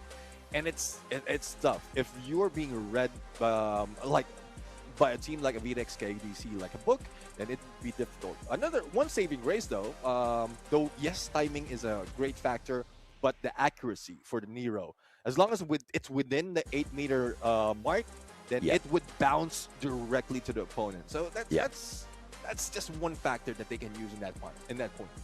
Yeah, absolutely. And Manu, whether the sniper needs to be the one that carries the Nero in, I don't know if that is the right call here, right? Because as the sniper of the squad, if you do toss the Nero out, maybe you prevent those glue walls from coming up for a while, but it has been so easy to spot the plushie, and the plushie at the moment has got too little HP on it, so it's very quick, it's very easy to crush the plushie. Then at the end, you've just gotten some damage, just like what Ignis can get you, and you've marked those players. But technically speaking, you already knew they were there. It has the potential of marking more than one. Maybe you didn't have that initial information on your side. But apart from that Nero, you can mess up that gameplay for yourself as well, right? Timing is all about, how it's played, as well as a little bit of luck. If the plushie is just in a spot where it's not spotted out, then maybe it becomes very effective. Yeah, the reason why I'm pulling a smile right now, because you did mention about that plushie being damaged. And you know how players can pull off 150 headshot, and the plushie is just one head specifically. So instant headshot, so easy instant one shot. But jokes aside, like a couple of shots, especially with how the players are in here, accuracy that they have, SMGs definitely easy to take them out. Tags up 2, and then if you have a Sensei Tig, it would reduce that timing. So that's why some of the players out there are confident to go against that plushie, that cryo mine, because the time it will not be spent so much in letting it expire, and they still have an opportunity to move anyways. With that slowdown, with that damage being out of the way already. Yeah, I'm not a big fan of Nero being played in CS. I don't see the viability of Nero coming in clutch in a lot of these situations. BR, on the other hand, I see a lot of possibilities of using this Nero, because a majority of the times, especially when you've got so many surviving squads, looking for the final few available compounds to play the defense, you've got these houses and you want to rush a house, this is where the Nero comes in very handy. You throw in a couple of glue wall melters, you are melting down those defenses, you toss in a Nero, you stop them from bringing up more glue walls, and this can be timed perfectly well, because right after the plushie goes in, you're running in with your shotguns, your M590s, and you're mowing down the house and anybody that you see in there. Very viable for BR. Now you look at the 4v4 setup that we've got here in Clash Squad. There has been no tense situation where you've got one team trapped in a compound and the other team tossing those glue wall melters as well as grenades, because in the first place you got to buy all of these things. They cost a lot of money. Yeah, I mean, if they're like me, I'm a little bit cheap, so I won't be spending that much on all those resources. I don't spend so much because I don't use them after I buy them. I mean, another extra button before you go in, and we're not that fast. Yeah, the last thing I need is an extra button to press Pro on my screen, okay? Yeah. Anyways, I do agree with that Nero. Yeah. I do agree with that Nero. I mean, there's, like, I'm the only one that making, I would say I'm the only one I'm seeing is making it work for myself, because I'm lazy. So why not? You hear a footstep, just pop it. And even if that, you need to get the timing right. I just remember this, because if you put it or like pop it in a place where there's a little bit of a slight elevation, it hits that border, it would not even go through. It won't go through. It will be stuck in there. And at some point, that is the point where you stay, where you need a glue wall, and you just denied yourself and pulling off a glue wall. So I hear some frustration in your voice. Yes, there it is. Sounds like you're speaking from experience. Plenty. Yeah, we do apologize, by the way, guys. We know it's taking a little while. Neptune and I usually don't talk this much before the matchup.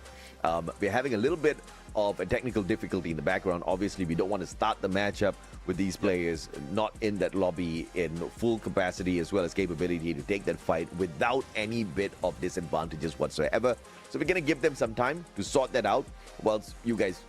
Well, I hope you find this entertaining, all right? We're going to be talking for a little while more. Not going to take a break just yet, because hopefully we can get the tech issue sorted out as quickly as possible. Hop on into the next game, because it's a best of 5. We are only done with the first one. We've got the drafts for the second game here already, and we need to see if or not NG Pros has got the capability of at least bringing in a game number 4 for us.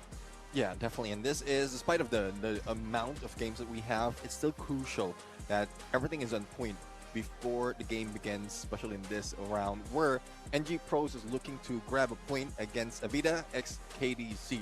So let's see though, there's a chance that they can do so, because just hearing from Little Bird that we are ready and we are stepping in onto the next map right here. So game number 2 is on its way, AJ. I'm really excited about this. Let's see if or not India can pull one match back here on the map of Bermuda, where they do feel comfortable enough to win, enough to dominate. And if they do, they guarantee a game number 4. Let's see if or not India has got what it takes to carry the pride of the nation, to carry the pride of South Asia as a whole up against AVIDA. Let's see, great position on that smoke vortex as well as that flame barrage. So everyone was just moving forward. Everyone would need to be in sync right now. But the one hides through from the time turner. There goes the airdrop being taken, and as well as a drop onto Cropsy. But they need to fight back. And unfortunately, it's just AVIDA x KDC putting a number against NG Pros. 1v1 on one side, and both goes down.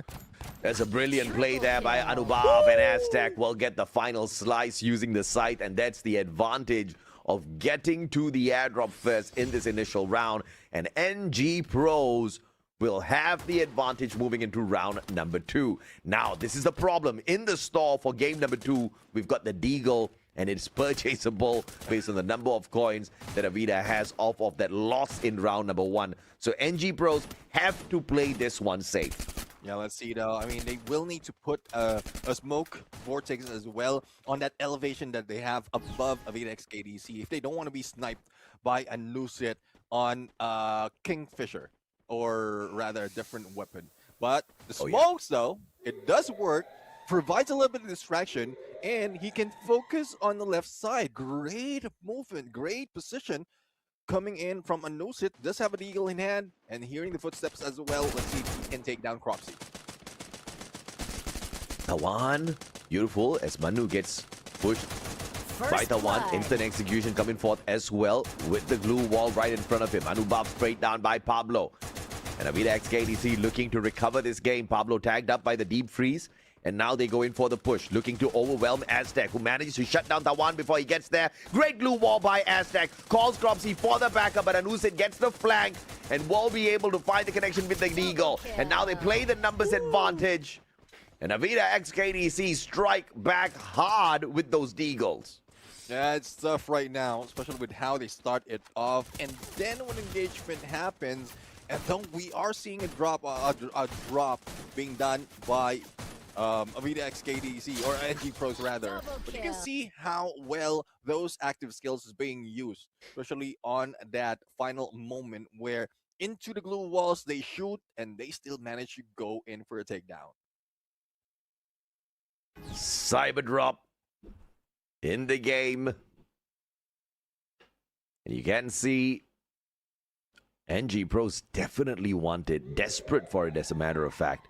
Level 3 gun, baby. But the problem here with the cyber drop is you got to first unlock it. So even if you're the first one to get there, you got to wait first before you fish out anything off of it. And a great play off of that Flame Mirage. Tawan's going to get tagged up here. Information play. Anubhav straight down. Long Kong with a position alongside Anusit. Plays that pressure from afar. Deagle once again. The supremacy. Cropsy is there for the trade through the window. But as he hops on out, he gives a clear line of sight. And AVIDA XKDC take him down. Easy peasy. And they also get the cyber drop on top of that. How much of a blessing is that? NG Pros a little challenged at this point. Yeah, and there you have it. I mean, I was about to say, wait a minute, where are you? Anusit, because they didn't even spot him, and he managed to get the 2 knocks, but he managed to go in for defense, go for the flank, and goes for the backstab against the 2 players. It's a timing that has been set up by Tawan, who went into the rooftop, who spots every movement that is right below him. But there's no chance for that happening because Peak has all the covers that is needed. So it's more of the skills that they can use right now for the play. Oh, Aztec, can he get away? Yes, he can. Beautifully. As he manages to wrap around.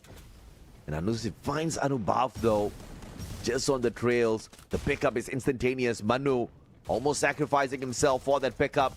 The rest of the players on the side of AVIDA though, finding Manu this time round, who responds well with the Thompson, shutting down Pablo. Anusit makes the comeback, gets a double for himself. Fishing out the players on the side of NG Pros, one after the other. Tawan gets one for himself as well, leaving Cropsy all alone with his level 3 MP5.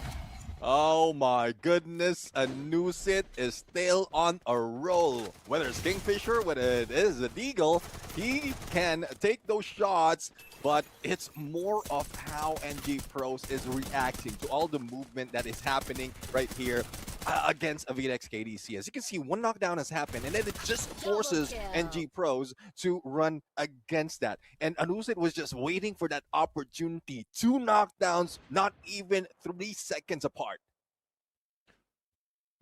They are on fire. Cyber drop once again.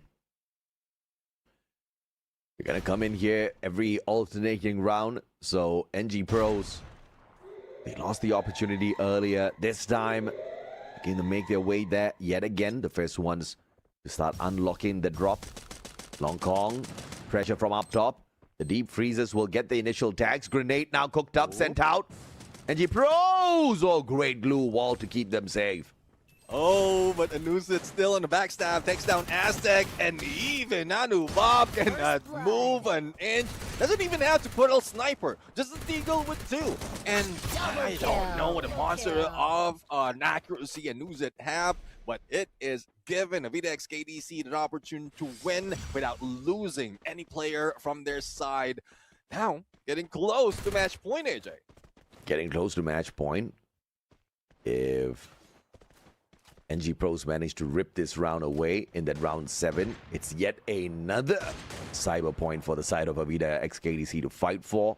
If NG Pros does not get this done, then the torture continues as AVIDA activates another match point for themselves. Either way, this has been a challenge that NG Pros have not found an answer for just yet. They keep thinking that their active-passive skill on the bans and picks is enough to get them some justice out here. But they are wrong. Long Kong, what a flank.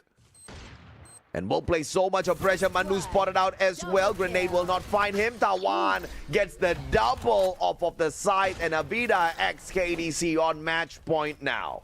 Now, this is where I'm seeing the failure for side of NG Pros, because it's quite a similar approach that they have been pulling out in all the games that they played, especially in this one in Bermuda. That rush onto the airdrop as well as the smoke, exactly the same against Esports. And you know how it is. AVIDA x KDC have their eyes peeled on these games, and that would not work twice. Well, especially against AVIDA x KDC.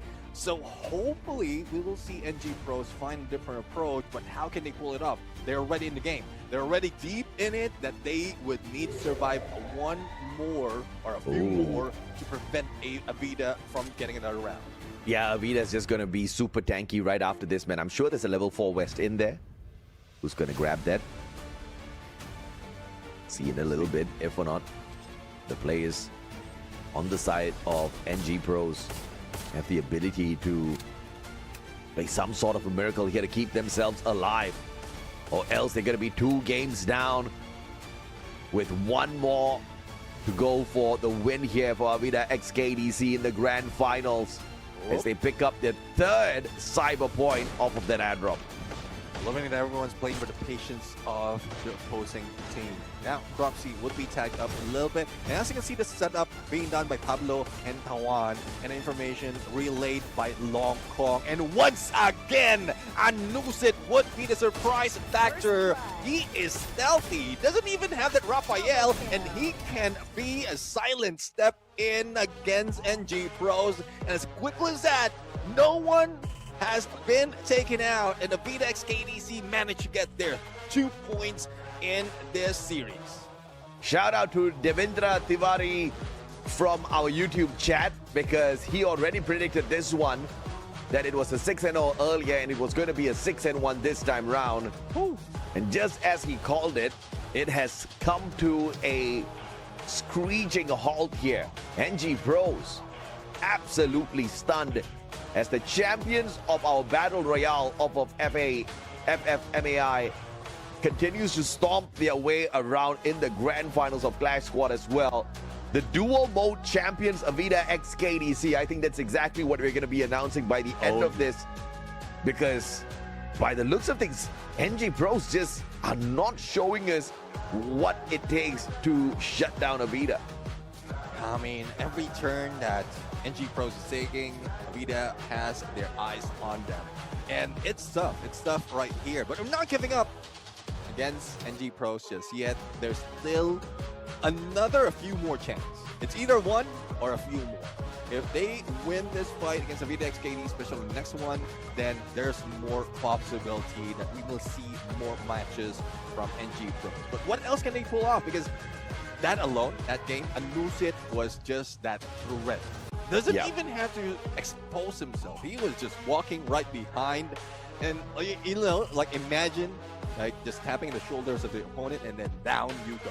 That's what Anusit was doing. I think we would all appreciate it if no players exposes themselves. Okay, it's a little indecent. We shall not do that on broadcast. But AVIDA x KDC just exposing the weakness of NG Pros in the 2 games, and they're also proving that all of those weaknesses have not been patched up, and the strengths of AVIDA x KDC cannot be exploited. This matchup has been won already at the ban and pick phase in itself. Once again, in both the games, I really liked the lineup of AVIDA x KDC. They were playing the aggression perfectly. And then you look at the side of NG Pros, and you definitely have questions based on some of these active skill picks here, Neptune. Exactly. I mean, earlier we've seen how AVIDA x KDC just played with the timing. And again, I couldn't explain it even further because the game's already over. AVIDA x KDC understood what NG Pros is trying to do just from the active skill setup, just from the draft itself. And we pointed it out, we've seen it, and again, NG Pros is just doing the same, like pulling out the same playbook out of the others that they've shown so far. I thought there would be more. I'm expecting that they will have more pages on that playbook, but I think they run out because of not expecting to be this far in the competition. I don't think they took many notes because this playbook only has one page, and this one page only has got a couple of plays out there. The game MVP, 10 eliminations, 10 assists, but the one and only Anu said he definitely was popping off in this game as well with the Iris, Otto, Nikita, Moko. I mean, talk a little bit about consistency here, Neb.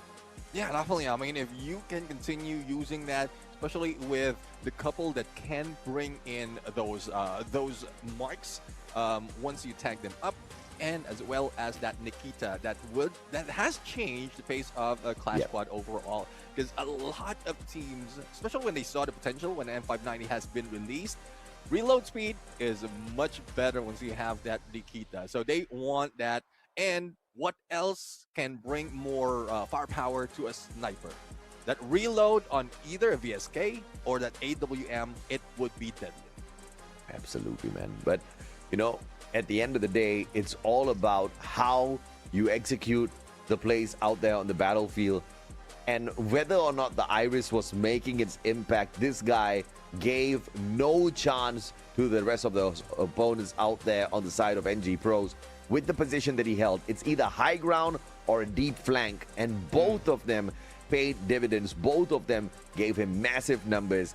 And just like the previous game, this one was one-sided. 6-0, 6-1, 2 games down, 1 more to go for AVIDA x KDC to get crowned the dual mode champions of Free Fire Max Asia Invitational 2025. Well, let's see on what adjustment needs to be done or will be done by NG Pros right here in the next game. They might be able to grab at least points, prove to the fans out there, prove to anyone out there that they have what it takes to go against AVIDA x KDC. But, well, me saying that, now that they are on this semi-final, or on the grand finals rather, I guess they proved a lot already.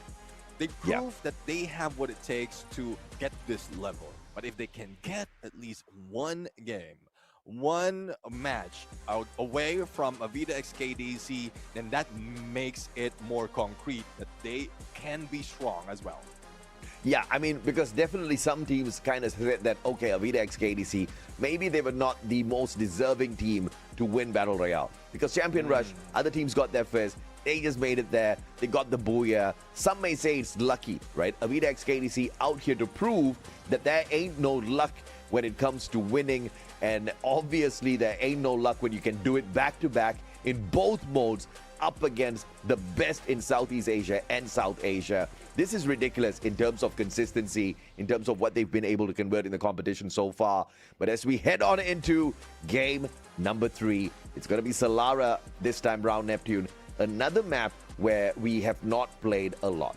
Yeah, exactly. And I'm really looking forward to the battle of that windmill, as well as studios, because a lot of moving parts, especially in studios. I mean, a lot of moving parts. Imagine the train in there.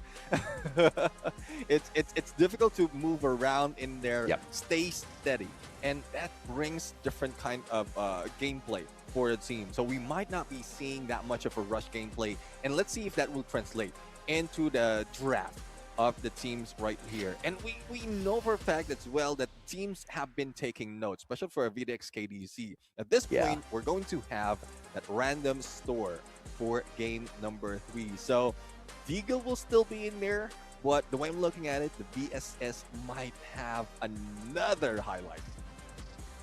I'm not looking forward to it. I think you're going to see the Luna in play this time around for sure. The Luna is going to be probably replacing Nikita for some of these plays. I would not be surprised if some of them brings in the Luna and the Nikita just for the extra reload as well as extra rate of fire. You know, when you bring in such lethal combinations, looking at what sort of a store you're going to get, already pre-planning what sort of a weapon you're going to be purchasing in the lobby, I think it definitely gives you an edge, right? But of course, as we head on in here, ban picks, ladies and gentlemen, boys and girls, let's see exactly what AVIDA x KDC takes off the map first here as they pull in the first ban. Well, AVIDA x KDC, let's see on what they are going to take away.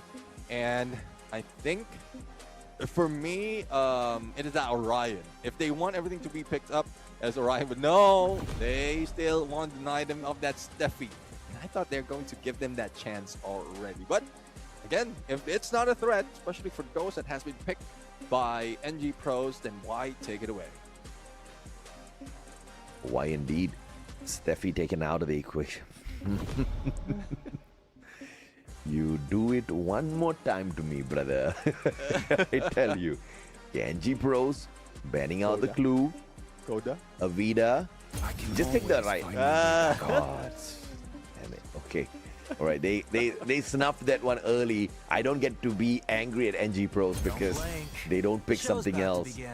And this time they prioritize the Oscar and the Orion combo. I like this. They get to be aggressive. But again, it hasn't worked. And if you keep trying the exact same thing again and again, expecting a different result, then perhaps you might need to take a pause and reflect a little bit.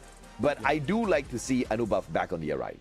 Yeah, definitely. I mean, right now, there's an opportunity for Cassie to be put off, but no. A124 right here. Pablo, Cassie, come on. I know that is one of your favorite. Iris, though. I mean, they don't want to let it go for a Nusit. They will still using that wall brawl. And, well, it gives an opportunity for NG Pros to take that Cassie away. Anubhav and whoever will be rocking with him on a duo will be... Nani? No. You have an Oscar already. What? Cassie. Don't lock. No, they locked it in. Well, oh well. Cassie, definitely. So much for my prediction then. Yeah. Pablo in there will be rocking that Cassie. No question. Oh, goodness me. AVIDA X KDC looks like they are bumping into a squad that is determined to make this one fairly easy for them. Instead of the Cassie, it's the Chrono. Oh, okay, all right. So AVIDA X KDC is actually expecting NG Pros to be a little bit more aggressive in this round. I do understand why, because obviously NG Pros right now are desperate to make their way back into this grand finals. They need to get aggressive if they want to find these eliminations. But you know what? One of the key points is the fact that Anusit as well as Longkong, those flanks coming out of these two players have been absolutely crushing it right now.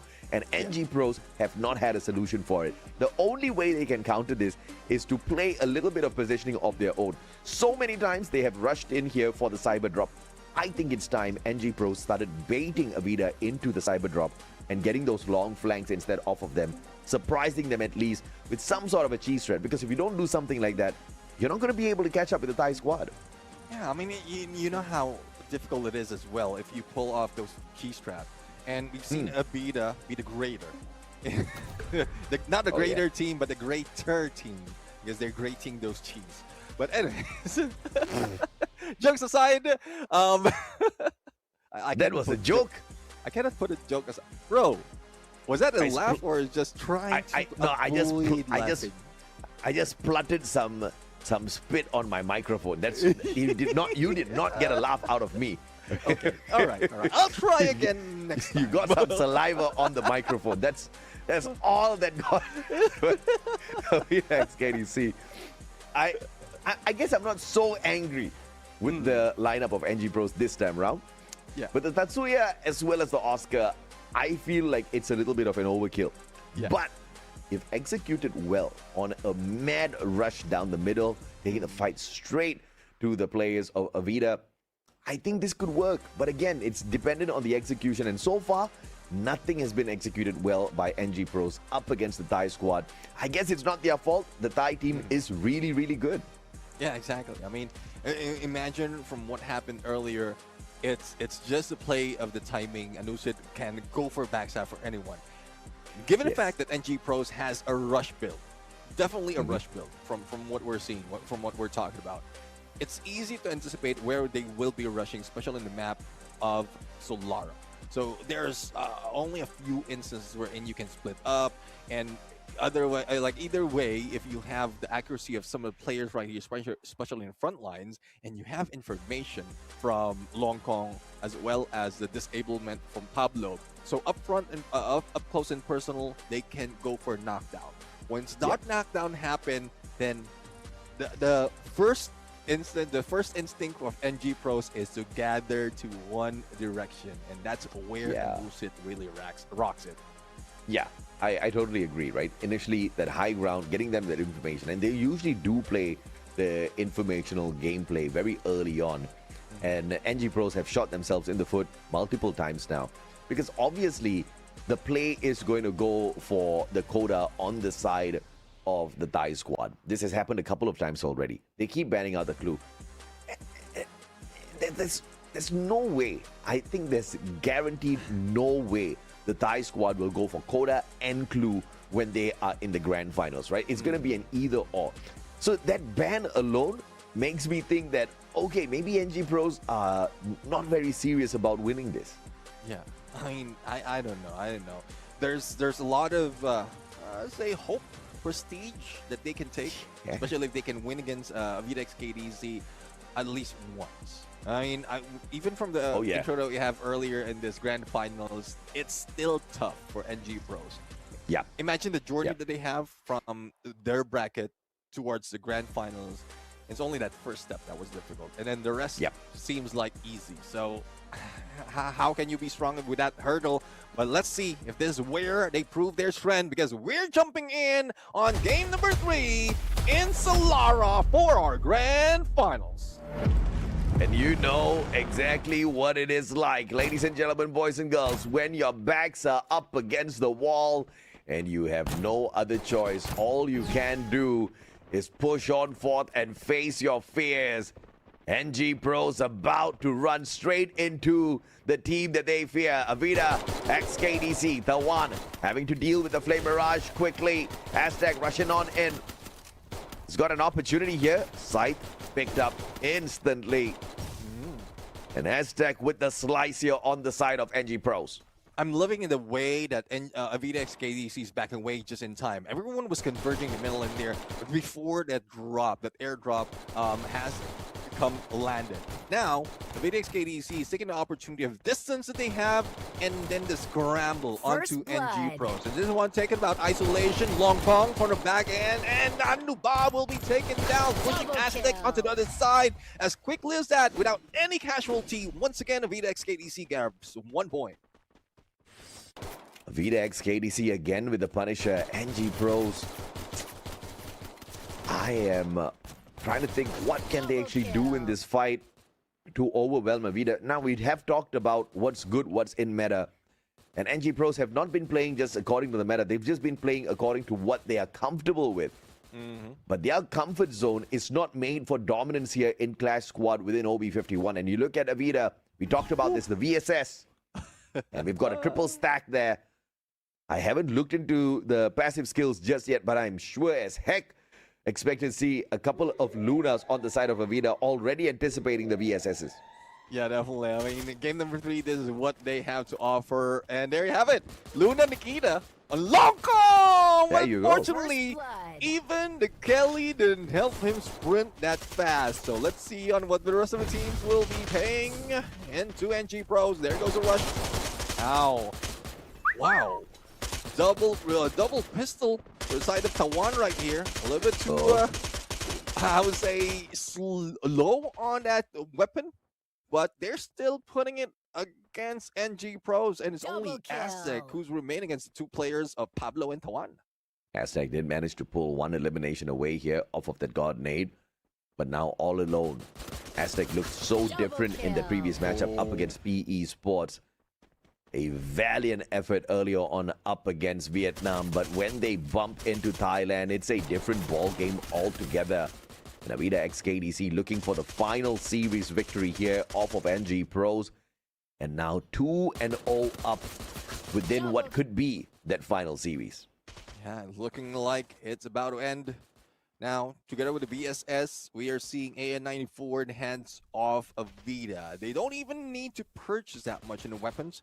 They have enough that they need. They can focus more on their armors. Manu moves in with slide rails a little too quick, though. Now, let's see on how they are going to defend themselves. A 3-1 split that might be prevented if in case Pablo will be able to wait this out. Tawan hit by that Flame Mirage. He will be tagged up. Gets into the cyber airdrop. Will they be able to grab this before NG Pros move in? Looks like it is going to be a challenging situation. Cropsy backstab. The one running straight into Anubhav. Aztec gets out of the sticky situation. Catches a long Kong and a great spray done by Aztec. The one punished as well. Pablo and Anusit, the only ones left here for the side of Avida with the VSSs. My God, you cannot let this happen, NG Pros. They have the numbers advantage. The pickup is there. Anusit going to pick Pablo up. Aztec for the finisher, still punished. The Luna going crazy. Anubhav with a flank around. Anusit thinks he can find the finisher. And he might as well do exactly that, as the footwork saves Anubhav, takes the VSS as well, says, give me that. But damn, that was a really close round. Great 1v1 though. It's Anubhav versus Anusit, and it's just something else. Doesn't even have to pull off that Crimson Crush, though it was just refreshed. So I'm really loving how that was played by NG Pros, but I'm loving that how that was started by AVIDA. And if it wasn't for that failure on the pickup, that delay in the pickup, that could have been a 2 versus 1 quite easily favoring AVIDA. Unbelievable consistency, but NG Pros stepping it up there in that round. Thompson X in the hands of Aztec. He can spray and pray all he wants, and he'll have bullet for days. Cropsy, long flank around the right here. And if he does manage to catch out Anusit, it'll be big, but he just made a long U-turn back. I've got questions. I mean, probably has been spotted by Anusit and trying to just throw them off the game. But again, questionable. Could have go for the backstab, but it's just Avida's patience. And you know how it is. Patience is a virtue. But at some point, patience also deserves to be or needed to be put in the hospital. So which one is it? That would depend on what. All right, that is a left. Don't hold it back, otherwise it will come out differently or another way. Stupid. The one opportunity in NG Pros. The Cropsy and Manu. Whoop! Anusit with a sliver of health. Great play by Cropsy. Gets a triple. And Manu on the backup. The moment they pick up the VSS, NG Pros start pulling some rounds towards their side. You gotta like that. You gotta play on the meta, NG Pros. Yeah, exactly. I mean, from what I'm seeing, special in passives, even in Cropsy, doesn't have that Luna. So they does have that Otho as well as a little bit of strength from that Shani and Joseph. But the accuracy is on point. If they don't, they are not relying on that Luna. But let's see how they're going to play it in Aquarium. And there's one thing that throw out, especially for those with the scan, because then only you would know which side everyone is taking. Absolutely. Smoke Vortex is that brilliant placement in the middle. It makes it a tad bit more difficult to deal with. Trying to spot out these players. Tawan, Pablo, both drop. NG Pros waking up in the fight. They've already got 2 of the cyber points onto their side. Cropsy dropped Anubhav, final player, 2v1, Long Kong. This is a turnaround here. Long Kong looking for the shutdown onto Anubhav. In the meantime, trying to make sure Cropsy is dropped. And Anusit now on the flank around Anubhav. Do you have the Superman on you? Orion! The Crimson Crush comes in for that perfect save.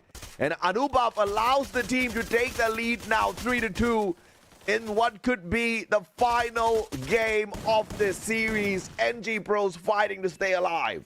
Now we're seeing a little bit of proper Clash Squad mode coming from NG Pros. Especially with an M1887. We rarely see that nowadays because of M590 as well as a long-range weapon, but they play it to the T. If you're that aggressive player, Anubhav with that Orion plus Cropsy with that Rebel Rush, you can use the M1887 shotgun. So let's see on how are they going to play with this, because it seems like a little switch in weapons that might give more advantage to NG Pros. Great deep freeze. Tagging up these players on the side NG. Manu up top. Goes for the prone. Just so they can play the recovery a little bit. And that means they're just going to be one player down for the time being. Gonna sit with the spray down. Cropsy taken out of the equation already. Pablo has got the M1887X in hand. Looking for one. Looking for two. Anubhav with the Punisher from the back. But Pablo with the flying death delivered. 3-3. AVIDA saying you are not going to extend the series. It's getting late here in Thailand. We want to sleep.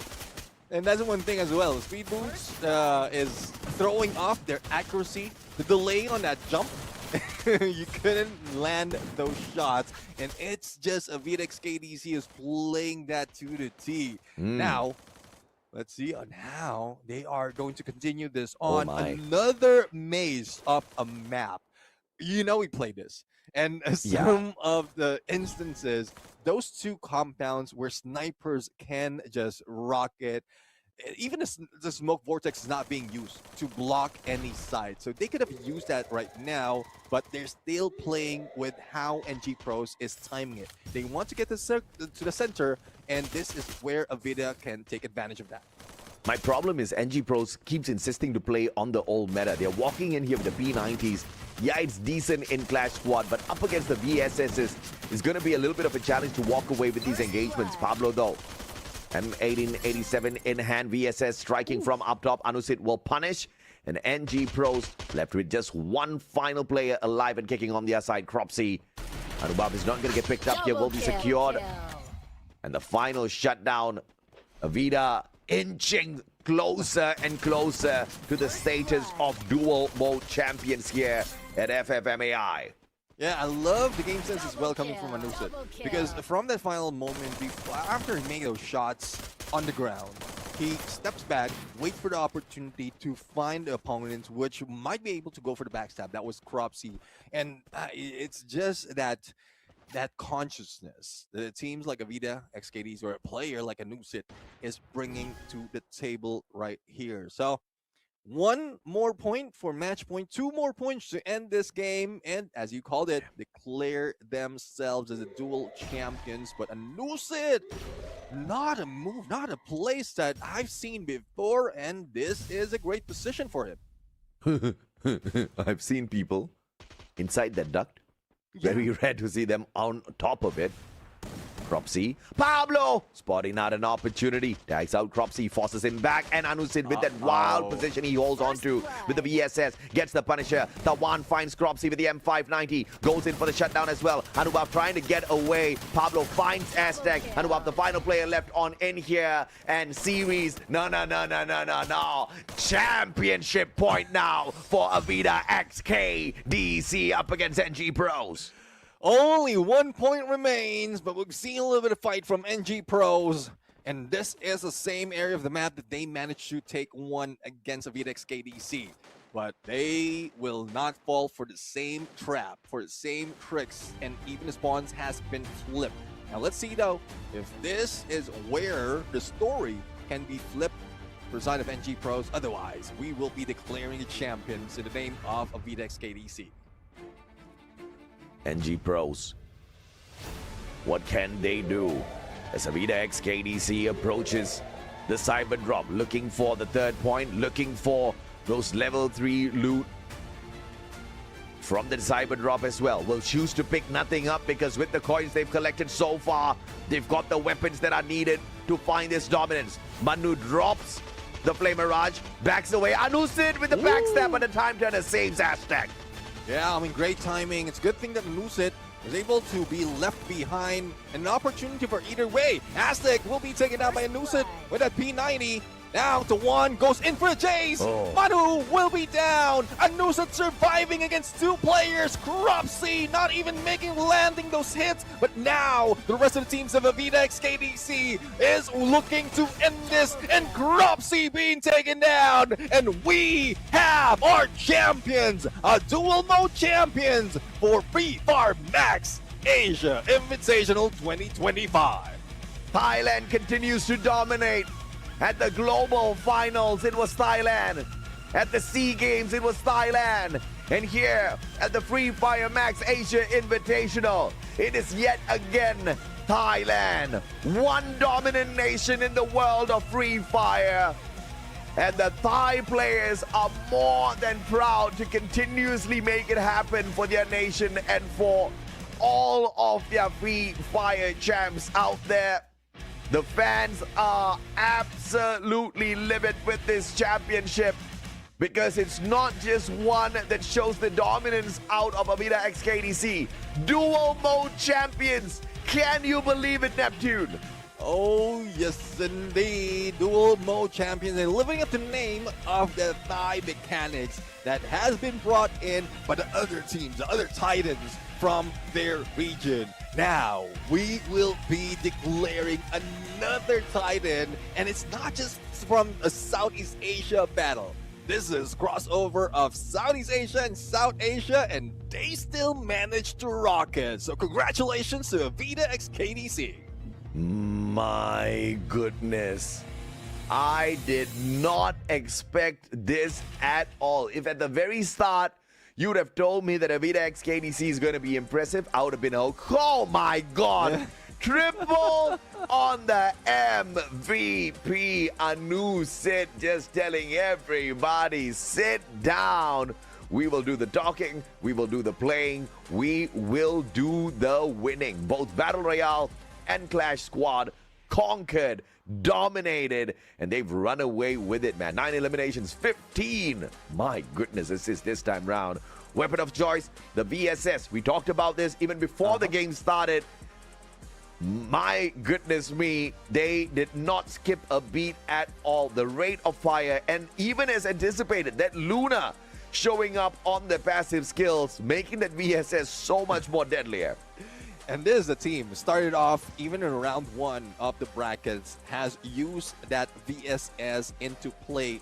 When we saw them going in for a third game, we thought, what is happening? Is AVIDA x KDC even that strong? But they are just playing with their opponents, eating them alive round after round. And similar approach has happened from the first up until the third match, and the result is still the same. It's AVIDA x KDC winning the games. And if you look at the assists here, 14 off of Long Kong, and 11 eliminations off of the one, 8 eliminations off of Pablo. Massive assistance here from the rest of the team members. And NG Pros, they woke up for 3 rounds. Yeah. But they woke up a little bit too late within the series, and even those 3 rounds was just not enough. But you could see the fight, you could see the hustle in NG Pros. But what NG Pros really needs is very clear. They need an analyst. They need to go back to the drawing board. They need to go back and sit down and figure out exactly how to dominate the game even before starting. It's not their fault. They definitely do need some extra assistance. Maybe with the prize money that they do walk away with from both Battle Royale as well as Clash Squad will help them obtain a great analyst for their side.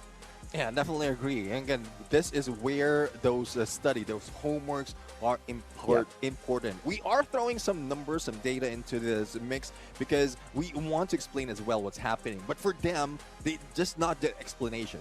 It's more of how are they going to play with that or counter it or whatever they need to do to win those games. So result might be different if they do have those staff to back them up in here, because firepower, mechanical skills, even the tenacity of a team. From that final moment, we are seeing that fire, and their fire is being fueled for the love of Free Fire, for the love of being close to the champions. But AVIDA x KDC has more fire on them, and they managed to grab it on 3-0 for the series. 6-0, 6-1, 6-3. With an overall scoreline of a 3-0 within this best of 5 series. A clean matchup up against NG Pros, not allowing them to win a single game against them. AVIDA x KDC, what a brilliant way to bring the competition to an end here. They have to be proud of themselves because of what they've managed to achieve. Let's take a look at the brackets once again so that we can hit a quick recap on their journey so far. And the first round of battle for AVIDA x KDC, they managed to win their games 2-1 against Magna Esports Club. And this is where we started questioning AVIDA x KDC, because there's one match where they did end it with a 0 for the opponent, but when they went against Reckoning Esports, how well Reckoning Esports fought it against IQTG from the first round. We thought that that was a great fight, that we are going to see. But still, with the XKDC, that's where they reintroduced that VSS Luna combination, and they have been rocking it all the way. And the only difference that we've seen, though, is the complete dominance that they have against BIGETRON Esports, or BIGETRON by Vitality. Imagine BIGETRON by Vitality beating down the Falcons. They were expected a great fight might be brought in by the team. Yeah, and it wasn't even a easy battle for them, right? Because like you pointed out, Falcons was not an easy opponent. BIGETRON sorted them out. But up against AVIDA, BIGETRON seemed like they were nothing. And honestly, up against anyone that AVIDA has faced off thus far, they have seen like they were nothing. AVIDA has made it through all the way into the grand finals, and they've only lost one game.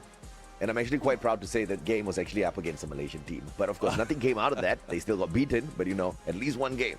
Yeah.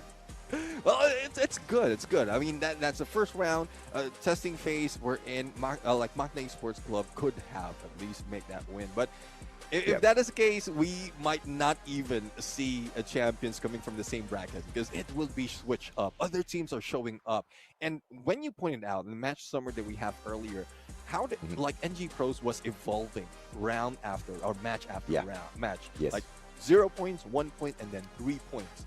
Given more opportunity, we don't know what we are going to expect from NG Pros. Given more time, more tournaments, NG Pros might be rocking it. But the same goes for AVIDA XKDC. They will be doing more of the homework, more of the trainings, and they would be even deadlier, especially as they will get not only the title, but also the prize pool. Maybe. Or maybe they start resting on their laurels and then the other teams catch up and overtake them, right? You know, the tortoise and the hare, it's a age-old story. We all know exactly how it goes. Many champions in the past have already gotten to the front and then kind of slacked off, which is exactly why we've got a little bit of a back and forth going on in the world of Free Fire Esports. But of course, AVIDA XKDC definitely on their way to the summit of Free Fire Esports for sure.